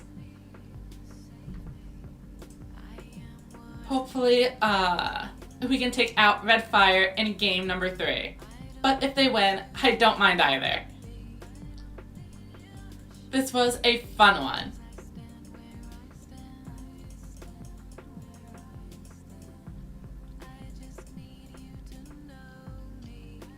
Alright, time for the final battle. Oh, where'd they go? Red Fire, are you here to finish the best of 3?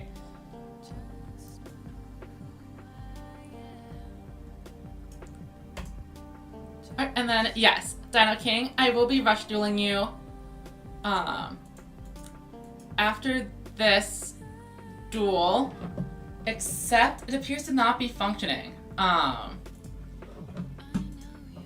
Maybe if I click here, I can like, yeah, and then it cues me into the game.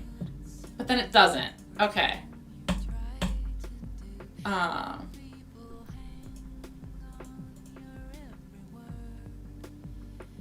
I actually gonna load in this time?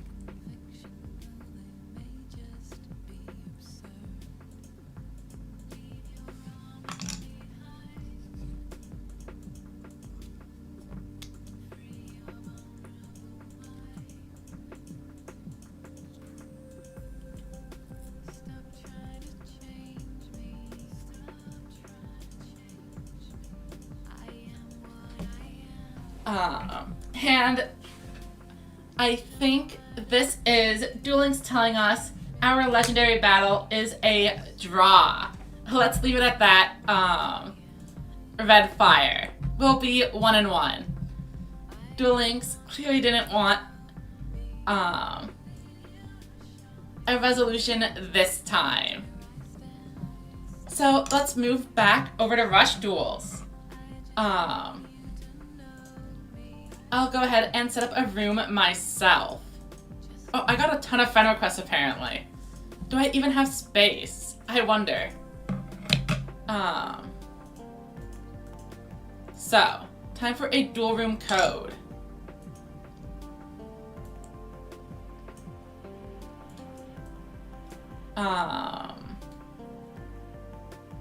Dual room. Create. Rush Duel, of course. As many people as want to participate can, of course, join in. Just some nice casual games.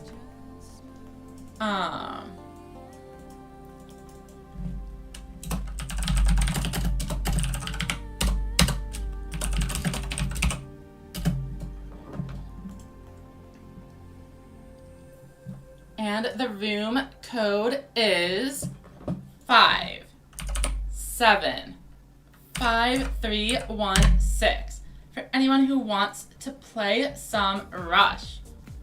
I guess I can put that up here. Switch the text back to white. And then do I have that black transparent thing still?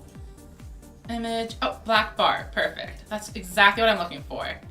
A nice little background for this. So that's highlighted away from the rest of the stuff. Perfect. Oh, people are in nice and quick. Okay. So I did say I would duel Dino first, but then I will switch over. I think we're gonna play a little bit of Hermit today. Let's see if they can deal with the strongest monster in Rush Duels. So, Cryogene, you are up next. I will do these as best of ones and just rotate through everybody. Good luck, Dino King. I know you've been looking forward to Duel for a while. Alright, a Yuga.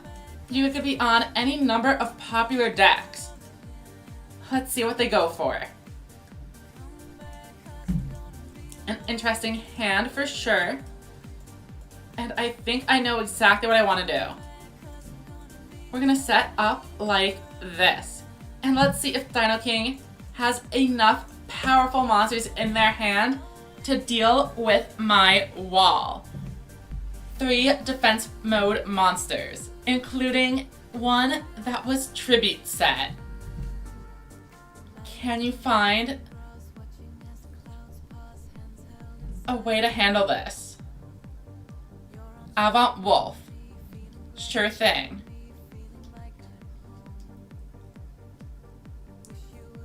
But will that stay on the field, or is it simply a tribute material? Aim Eagle. It looks like Dino King is trying to go for a play. Will it be Tough Striker or Ace Breaker? Or do they have a mysterious 3rd boss monster ready for us to be shocked and awed?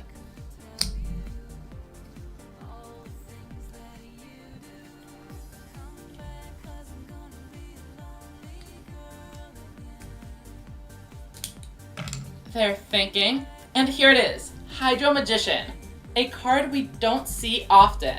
A young wizard who can communicate telepathically with water. His brilliant blue dance leaves his foes in awe. And I'll be in awe if this Hydro Magician puts in work.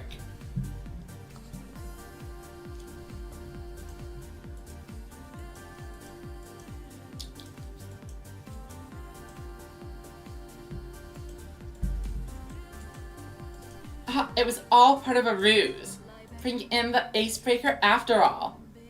And Mask of Volos too. We've seen some interesting cards. Nice and early.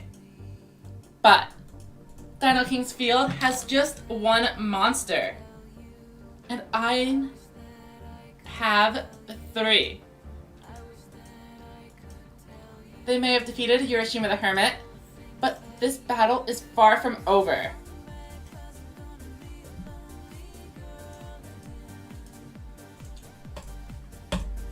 No. I summon Babysitter Goat in attack mode.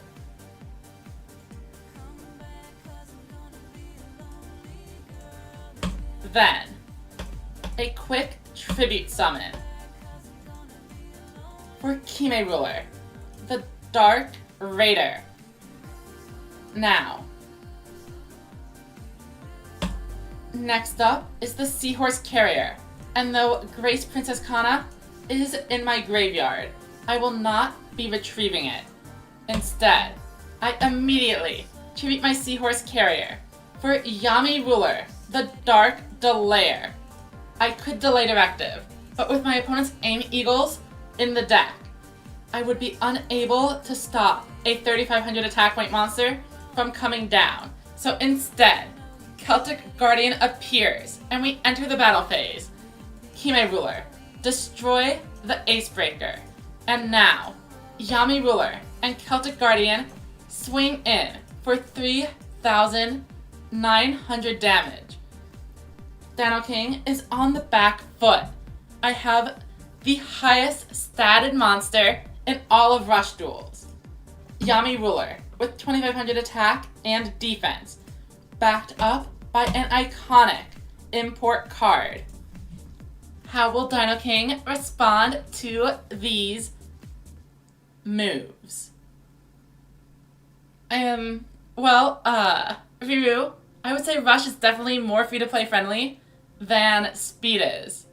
You definitely don't have to spend any money, and there are so few boxes, it's a lot easier to get the resources you need, compared to having to dig into a ton of different boxes for Speed, including all those, staples that are spread out as main box URs in, 4 or 5 different boxes.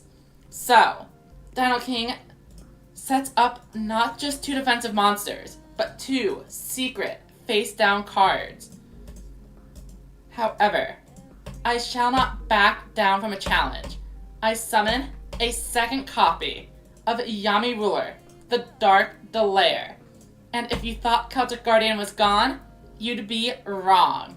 Another one appears to take the place of his fallen comrade.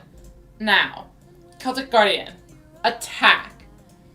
If this attack connects and Yami Ruler clears the other face-down monster, Dino King's 2100 life points will be cleared. I declare my second attack with my fresh Yami Ruler. But they have a Phantom Bind. However, that is surely not enough, and Yami Ruler will finish it with a direct attack for 2500 damage. That's a win without activating my skill. Next up, Cryogene. Are you here? Alright, time for game number 2. What will they be bringing? Also, who is Cryogene? I don't recognize the name from chat. I assume it's someone who has been chatting and just has a different in-game name.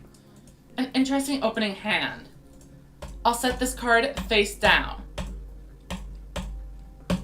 Then, I tribute set a monster. And I'll end here. Let's see what Cryogene can do. A monster in defense mode has no hope of defeating my board. It looks like they don't have much either.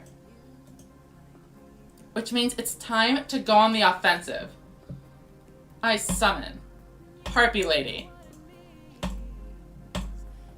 and Seahorse Carrier before tribute summoning Kime Ruler, the Dark Raider. Now, Urashima the Hermit is empowered by the power of determination to become a 2800 attack point monster. But don't think I'm done there. Yami Ruler's effect allows it to attack directly. And even if you have a widespread ruin, you would be unable to stop this. Celtic Guardian, go. Attack that face down monster. Unfortunately, Kime Ruler comes with a drawback. When I use the effect to attack directly, I am unable to attack with non-warrior monsters. And, of course, Urashima the Hermit as a fairy, unable to handle it. So, Roman pick. Looks like Cryogene is amped up. And they even find a Prima Guitarna, the shining superstar. What will they do? Psychic Divergence by paying some life points. My trap card has been returned to the deck. I am now powerless to stop their push. Monster Reincarnation is coming out.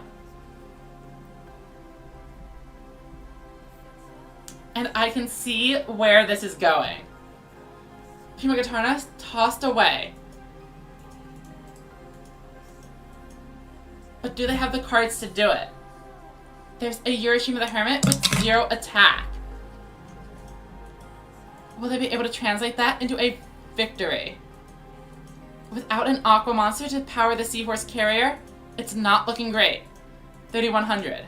But do you target the Urashima the Hermit or the Kime Ruler, the Dark Raider?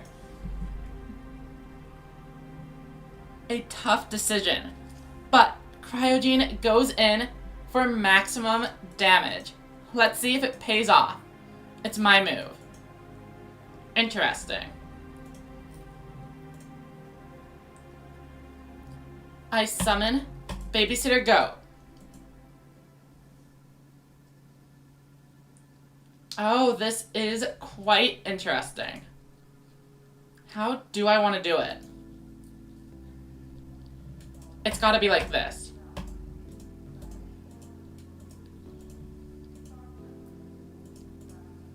I'll summon out Yami Ruler. Then, it's time for Urashima the Hermit Part 2. I activate my skill. And once again, should they have a widespread ruin, my Urashima will take the fall. And they do. So, is their final card another trap? And I think they may have just won the game. Severing Psychic Wall is able to destroy my Kime Ruler. Congratulations to Cryogene for taking me down. Unfortunately, my board has 2 Music Princesses Recital, but with no monsters left on the field, there's nothing I can do about it. And for those of you wondering, not attacking would have been useless. Cryogene's hand contains a special boss monster, Esperade, which would have been able to destroy Kime Ruler after Prima Guitarna used its effect to lower Cryogene's life points below 1,000.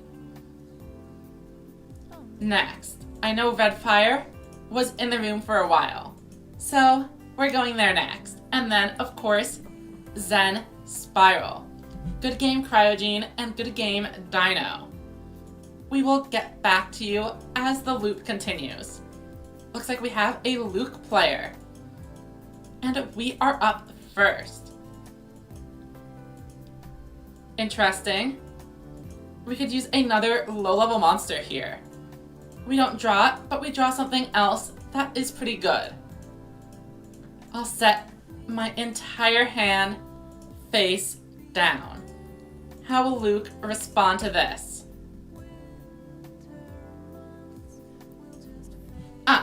Okay. Welcome, Robert. I definitely recognize that Drifloon profile picture. So, despite being on Luke, my opponent is playing Magician's Shuffle. I absolutely was not expecting it. Dark Magician to the grave.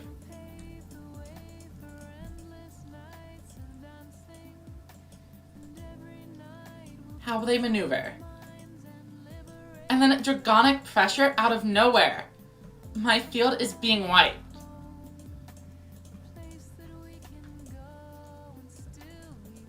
Check this out. Their final card is a Dark Magician Girl.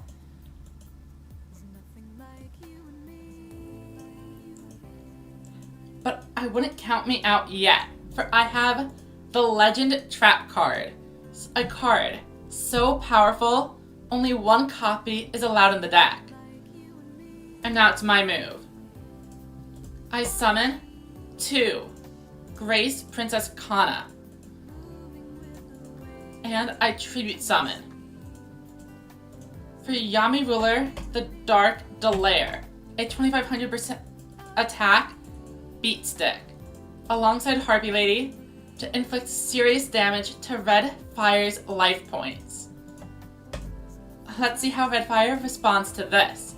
Even with Dark Magician in the graveyard, Dark Magician Girl will not have the combat power to take down my Yami Ruler without a fight.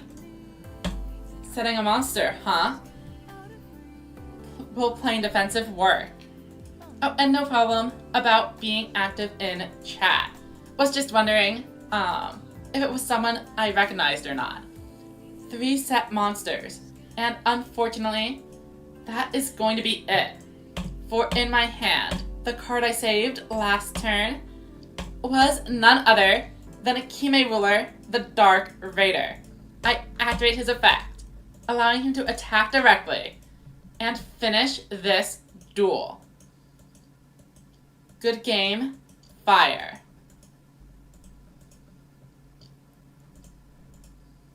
So,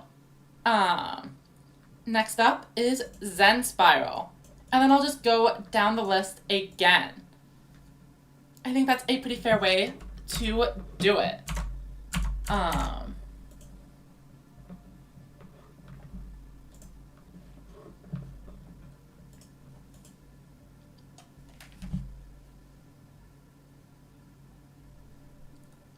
Alright, and we are winning all of the coin flips today. I'm not sure whether or not that is necessarily a good thing or not. But I have a very clear plan.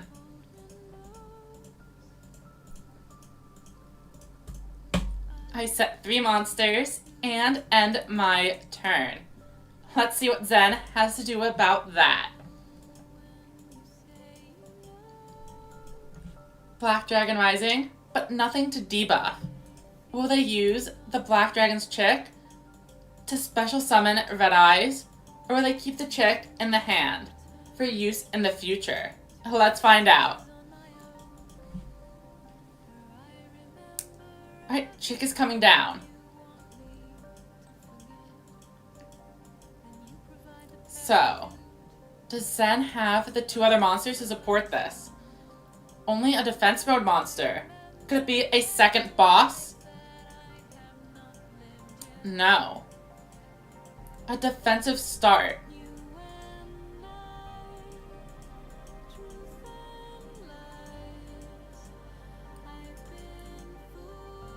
Well, no need to shy away. I summon Urashima the Hermit, alongside the one and only Celtic Guardian. Let's activate my skill. Power of Determination raises Urashima the Hermit to 2800. I throw down a face down. Now, let's battle. Do you have a card to stop this attack? Doesn't look like it. And Currybot is down. I wonder if Zen Spiral will be able to resolve Currybot's effect. With one in the graveyard, if the other set card is a second Currybot, it'll be like as though I didn't attack at all.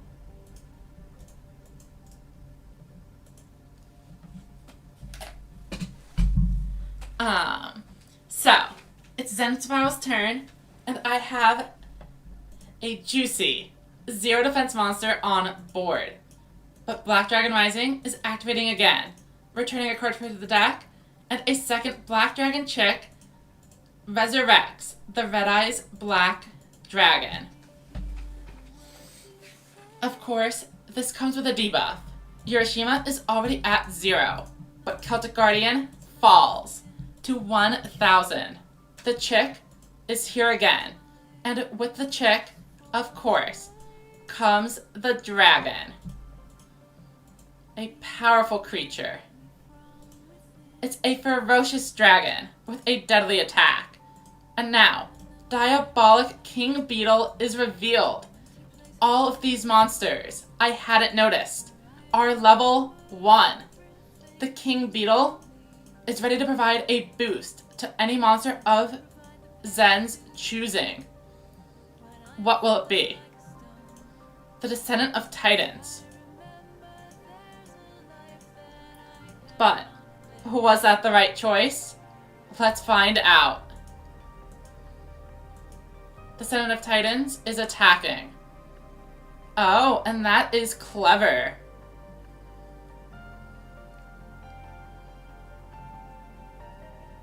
Huh. I will be putting a stop to it, though. Sword and Shield. Take 1,600 Zen.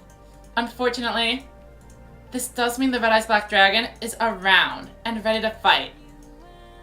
My Urashima the Hermit has fallen. But it's now my move, and I have something in store. Prepare for my ultimate combo. I summon Piercing Samurai.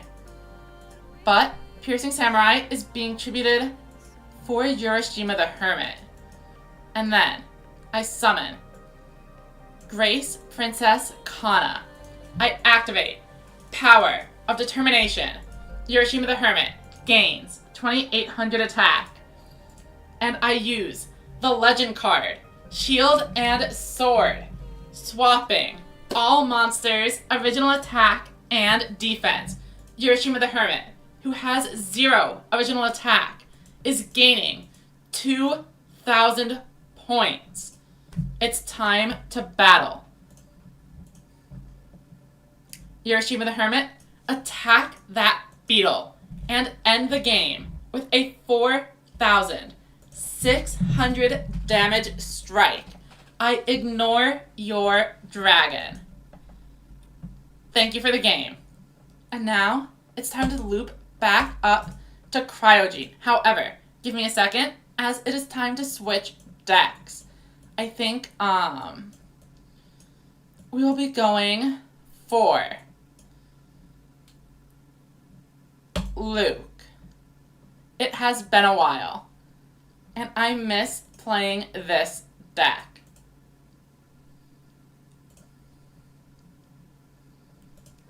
Alright, and Cryogene, you are up.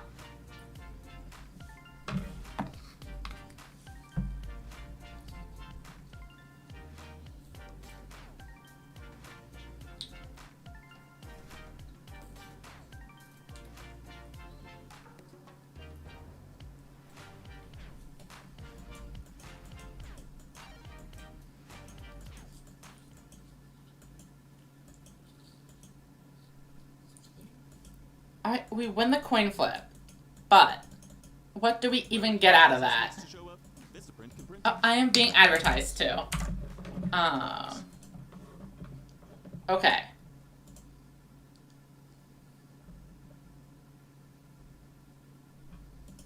It is psychics.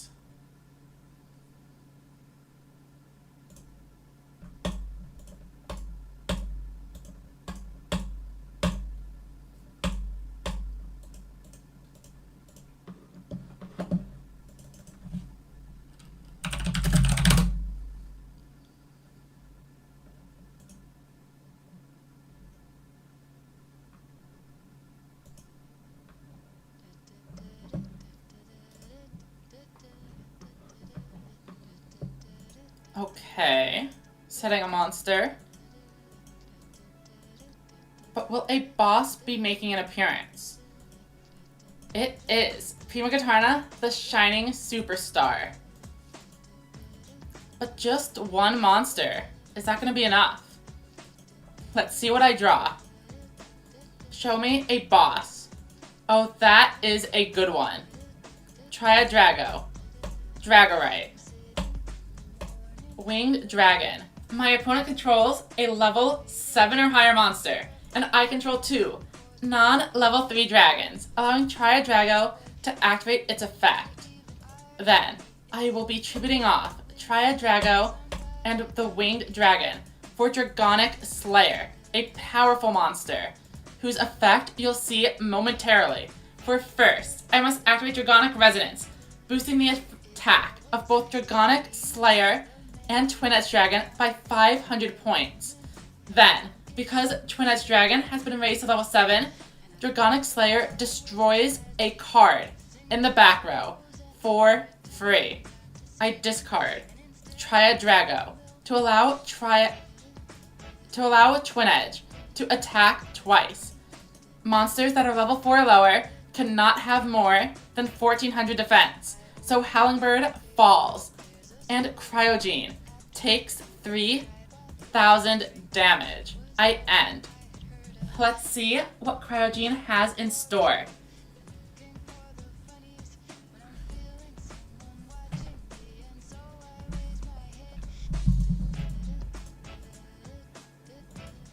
Romanpic, 500 more life points.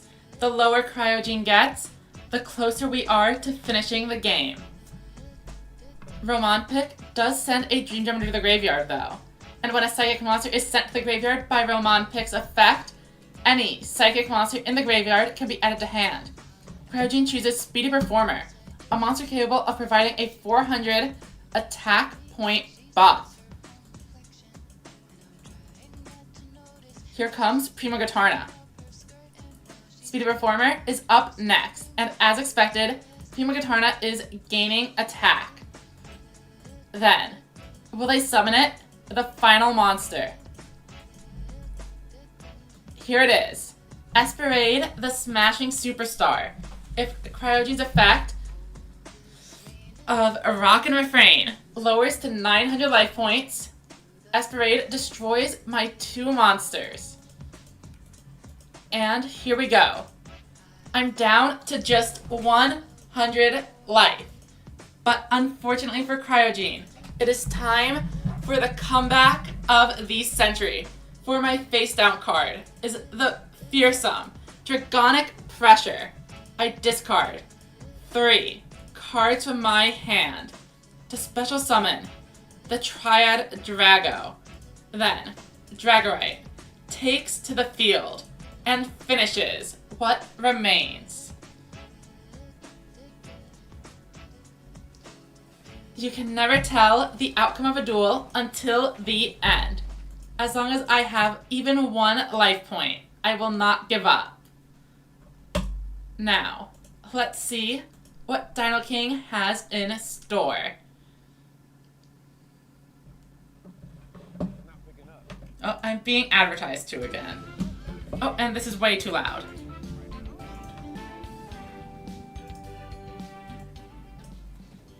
Oh no! Cryogene, you had lethal?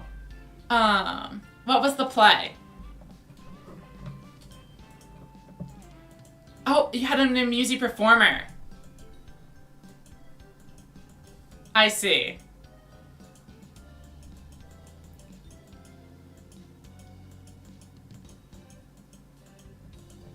Yeah, and then if you had used Amusey Performer, you would have actually been at exactly 100 life points instead. So either way, we were having a photo finish. Very fun and impressive duel.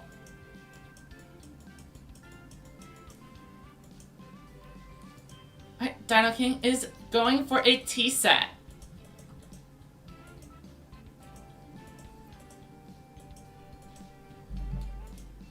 And they end.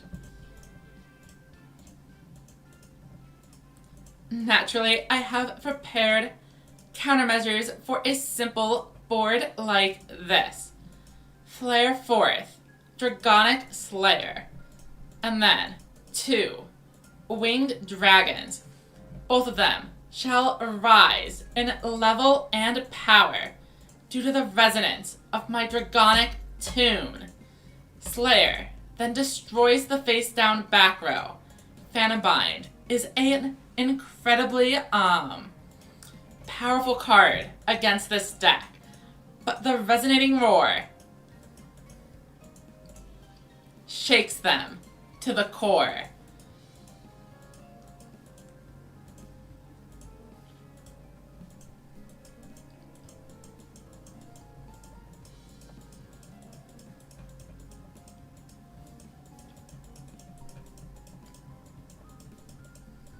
Dino King maintained all 6,000 life points. However, I have a field of powerful dragons. And all of Dino's resources were wiped out. How will they recover? It looks like Dino is trying to set more cards. However, with Dragonic Slayer around, we know it is useless. Dragonic Resonance once more. Hit him with the resonating roar. That face down card is no more. Now, once again, everyone attacks the defense position monsters. And I pass it back to Dino King once again.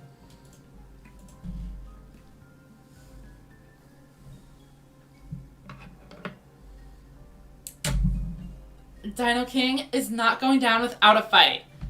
It's time to call on the power of a legendary monster. Could it be the fearsome Lord of the Archfiend, Summon Skull? Or perhaps the Machine Master, Barrel Dragon? Oh, welcome, Engineer M. Hope you're having a good morning, afternoon, or evening, depending where you're at.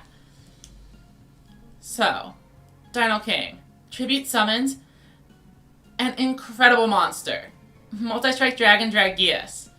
With its double doom ability, 2 of my monsters will fall to the Electrostatic Concussive Shock Ball and the Inferno of Infinite Destruction. But this does leave us with a question. Where is the Legend monster? Dino King activated the special Legend Draw ability, yet appears to have not drawn it. Now, there is a Dragius staring me down, and that means I'm going to take a countermeasure. I summon 2 copies of Triad Drago, and I will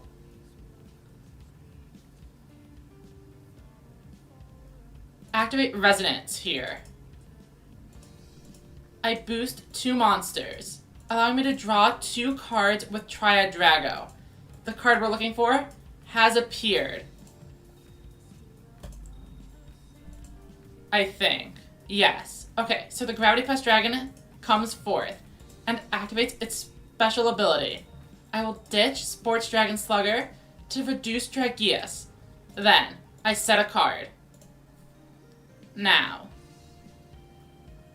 my 1900 attack point Winged Dragon, Guardian of the Fortress, overcomes the Mighty Dragius, one of the best cards in the entire game. Let's see how Dino King responds to this. Yes, I am indeed very American.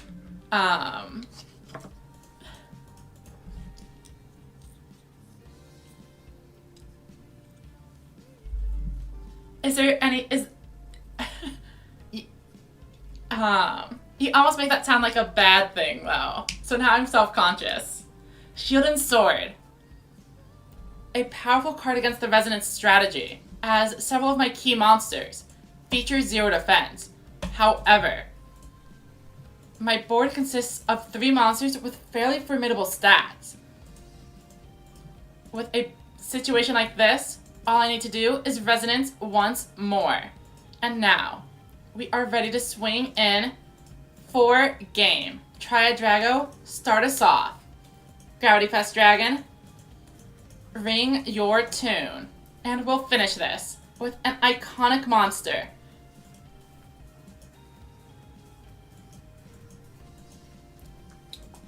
I'm in the East Coast area. Right, and good luck, red fire. So if you're in the afternoon, I feel like England would be like 5, so it'd be still morning, right? So, Germany, Italy, somewhere around that area is my guess for you.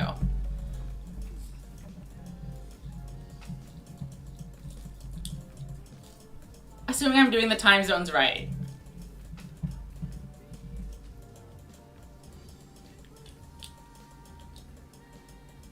Alright, so my opponent has finally won a coin flip today. How's our hand looking? Pretty interesting. So we definitely do have some resources to respond to my opponent here. But what are they actually going to go for? Setting a monster is part of my expectations. But if it's just one monster, that could spell trouble for them. A tribute set. Could this be an XL Wonder Splat with 1700 defense? I wonder. I think we will be summoning the Piercing Dragon Bunker Strike. I could use a little bit more info on my top deck. Interesting. I think I will be returning this card to the top of my deck. And I will summon the newly drawn Dragorite, providing me with 2 bodies capable of clearing any monster that fire may have set. Now, they could have a barrier.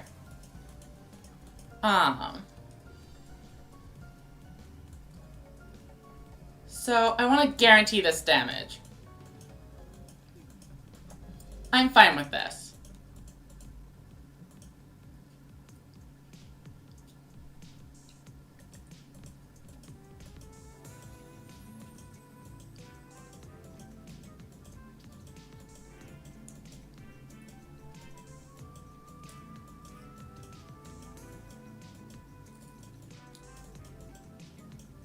Alright, so the face down card was Magical Stream. My pressure that I spent time meticulously setting up has been dealt with. And with 2500 attack, Darksword Magician can clear the Bunker Strike as well. But Mystic Dealer, what will he find? Fire is digging. The Torn of the Windweaver was already a suitable monster to clear Dragorite. So, perhaps Red Fire is looking for low levels. To summon out, could it be the Seven's Road Magician? And here it is.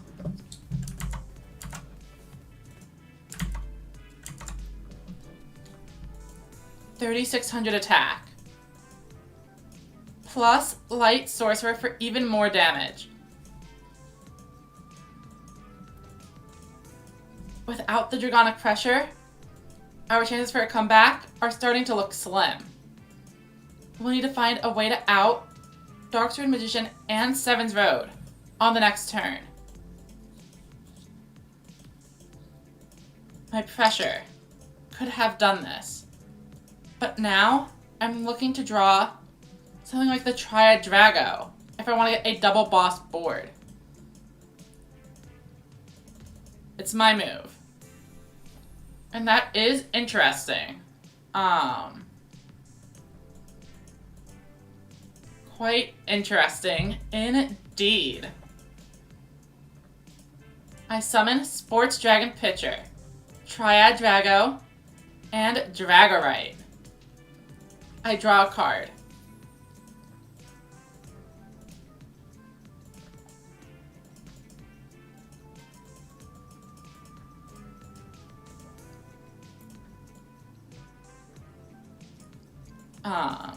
Gravity Press, and unfortunately I am going to need to use this effect. So, let's Resonance. And activate Gravity Press Dragon. We will be weakening Seven-Zone Magician. Now, there is a pretty serious issue. Another Seven-Zone Magician swimming into this Gravity Press Dragon is going to inflict over the 2,000 damage.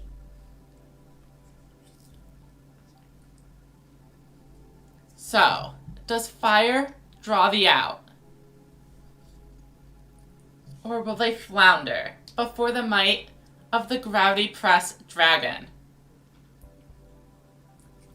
Mystic Dealer, looking for that ideal draw.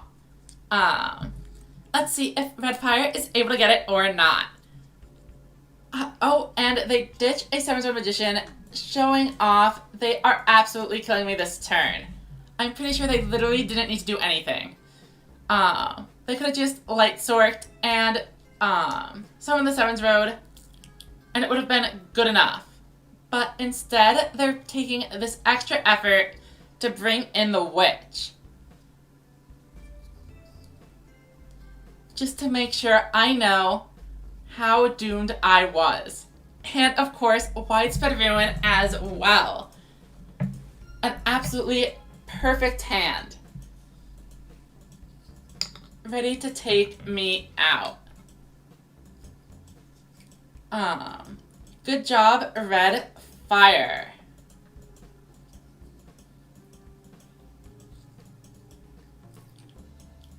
A beautiful end board to finish this game.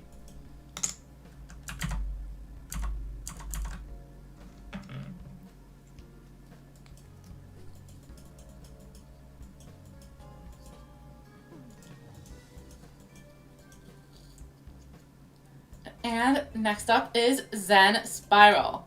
And I see we even have a new member ready to duel after this.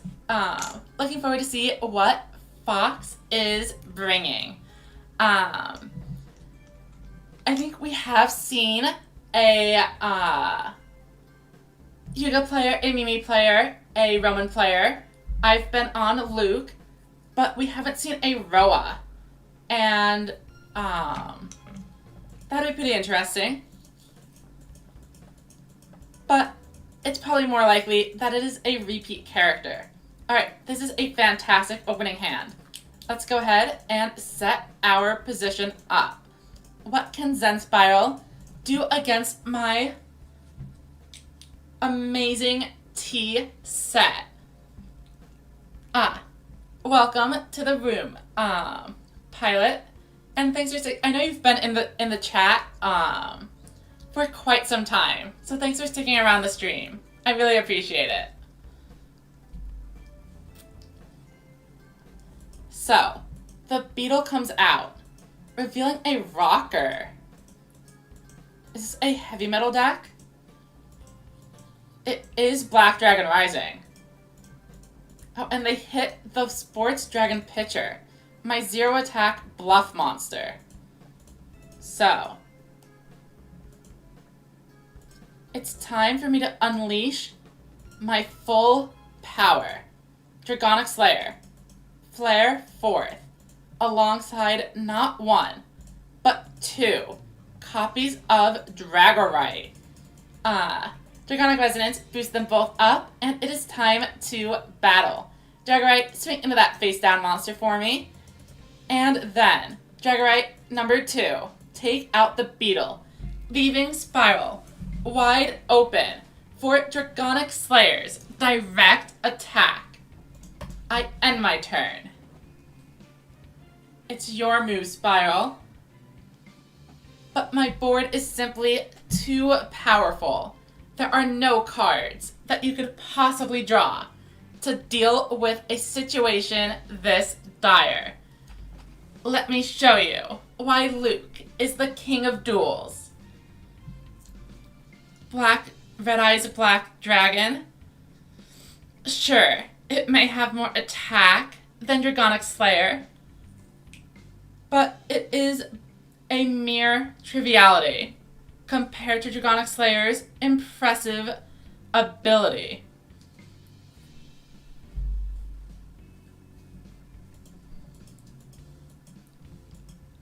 Now, 3 cards left.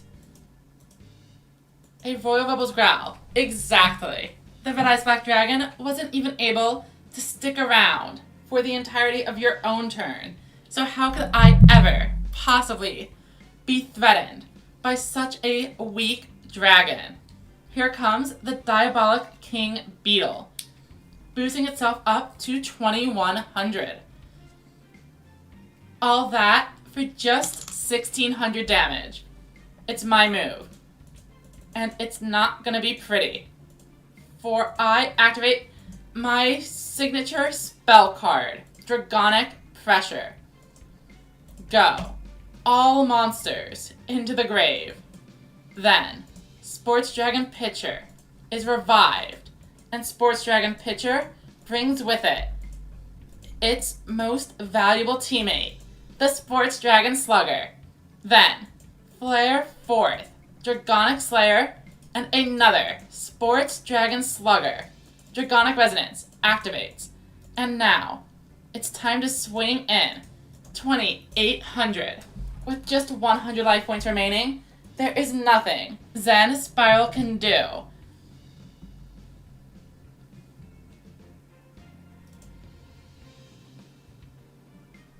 I really wanted to end my turn there. But no, we are going to go ahead and attack. I was very tempted. But I don't want to actually exhibit bad manners. Oh, and welcome to the room, Sarah. Excited to see what you're playing today. Sorry you bricked Robert. I did see, that was a lot of tribute monsters, for sure. Oh, glad to hear you have an improved deck, Dino. We will go ahead and hop into it in a bit. I'm just going in order through the duel room. Right, a Roa. Should I be concerned about impending doom?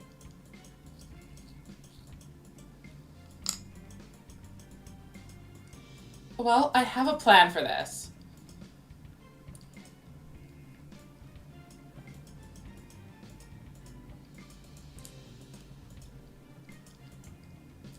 I could get aggressive, but slow and steady will win this race. No need to use Twin Edge Dragon's special ability when I can set some back row instead. Sure, there is a chance that's the deadly Ghost Cyclone. And because of this, I shall end my turn, rendering the Ghost Cyclone unable to draw Fox another card.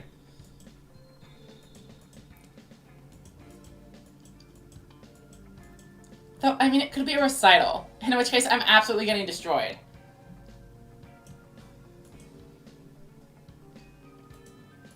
Alright, another Black Dragon deck.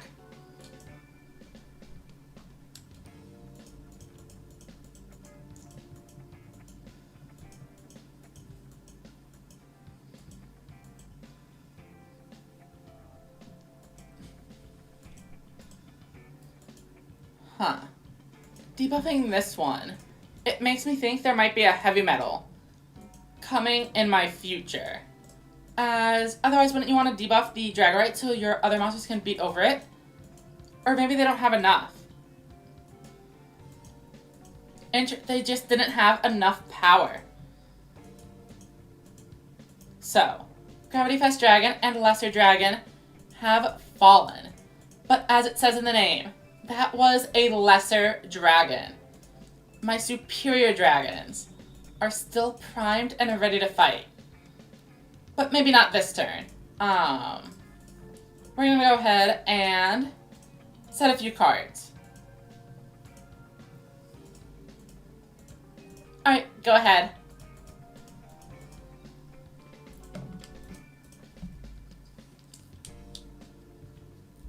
Oh no, Genie's Fire Breath. That's awful. I've already bricked on low-level monsters, so the spell trap removal is pretty terrifying.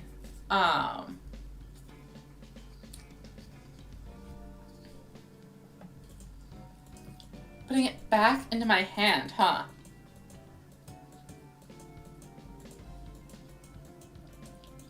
Well, no matter.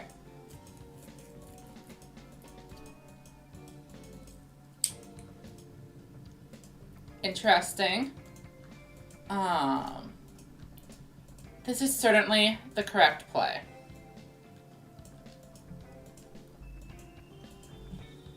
I shall hold strong until I have the opportunity to strike. Another Genie's Fire Breath? No problem to me. I can keep going all duel. I have plenty of cards left in my deck. Welcome up, Kudo-sama. We're just doing a rush duel room at the moment. Hit King of Games a little bit earlier with a very free-to-play friendly deck. So, as I said before, I need not fear a non-removal spell like Fire Breath. The deck contains no piercing methods. Though, perhaps this Winged Dragon in attack mode is a bit of a vulnerability. But perhaps not.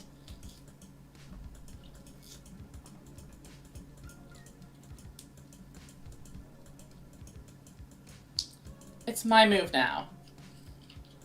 Interesting. But no, the play has already been determined. Dragonic Pressure.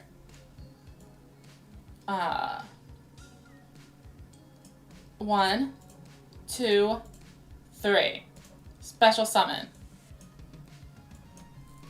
Sports Dragon Pitcher. Sports Dragon Pitcher activates its effect. Sports Dragon Slugger. Then Dragonic Slayer.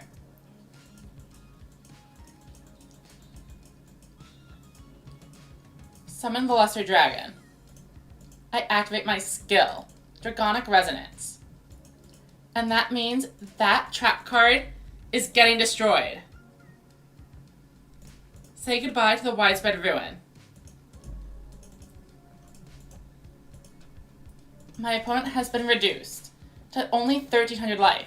However, they do have quite an incredible hand. 1, 2, 3, 4, 5, 6, 7 cards ready to destroy me. With 7 cards in hand, heavy metal and a second heavy metal is quite achievable. We see La Moon, an 8th card. Welcome Gaunt Rain and Kudo-sama. Feel free to join the room if you'd like when you're done with Ranked. I will probably be streaming for about another hour, and I'm doing pretty well today. We have managed to hit King of Games, which is nice. I'll be making a deck profile for that a little bit later. Right, we see the heavy metal swinging in, but what else do they have? Is it time for the coveted double heavy metal play? I'm going down 300 life. And a growl for an extra 800 damage. Okay. And then a second growl. I think Fox may have done it. With 1,000 life points remaining, my board is simply not strong enough to withstand the infernal heavy metal scream. Nice work, Fox. You did a great job. Oh, Shirinu and Mayakashi are both pretty powerful decks, I've been told. I'm not a particularly competent speed duelist, but we did play a little bit of that earlier. I am mostly a rush dueler. However, I did get up to, well, okay. Back when Duel Links first came out, I did hit King of Games. back when it was like, Mako Rex format. And that's the kind of Yu-Gi-Oh! I enjoy. Which is why I am back for Rush Duels. It really evokes that feeling of a simple trap card being able to turn the game around. Your normal monsters have value. The stat lines matter a lot. The effects are simple to understand. Look at this. It's one sentence, and the requirement is on its own. A lone Dragius, huh? I don't think that's gonna work. I summon Gravity Press Dragon. Let's use its effect. Ditch this, debuff Dragius. Twin Edge and Winged Dragon. Alright, let's see what Sarah has in store for us next turn. If she brought out a Lone Dragius, those are probably more level 7 monsters. So I do have to worry about seeing the third Curry bot.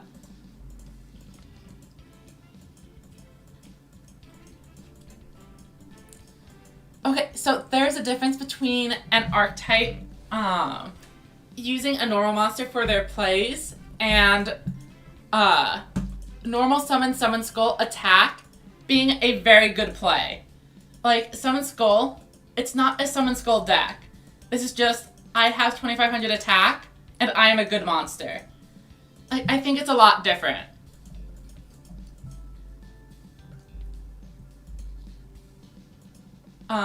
For example, I have 5 cards, and literally none of them do anything against this. Wait, that...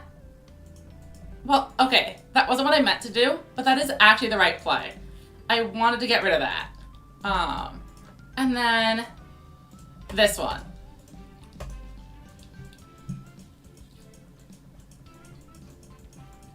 Also, I'm pretty sure the Suship Xyz monsters like get effects from having the normal monster as a material. So it's basically just an effect monster in reverse, where because there are also monsters like Star Kid or Lucky Painter or whatever its name is, where it's like if this card is attached to a monster for an XC summon, draw a card, and then the Suship is just that in reverse, where it says if you use the normal guy, then draw a card anyway. Interesting. So a Dragius is in graveyard. We could push. If I go here, I can blow up 3. Well, hold on. Yeah, I can discard 3. Summon, swing in. But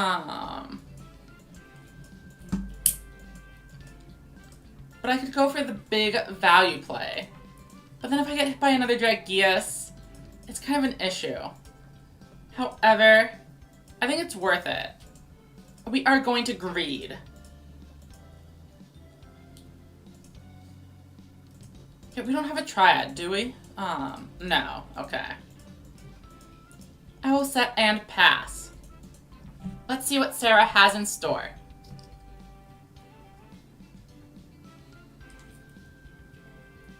Yeah, they immediately Hammer Crush. Very well.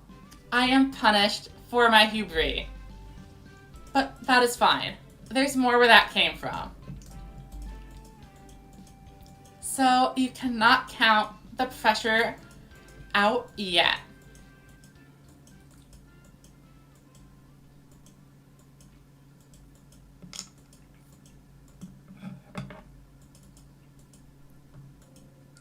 Okay. I mean, this works.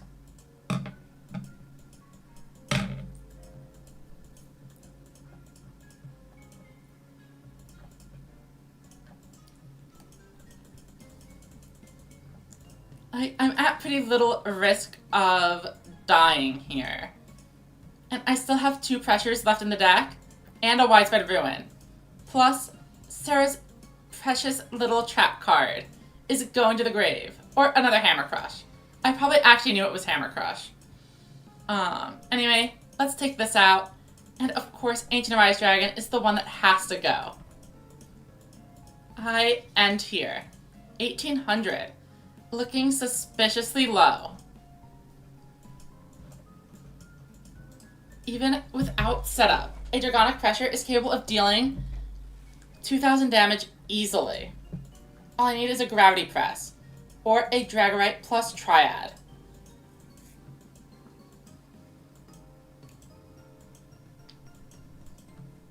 However, there is now another trap card set.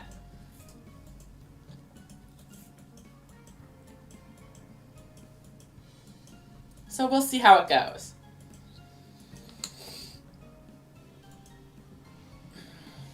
Huh. Can I survive a turn?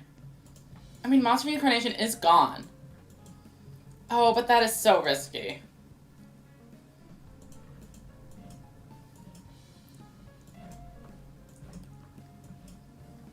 Do I do it?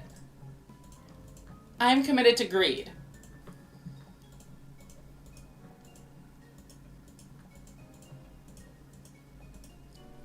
Alright, let's see what Sarah has in store. Will they find the third Dragius? It's another Hammer Crush? Oh no. Now I suddenly feel pretty bad about my choice. And a new set card. This is not looking good. So obviously last turn I probably should have just gone in and tried to swing for the 1500 with my Dragorite. But I wanted the value. Okay. That is pretty fair.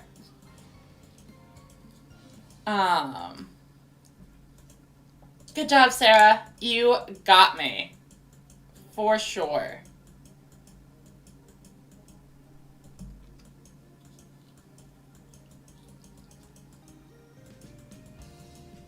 I think both Triad Dragos were actually in the bottom 5. Which is fine. It happens sometimes. Just interesting.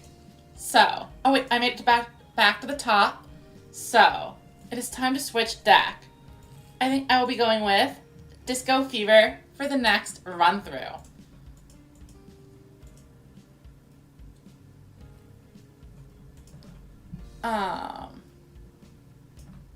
Okay, so Cryogene, are you here? Oh wait, perfect, immediate. Yeah, Blue Eyes is interesting. But I don't think it's actually very good. Unless I'm mistaken. I'm pretty sure the Lunalite deck is significantly stronger.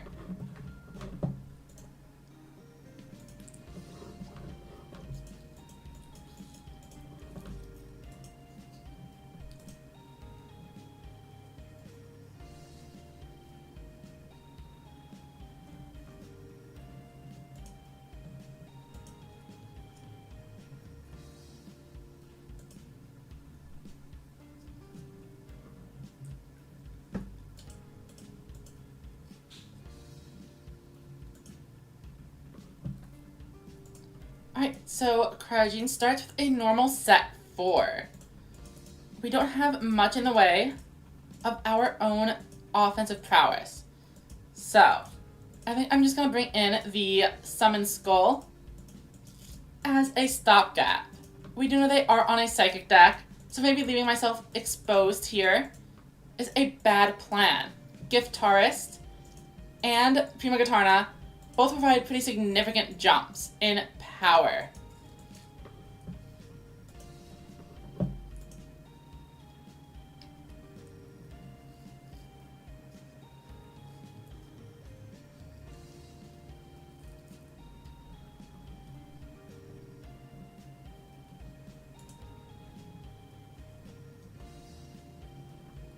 Alright, our move.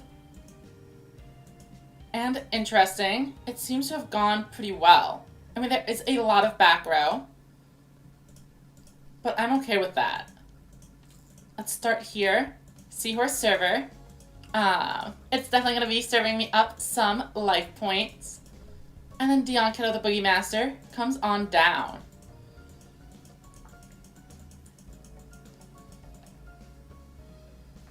Fashion of Faith allows me to draw a card. And Dianca the Boogie Master will discard a card for 1,000 life points. Let's set this face down and head into battle. I do think Cryogene is intentionally letting me deal some damage here in order to turn on a potential Roman pick. So that is pretty clever. Let's see if it works out.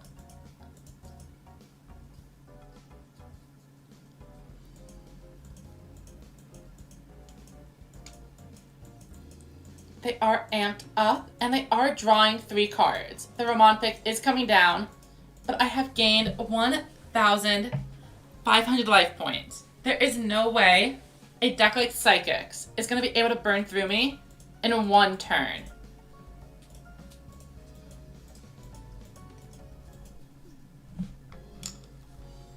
I think Aqua should have a pretty good matchup into the Psychics, just because of how much they are relying on an explosive combo, whereas I can just shrug that off. 7,500 is way too much for a single turn. But I guess we are still going to have to wait and see.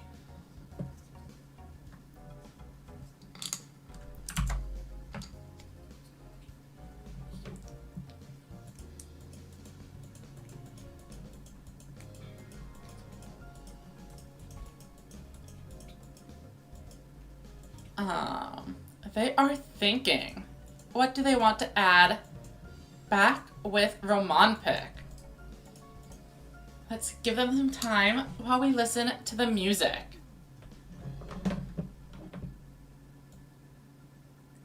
And then the music immediately ends, of course.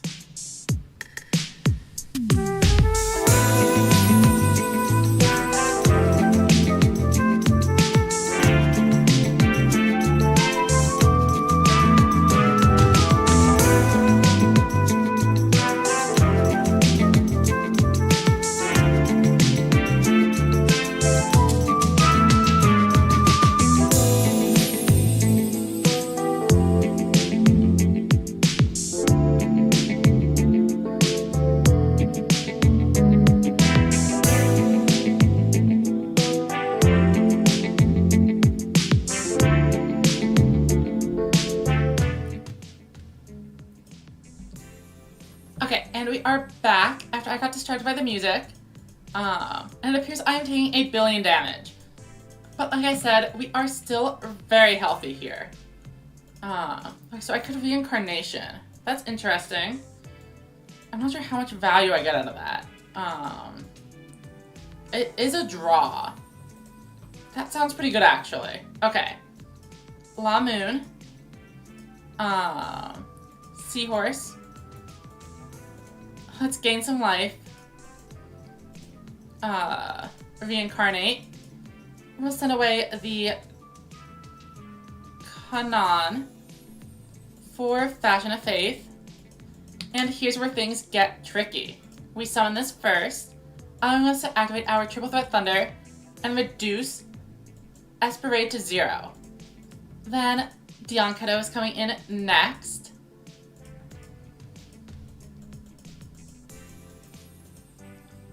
And we will be drawing a card.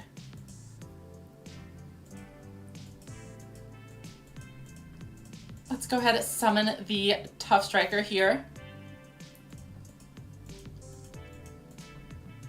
And Disco Fever activates, giving Dianketo an additional 700.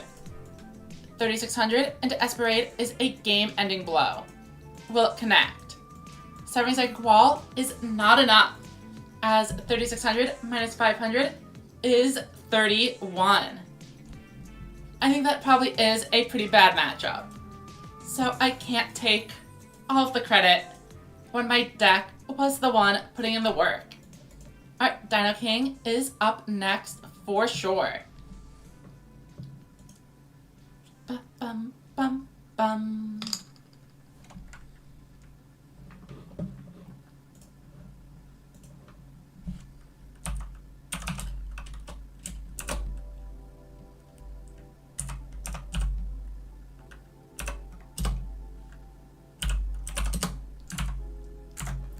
And did I have an internet blip?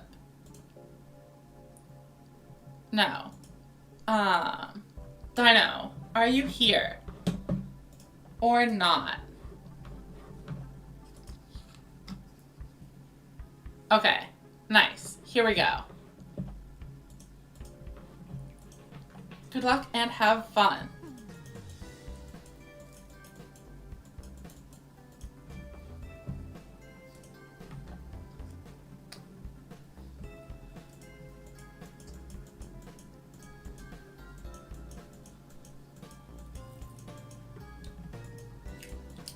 Okay, a very interesting hand. If we draw another low level, this could actually be very good. What does Dino have? A 40 card deck. I mean, I noticed it the first few times, but I don't think we ever actually commented on it. What is Dino going to do with all those cards? I know they're running some wacky things like the Mask of Volos and apparently Blue Medicine. By the way, Dino, if you ever want some help getting your deck down to 30, feel free to join the Discord server. And we have a couple of people who are relatively active and would be willing to talk about Rush or even Speed. We do have a couple of Speed players in the server as well. Anyone on Twitch or YouTube should be able to find the server in the description if you'd like to join. Oh no, Dino is having a little bit of a connection issue. Hopefully it gets fixed.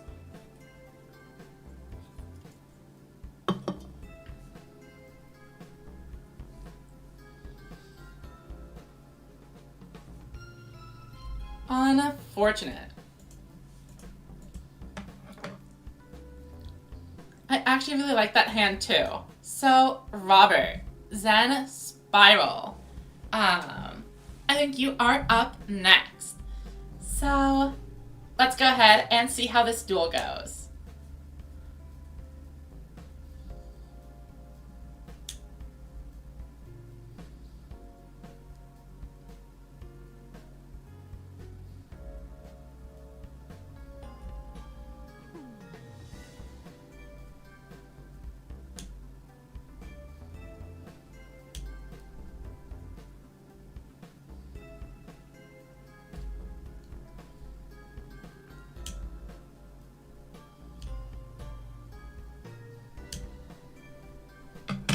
Okay, here we go against Zen Spiral on Mimi. But I think this was not actually a Magician, I think it's like Magician Shuffle or something instead of Disco Fever. Unless I forgot what I'm playing against. Interesting opening hand. Definitely just gonna go ahead and set the 4. And I'm gonna switch up my setting order. See if I can throw Zen Spiral off my trail.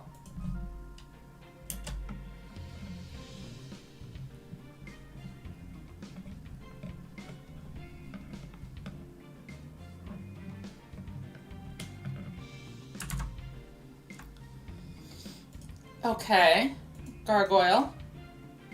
It was a Black Dragon Rising deck. Right. Oh, welcome back, Dino. Sorry you had those connection issues. I will definitely give it another shot after this game, since we didn't really play. Alright, we see them reveal the chick.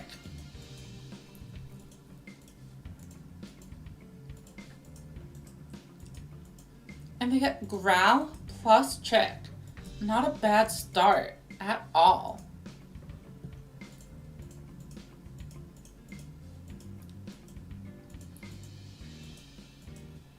Alrighty. How am I gonna do this? What do we draw?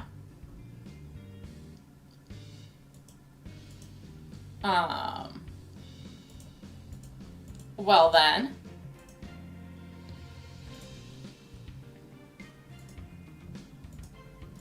Seahorse Carrier. I do want a normal Aqua. Doing this allows me to trigger my skill, so it's important. Tribute Summon 1 and 2. Dianca the Boogie Master, of course. And I think we just gotta fashion a Faith It. Got that extra draw in. Okay, let's Disco Fever. Dianca is obviously strong enough to jam with the best of them. So, we are going to use the Mega Makeover. We'll ditch Seahorse Server and gain an extra 1,000 life points. And with a board of these stunning Disco era partiers, we break through that 2-boss board and inflict over 2,000 damage.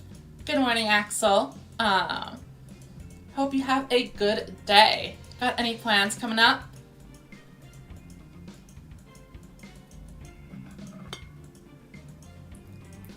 We see the Summoning Flute, but there are not nearly enough normal monsters. So that will not be triggering.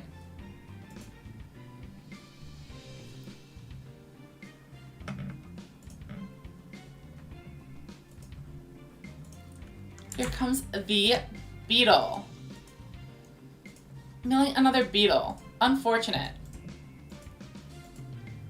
1900 is still not nearly enough to deal with the Boogie Master, and leaving this card around is certainly a bad plan. However, Heavy Metal can get the job done. For now. I wouldn't put too much stock into that thing's livelihood. My Dianca the Boogie Master may be down, but she is not out. It's my move. I activate Monster Reincarnation. Say goodbye to Grace Princess Kana, and hello to Dianca the Boogie Master. I summon Seahorse Carrier, and I need not even use the effect, for I will summon my Boogie Master. Then, Kanan, and Kanan. Then, Mega Makeover, plus 1,000. I activate Disco Fever, and you might think, Dianca can now be over Heavy Metal, but no. Instead, I boost my 2 copies of Kanan, and battle. We trade, and now I get a direct attack for 4,100 damage. Enough to end the game. Oh, welcome, Gonchi. Hope you're having a good one. We're just doing some casual duel rooms after hitting King of Games in Rush and Silver over in Speed. I think Sarah did get me last time, so now it is time for revenge. With Mimi and Mimi. Alright, we win the coin flip. Okay, opener. My move.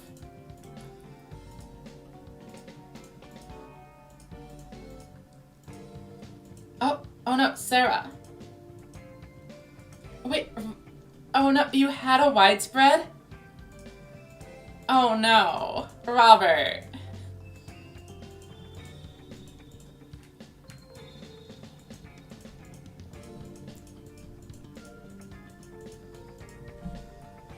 I think that definitely would have impacted the outcome of the game just a little bit, for sure. Right, it is an Aqua Engine. A full-blown party.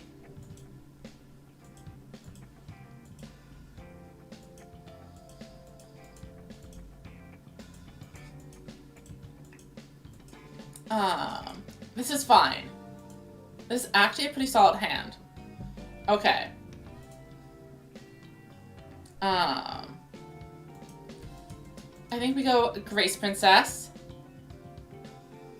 Light Sork. Effect. And then summon the Boogie Master.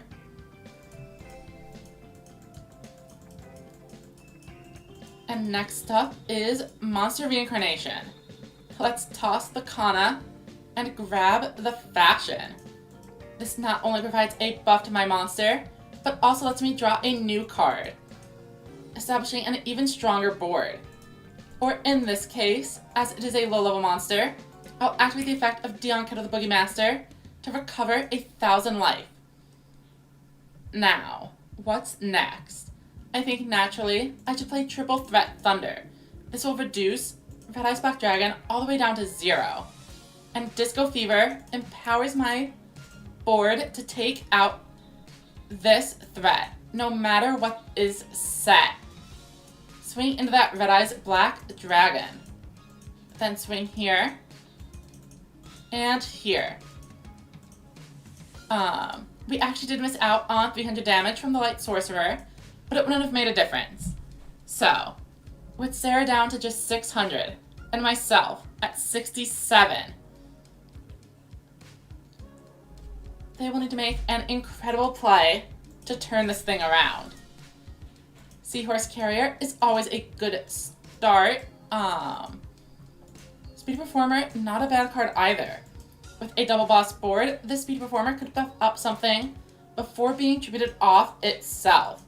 Yami Ruler, that is a card capable of defeating Dion-Keto.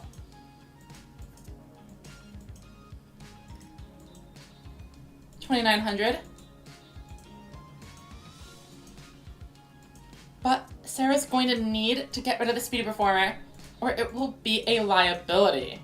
Any monster attacking into it will end the game. Monster Reincarnation. That's not enough. There's no one tribute monster in here. If Speedy Performer is stuck on board, unfortunately, that is going to be it.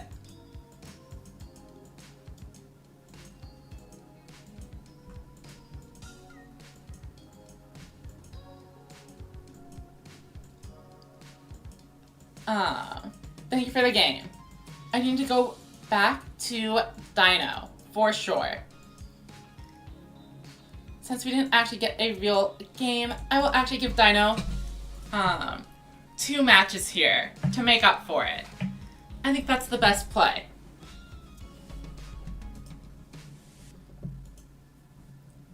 Bum, bum, bum, bum.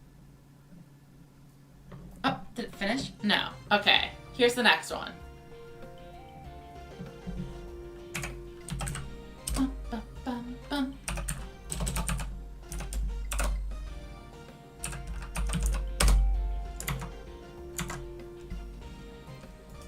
Okay, we are up first. Interesting hand. Can't complain too much. I think we definitely just go like this. And see what Dino King has in store.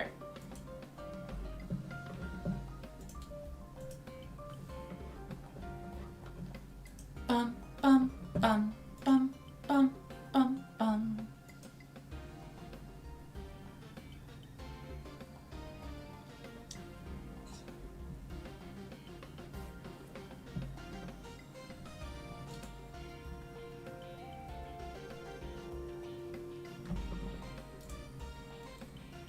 So, a strange cat in attack mode, and Harpy Girl.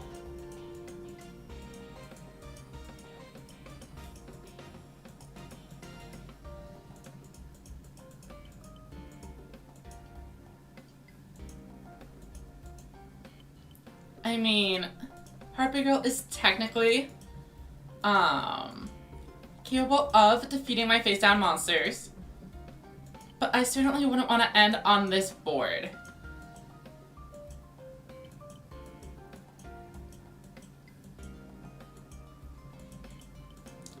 There has to be something else coming. Lightning Bolt Condor. Actually not a bad card. My deck is of course filled to the brim with light attribute monsters. But with them all in defense mode right now, Dino is unlikely to be able to capitalize on this effect. And with only one monster on board, my sets might just be safe. Now, if I draw a tribute monster, we are in business. And that is looking pretty good. Flip this. Flip this. We have a light monster, so we gain 500. Summon a Grace Princess. This is going to turn on our skill. And I'm pretty sure Dino is on the tortoise. Oh no. Dino. You have to take that out. You cannot flip Tortoise of Greed. That is against the rules. Oh no. Dino. Come on.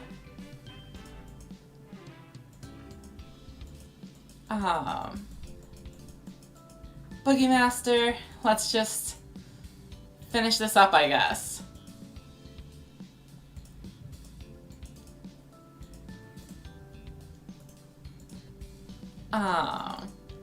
Unfortunately, unless I brick terribly, I don't think there's much chance for an interesting game here.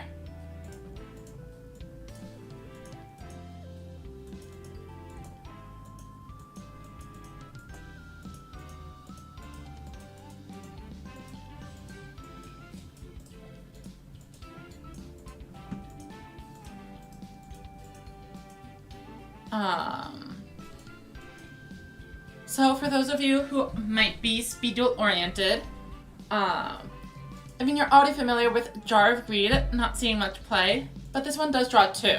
So why do we not run the Giant Tortoise of Greed? This is because of a fundamental difference between Rush and Speed. At the start of every turn, we draw until we have 5 cards in hand. So, if you have the Tortoise, and you have, say, 2 cards in hand, you're going to draw 3 cards. But then you activate the Tortoise, and you draw 2 cards now. Then, at the start of your turn, you're only drawing 1 card. Now, you may be thinking, sure, I'm going to draw those cards anyway, but what if I get a Max C, or an Effect Veiler? Well, Rush Duels has absolutely no hand traps, not even a Curvibo. So there is no point in drawing those cards early. And as such, the only time Tortoise of Greed is useful is if you already have 3 or more cards in your hand. But if you're ending your turn with that many cards, you're already in trouble. Anyway, Dark Magician has come onto the field. And it's looking like they're going to destroy one of my monsters. They choose the Diva. Seems like a reasonable choice. Fashion of Faith is unable to reuse the effect. But boy, those are quite some cards. Okay.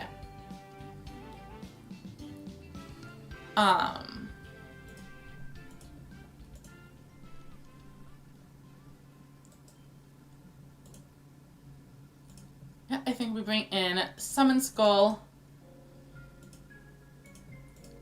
and the Diva.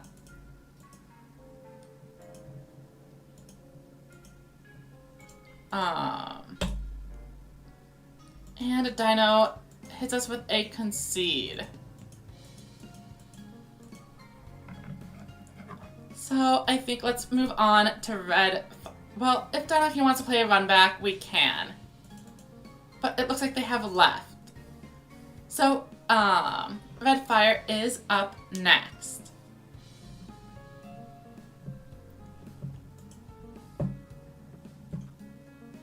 Bum, bum, bum, bum, bum, bum, bum.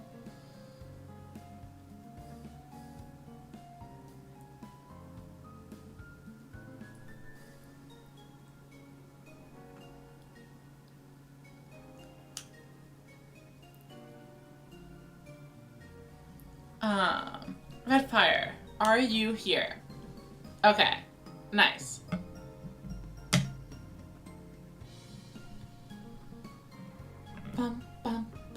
bum, ba, bum, bum, ba, bum.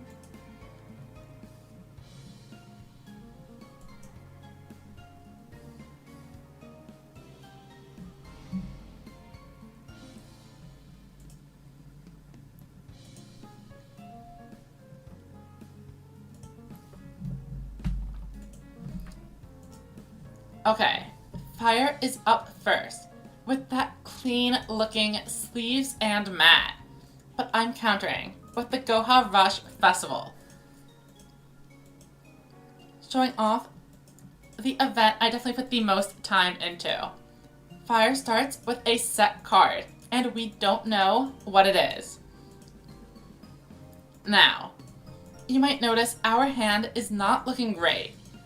However, I'm not giving up yet. Let's bring in the Kana. Bring in the Torna. And we're gonna do a move called getting rid of our best boss monster. And of course we flip up a powerful creature. That said, here comes Summon Skull to take it out. Uh-oh. Well, we appear to be on the back foot.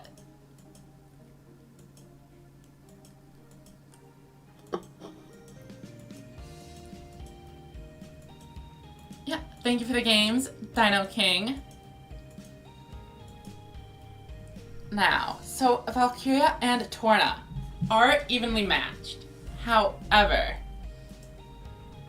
I'm not feeling super confident any boss monster is going to run over the Torna and leave them with a huge monster on board.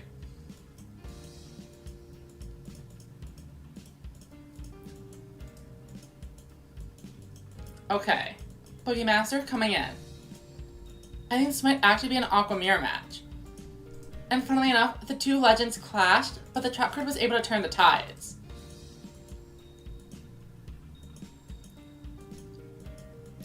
Mega Makeover with an Ace Breaker. So it's not Disco Fever, but it could be the Boogie Master draw, or Cure Master Dion Keto. Unfortunately, we are taking 2,500 damage. And we only have a single copy of Hydration in the deck. Not sure where this is getting me.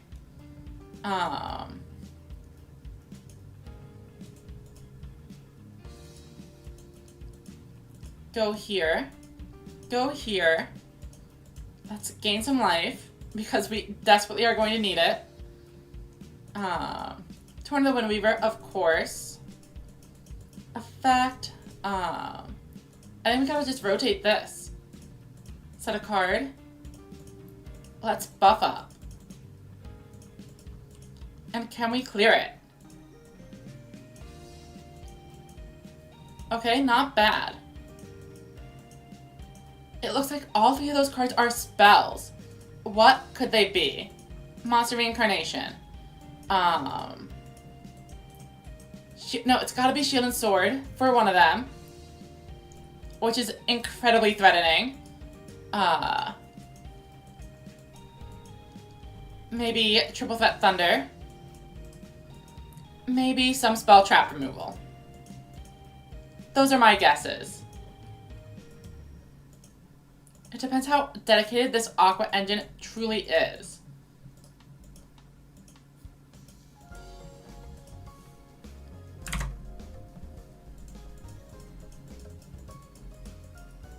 So, Red Fire is preparing for a tribute summon. And it's a second copy of the Boogie Master. I did try my best to prepare by using the Seahorse server last turn. That gave me just a few extra life points. I am hanging in, and they're probably going to take out the Torna here. Good choice. Of course, Torna would be able to rotate that Dion Keto and take it out back. Unfortunately for us, we are not drawing the cards we need here. I am pretty confident they have spell trap removal. However, I am going to get it out of my hand. Let's see what we can draw on the next turn, if we are so kind as to receive one.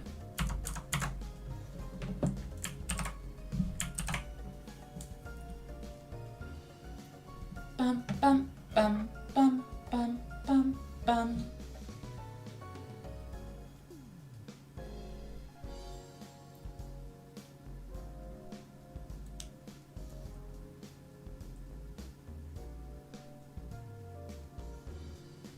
Okay, so they are on the reincarnation, despite running shield and sword and shield. So I wasn't expecting that.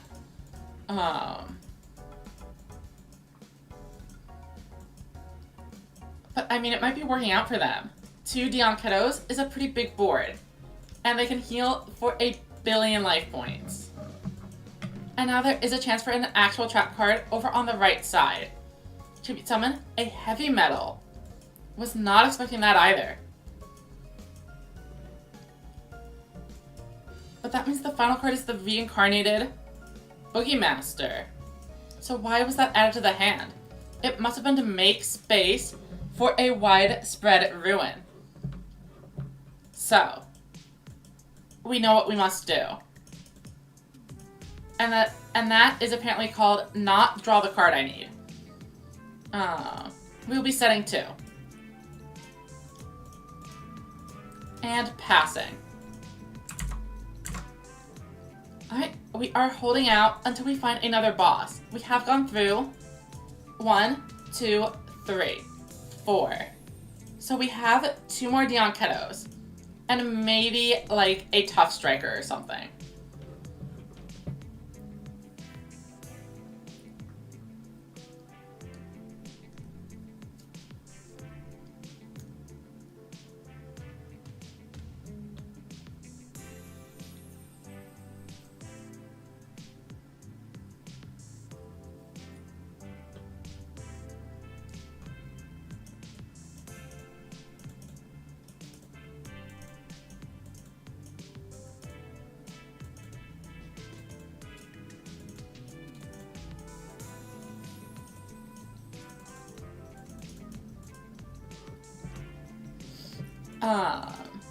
So far, so good. I don't really mind this board. We have some ways we can turn this around. I just need to draw some boss monsters. Eventually. We will get there. I want to make sure I have access to a normal. So I think we set this one. Funnily enough, we are both actually running kind of low. I just have to make sure I don't deck out. Will Red Fire continue to gain even more life points? I wonder. They head into battle. And I am waiting for a response. Uh-oh.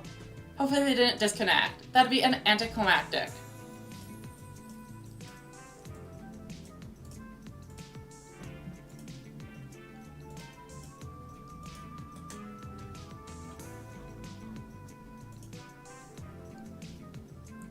Oh no. I'm sorry. That's a rough way to end things. I was having a really good match. But it looks like some people are in the room and ready to fight, so unfortunately we are going to be moving on. Let's see what Fox is up to. Have they switched decks, or are they on the same strategy?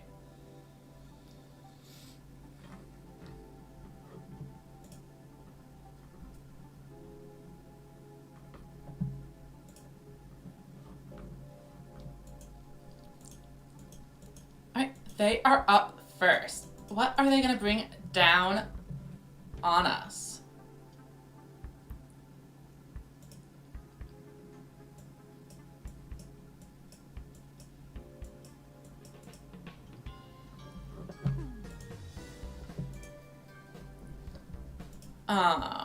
A bunch of set monsters. I guess to be expected, huh? do we just wait it out? I could go in and try to like clear one of the monsters, but that opens me up to a counterattack that I don't really enjoy. I'd rather wait for them to commit. Remember, I'm kind of more of a defensive deck that wants to use the game pace to my advantage.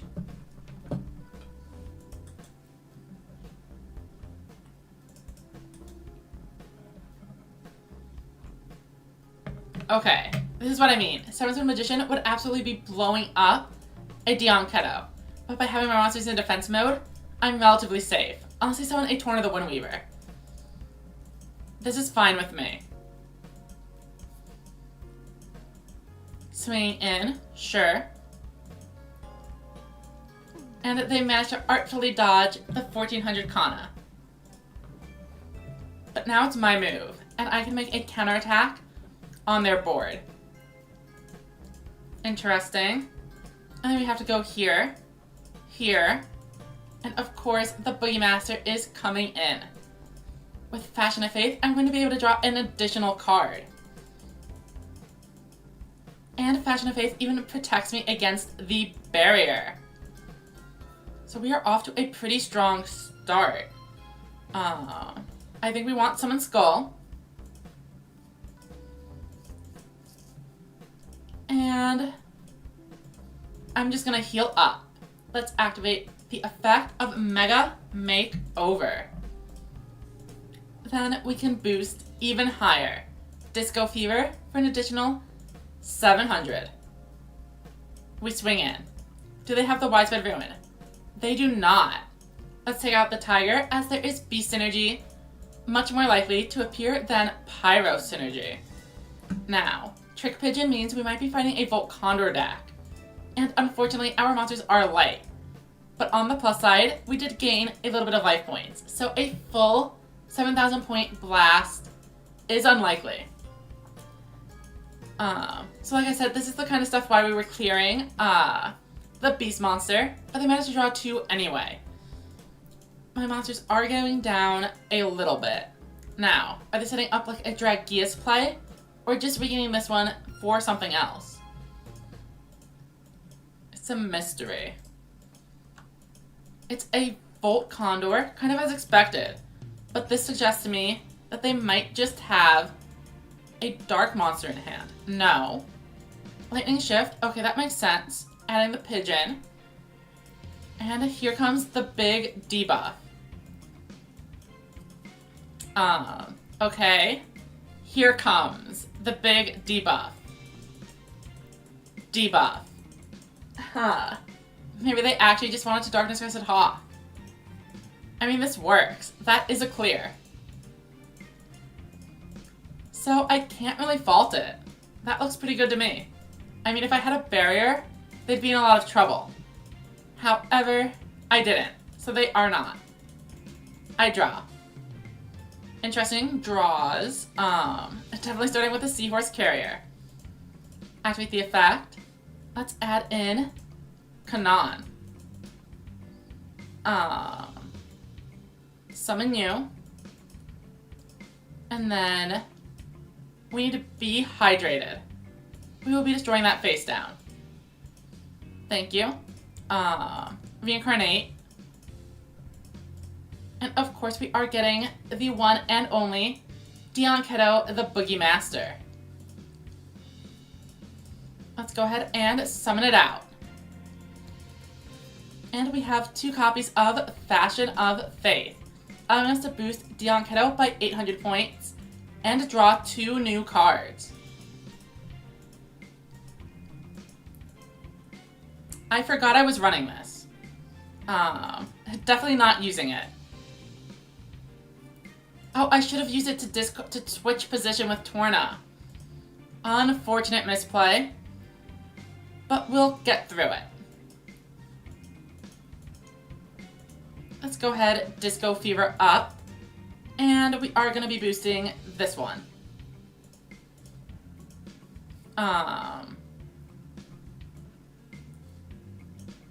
Swing here. And then I'd rather one monster get 1,000 than everything get debuffed. So, here we go.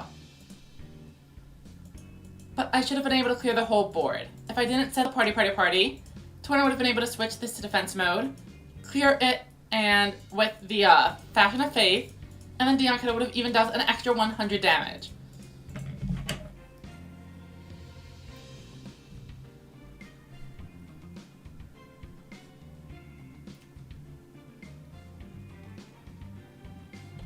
Okay.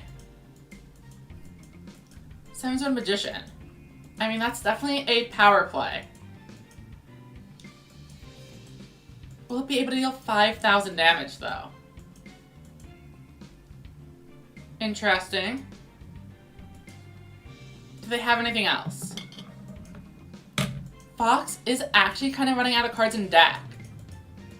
And they just lost Widespread Ruin. Let's see what they go for.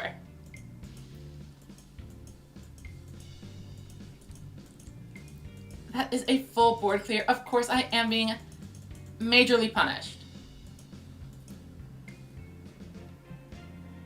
However, this is game. I have 1,200 damage right here. Tough Striker can swing into Silverwolf and end this.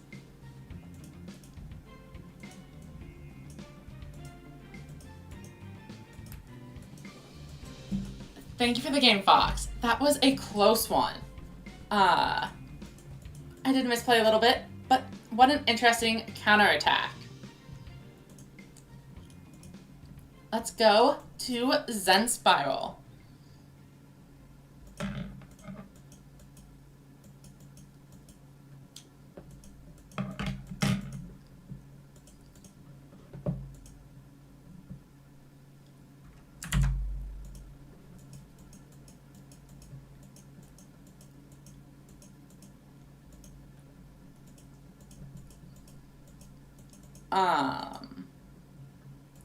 Seems like a pretty good start to me.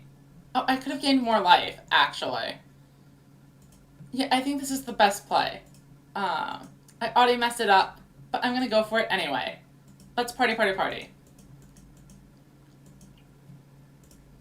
And pass. Yeah, Volt Condor is a tough one.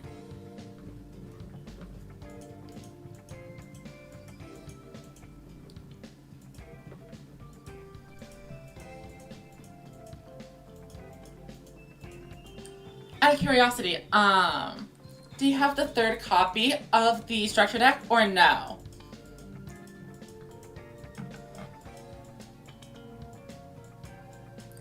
Because it probably is a lot better if you have 3 of each. But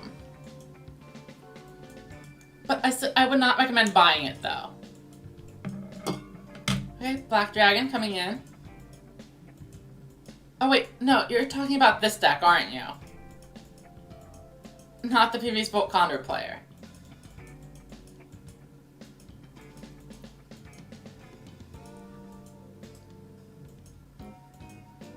Or maybe you are, I don't know. Names are very confusing to me.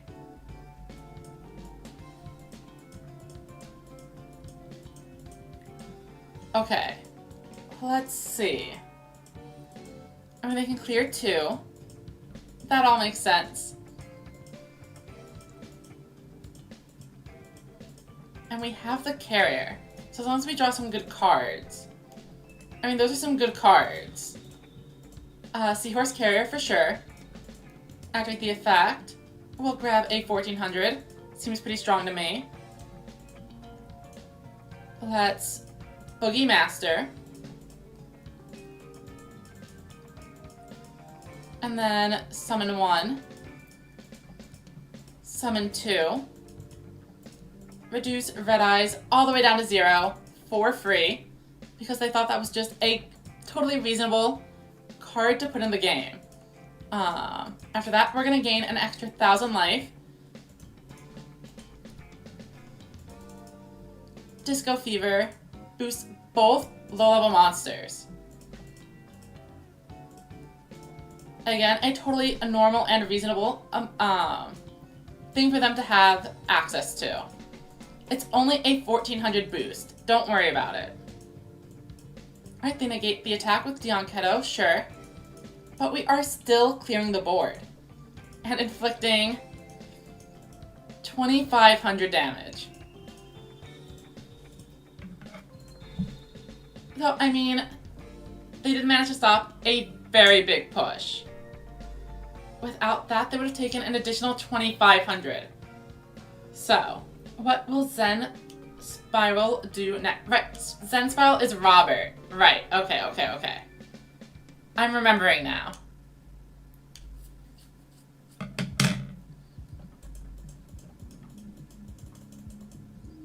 And we draw the Torna. We are just simply so good at Yu-Gi-Oh! It's a mystery. How they even let me play the game. I should just be banned.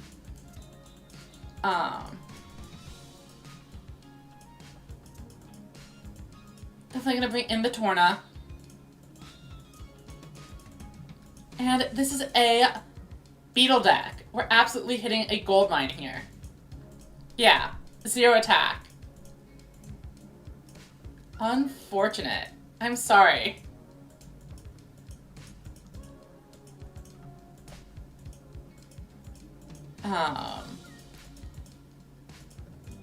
And I mean, we even have widespread. Spiral is tough pressed to make a move here.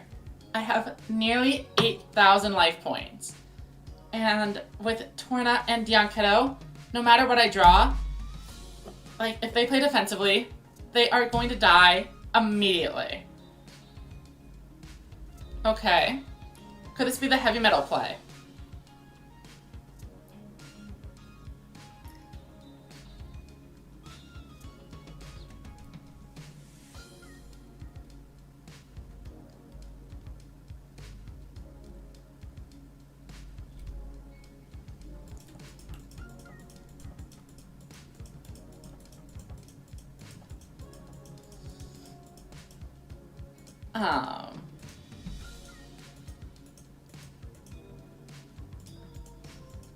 We have to do it to them.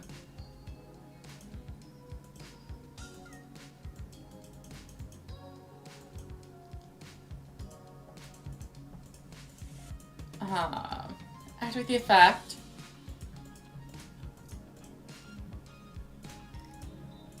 I could heal more, but that just seems like bad manners. So I know of Free Fire, but I thought that game was like only played in India. And I'm also not really much of an FPS player. You are correct.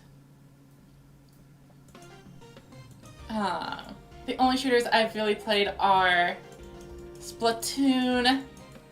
I mean, I played a little bit of Overwatch.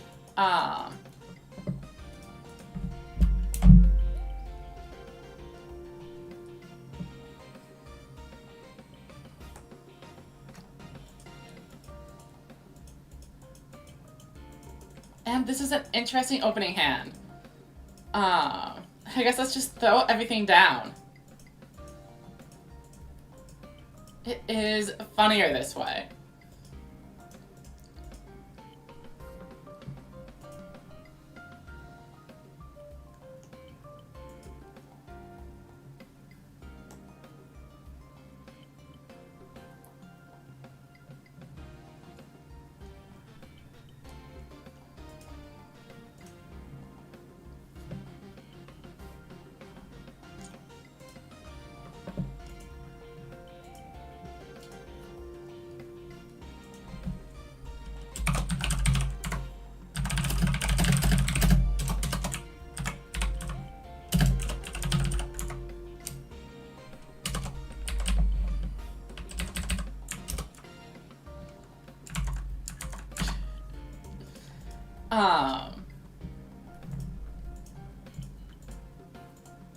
Magical Stream, sure.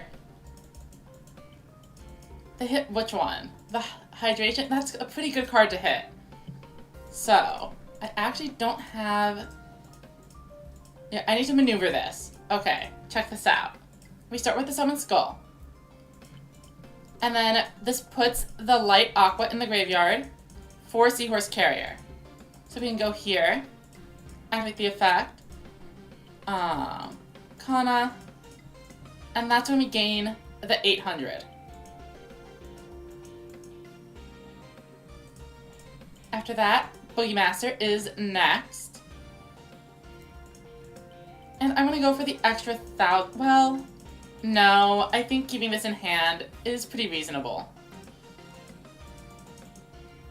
But it's not as funny. I'm going for it. Activate the effect, we're gaining the life.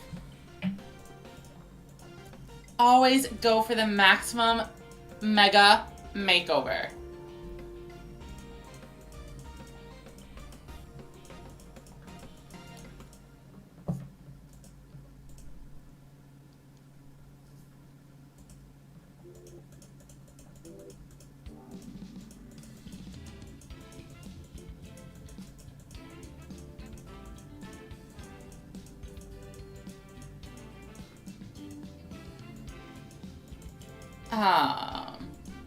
Okay.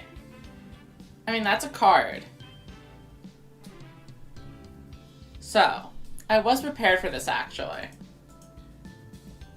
I'm going to reincarnate. Ditch this. Grab Torna. And then I'm gonna go here. And then Boogie Master. And then Fashion of Faith will boost both of them up. And let us draw another card. And then, unfortunately, this doesn't quite work out. But Torn the Windweaver can flip over a monster. Activate our skill. And we throw down a face down. Let's try cleaning up the board. No widespread. Doorway Auto, not going to be strong enough. Oh, and they have a recital. I wonder if that last monster is worth keeping. If it's like a curry bot, it's actually pretty strong. But there's no way they deal 8,000 damage in one turn.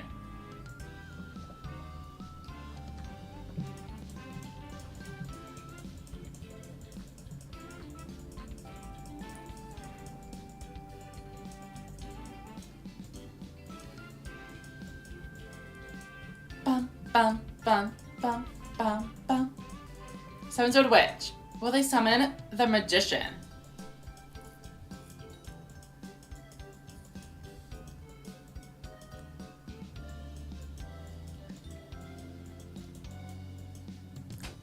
Okay, they do search it out, which means my entire field is probably getting broken. But I mean, we aren't out yet. We do still have a third Boogie Master. It is pretty unfortunate they were able to get rid of the Triple Threat Thunder. Maybe I should have actually just kept it in my hand. Still, I am keeping the Tornado alive, so I can flip whatever that final monster is. And hopefully I can just get in for game that way. And I mean, even after all of that damage, I am over 6k life. So toss this, flip you, summon, and that'll be game. Disco Fever boosts me up by 700. And they only have 700 life points left. Thank you for the game, Sarah.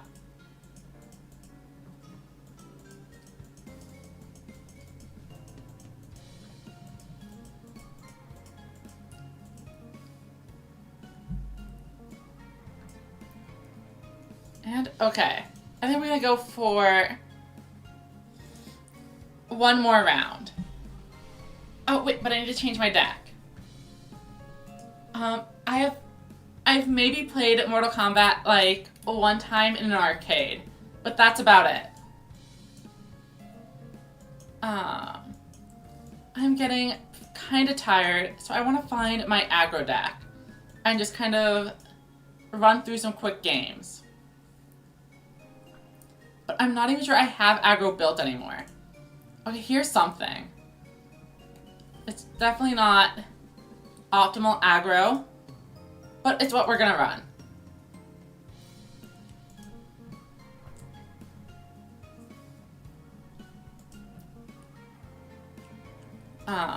So let's start with Dino King. This will be the final run through of all of the people waiting in duel rooms.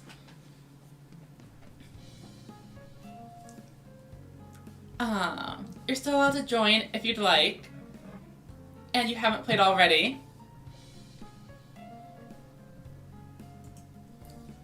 But it'll be a short gauntlet.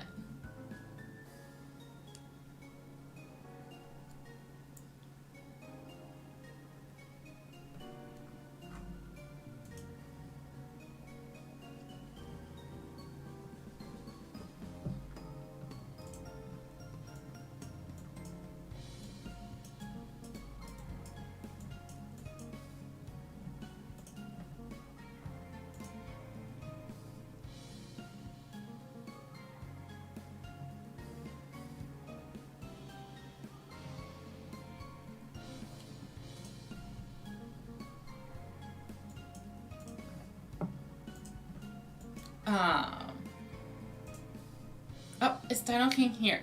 I think it ended. No? Okay. Is Red Fire here? I know Dino King has been in the chat, so I was expecting them to be around, but I guess not.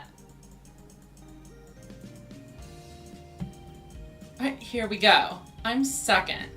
But I mean, I'm playing a Dragius deck, so would you look at that?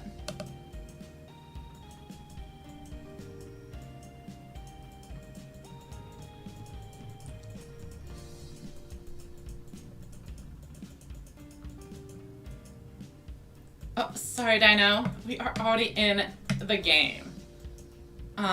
There's probably some streaming lag. Like, by the time you said I'm ready, I'm already in the middle of turn 1 with Red Fire. Right, and they're summoning the turn 1 Boogie Master to artfully dodge my Dragius. Interesting. Yeah, I'll go back and do you next.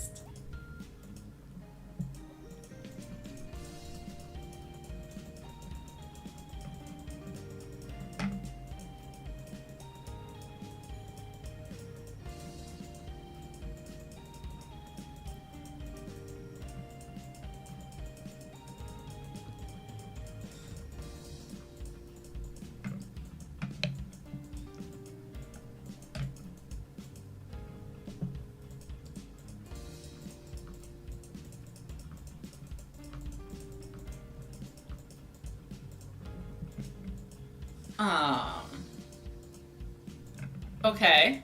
They can get the draw and the heal, but it does expose them with an 1100 monster. Interesting choice. Let's see if it pays off for them. They get an Ace Breaker. It pays off incredibly.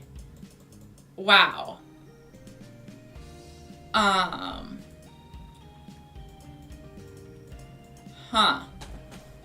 What is in my deck? I have some Fashion of Fate, Speed of... Okay, I have a ton of ways to beat 25s. So I'm okay to just set. I did stack my deck with as much as I could. So I normally want to summon like the Summon Skull in attack mode, but with an Ace Breaker on the board, you have to be worried about that free pop. And just crashing into the Ace Breaker didn't feel great either.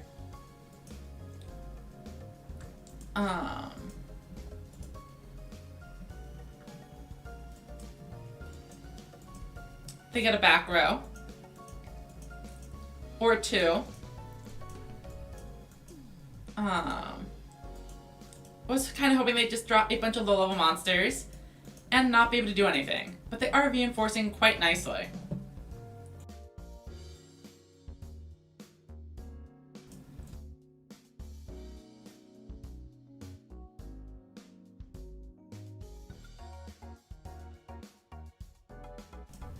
Okay, and they are battling, but they run into a 1400 and are unable to clear with the Kanon, leaving it with an extra resource going into the next turn. Yeah, I agree with this. Leave the known vanilla alive. Okay, interesting card. Doesn't really help me here.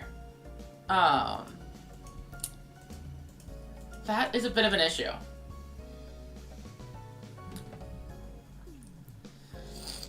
I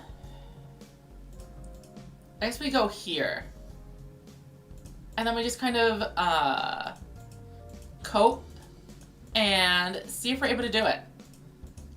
Gigantic effect. Oh, that is the card we needed.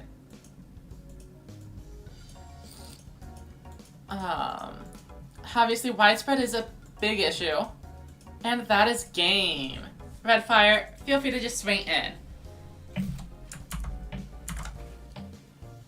Bum, bum, bum, bum, bum, bum.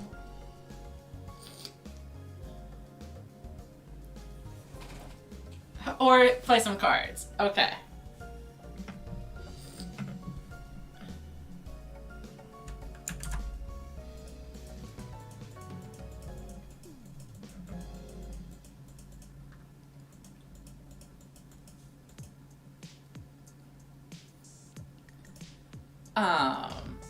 Okay, I was fighting Dino King. I don't think we're gonna be doing any more speed today. I'm sorry. It requires, like, the rooms don't let you do speed and rush at the same time. So setting another room and then leaving, and it just seems like a lot of work for an end of stream procedure. We're just unwinding and finishing up some casual matches. By the way, I actually did publish a video at 8 a.m. So before we go, I'll send you all a link to it.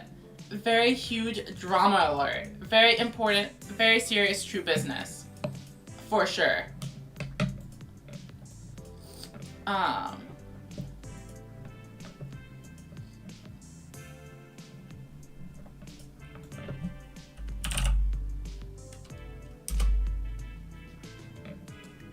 Oh, and I guess Dino King is still not around. So I guess Fox is up.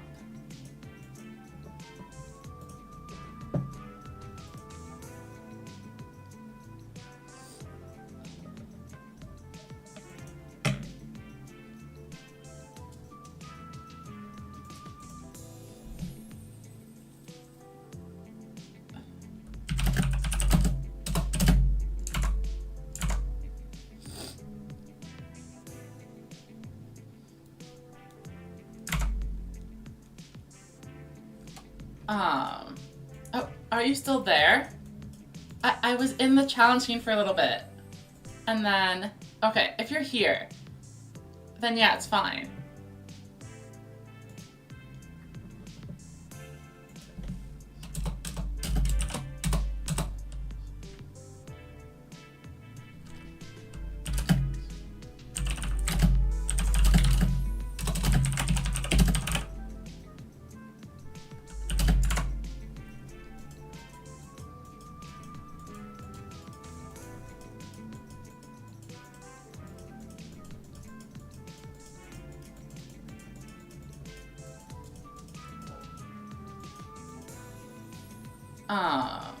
Alright, Dino is up first. Let's see what they bring out.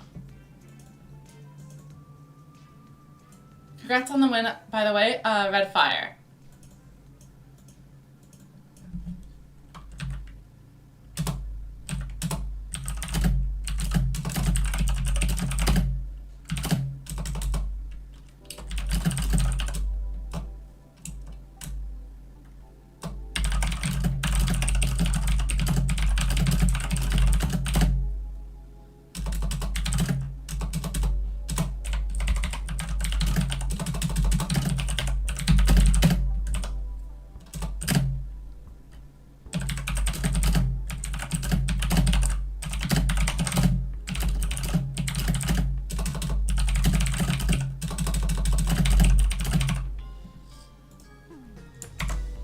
Okay. Alone spell archer. Speed performer. Grace. Kanan. And let's boost. This is going up to 1800. Then we should play around a music business recital, since we don't have to worry about barrier or Christmas sparks or anything like that. So swinging with this one first. Of course, we could have gained 1,000 with the Dion Kiddo, but having a trap card is way more valuable.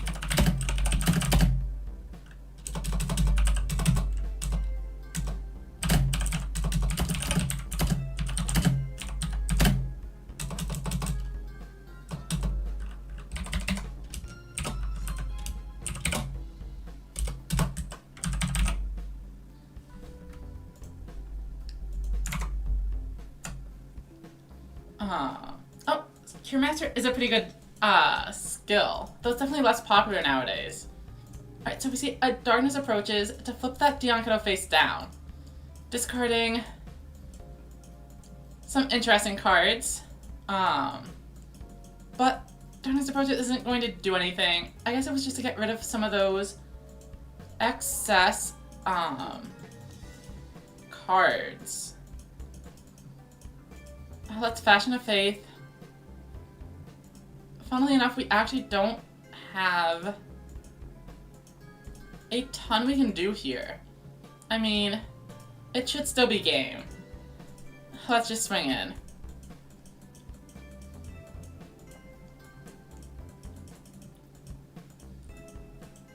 Alright, thank you for the game, Dino. And now, moving on. I believe, I was trying to challenge Fox. I see the table numbers have all kind of shifted a little bit as people join and leave the room. So I'll give Fox a little bit, and if they don't show up, then we'll move back up, where I think, Sarah would be next. So we'll see what happens. Bum, ba, ba, bum. Aquas are pretty good.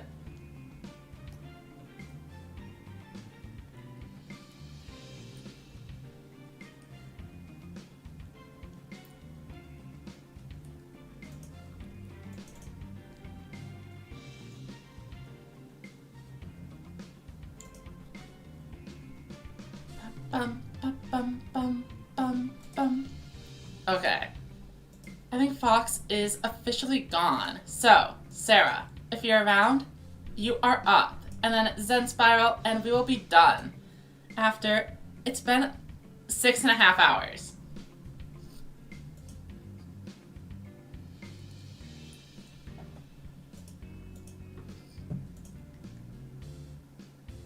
Alright, enjoy your day. Dino King.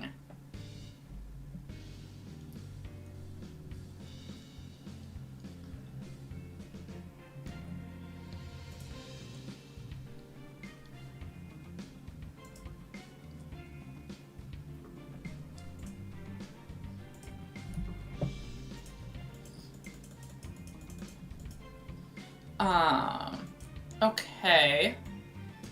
This is a little awkward, but we can make it work. Let's go ahead and Speed Performer. Not a card I really wanted to lose, but sure.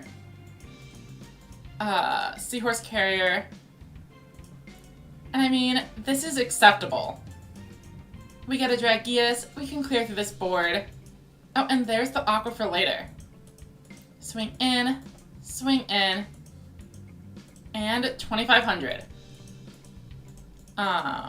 Wait. Oh, it's Ancient Forces, huh? I was like, what kind of deck would run these two cards? Residents can't use Carrier. Oh.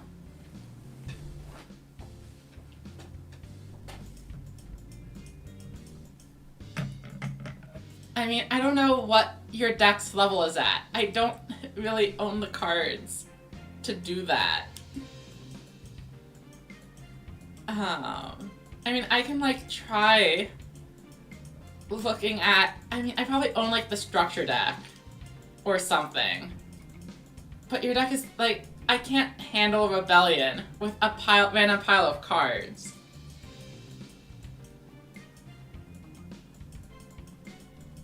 Like, if it was Rush, I could make a significantly weaker Rush deck.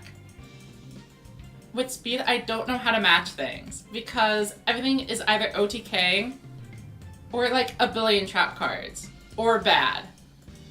Wow, 2 Dragias, huh? They're crashing immediately. I mean, I guess it's the same thing. Ow. Okay, Sarah. How do I... Wait, can I win this? What's my skill? Oh, it's Cure Master. Carrier.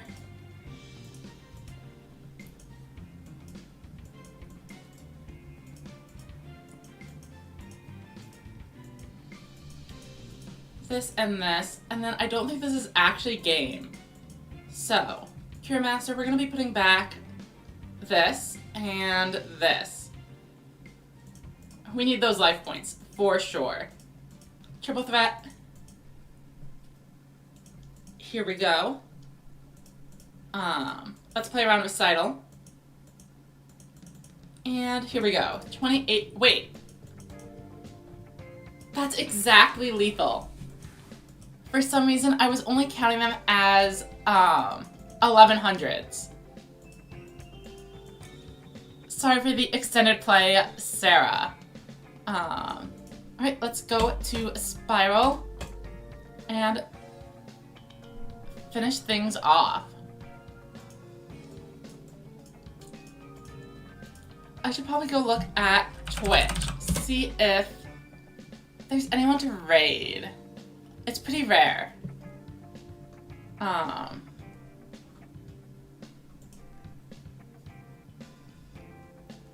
Let's see, KC Cup, Korean, Portuguese,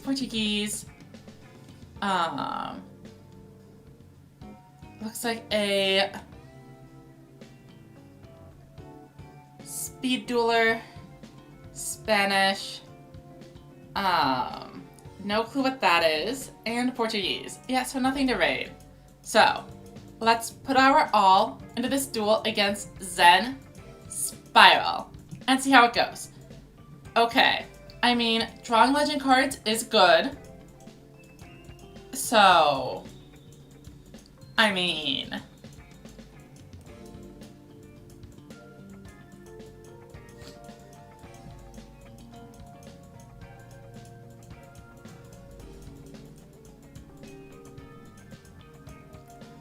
how could this possibly go wrong? With the upstart Nightshade. Welcome, Cantrip. Thank you for the support. It's really devastating, but I'm gonna learn to manage, you know? I think we can get through it as a community.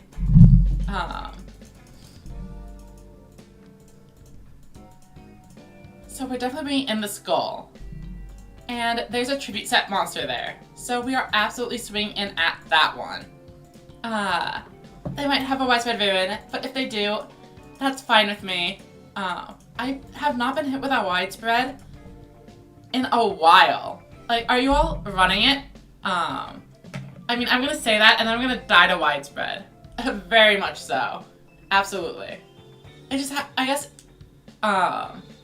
it just doesn't feel as devastating. I'm sure it's been resolving, but when I'm finally using actual decks instead of this garbage pile that I was trying to hit King of Games with, it's like, oh, okay, it's a good card. Instead of, oh, it's this thing again.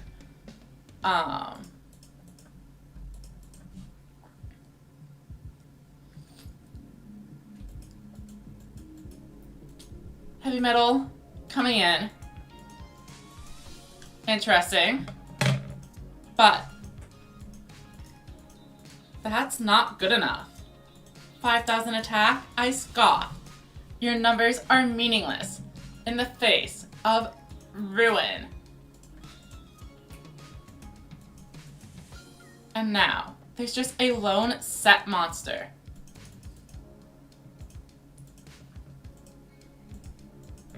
We are still working on this, but we are making progress. I mean, getting out another boss monster can only be good. Triple threat, and do I want to heal? I don't think so. Let's just swing. Babysitter. Oh, you know what? A second heavy metal would actually be pretty brutal. If they are able to get that. Zen Spiral, this could be your chance. Oh, okay, let me see this. I hope the feature box and character design makes spell and trap removal accessible. I mean, I think people are going to level up their characters and get those spell removals. Nail's going to have the Cyberse one for sure. And I mean, Rage of the Beast, they've mostly been free to play, right? So, Ghost Cyclone UR, Hammer Crush SR, but all of the type-specific ones are free. Like, literally all of them. So far. So, I would expect it to continue to be a low rarity thing. Though, I guess in speed duels, MST and Cosmic Cyclone are both URs, huh?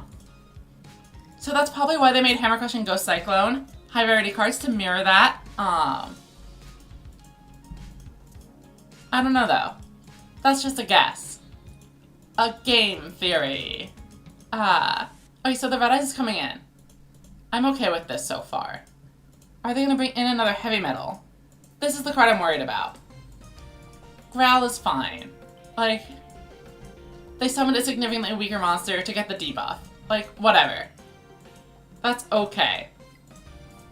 Especially when their board is not looking particularly powerful. I could barrier, but there's like really no point. I mean, I could put back the Summon Skull, I guess, but again, yeah, whatever.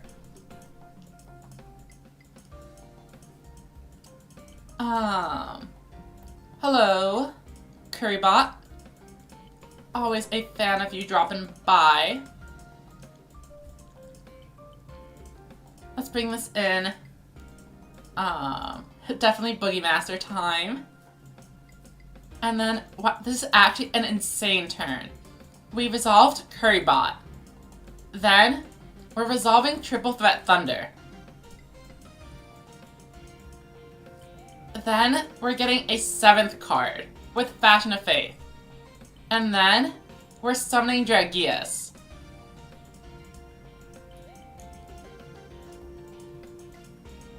And then, we're gaining 1,000 life points.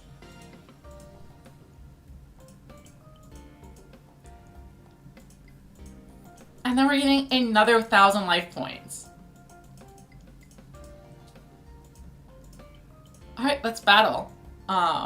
We deal 2,900, heal back all of the damage we took, and end on two 2,500 boss monsters, and a barrier. What an absolutely wild turn this deck has put up.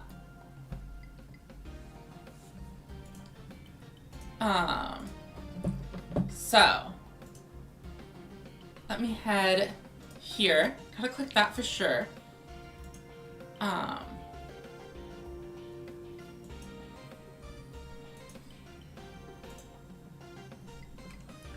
Okay, they have the chick. That is fine. That's only 2,100. Well, yeah, so Cosmic Cyclone is in the boxes now. but box chips took a long time to be a free-to-play friendly thing.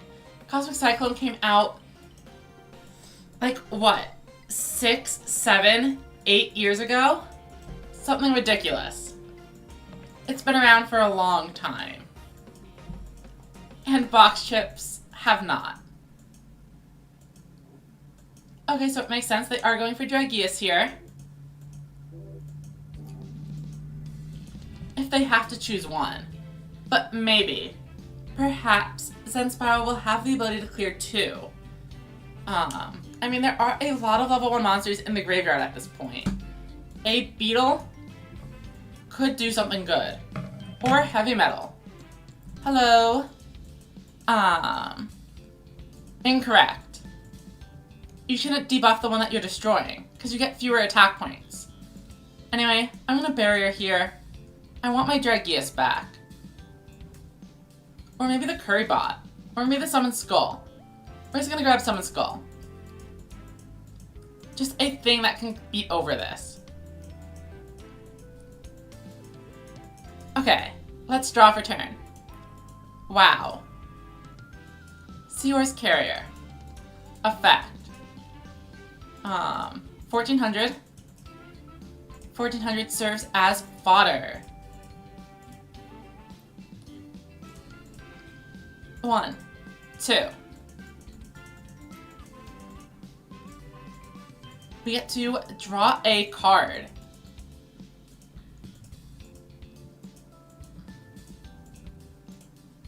Incredible. Aggro decks are just so good. It's literally unfair. Alright, and good game, Zen Spiral. Let me give you all, you mentioned, wait, oh right, I need to finish the game. I'm sorry. So, this is gonna be the final, game of the stream, but don't head out yet. I'm gonna send you all a link to my latest video, which went up at 8 a.m. while you were all watching this. So let me send that over now. And it's a real serious, very important thing that we as a community really need to talk more about. We can't let plagiarism stand. We are beefing. It's very serious. We gotta make sure we're subscribing to keep an eye out, liking the videos to know, so that way they know, you know, that people are watching, and preparing, analyzing, preparing to make sure nothing goes unseen. Clicking on the videos, watching the entire runtime, etc. We gotta make sure Tomatosaurus is kept in check. So if you haven't seen the video, go ahead and watch that as our stream is now finishing. Thank you all for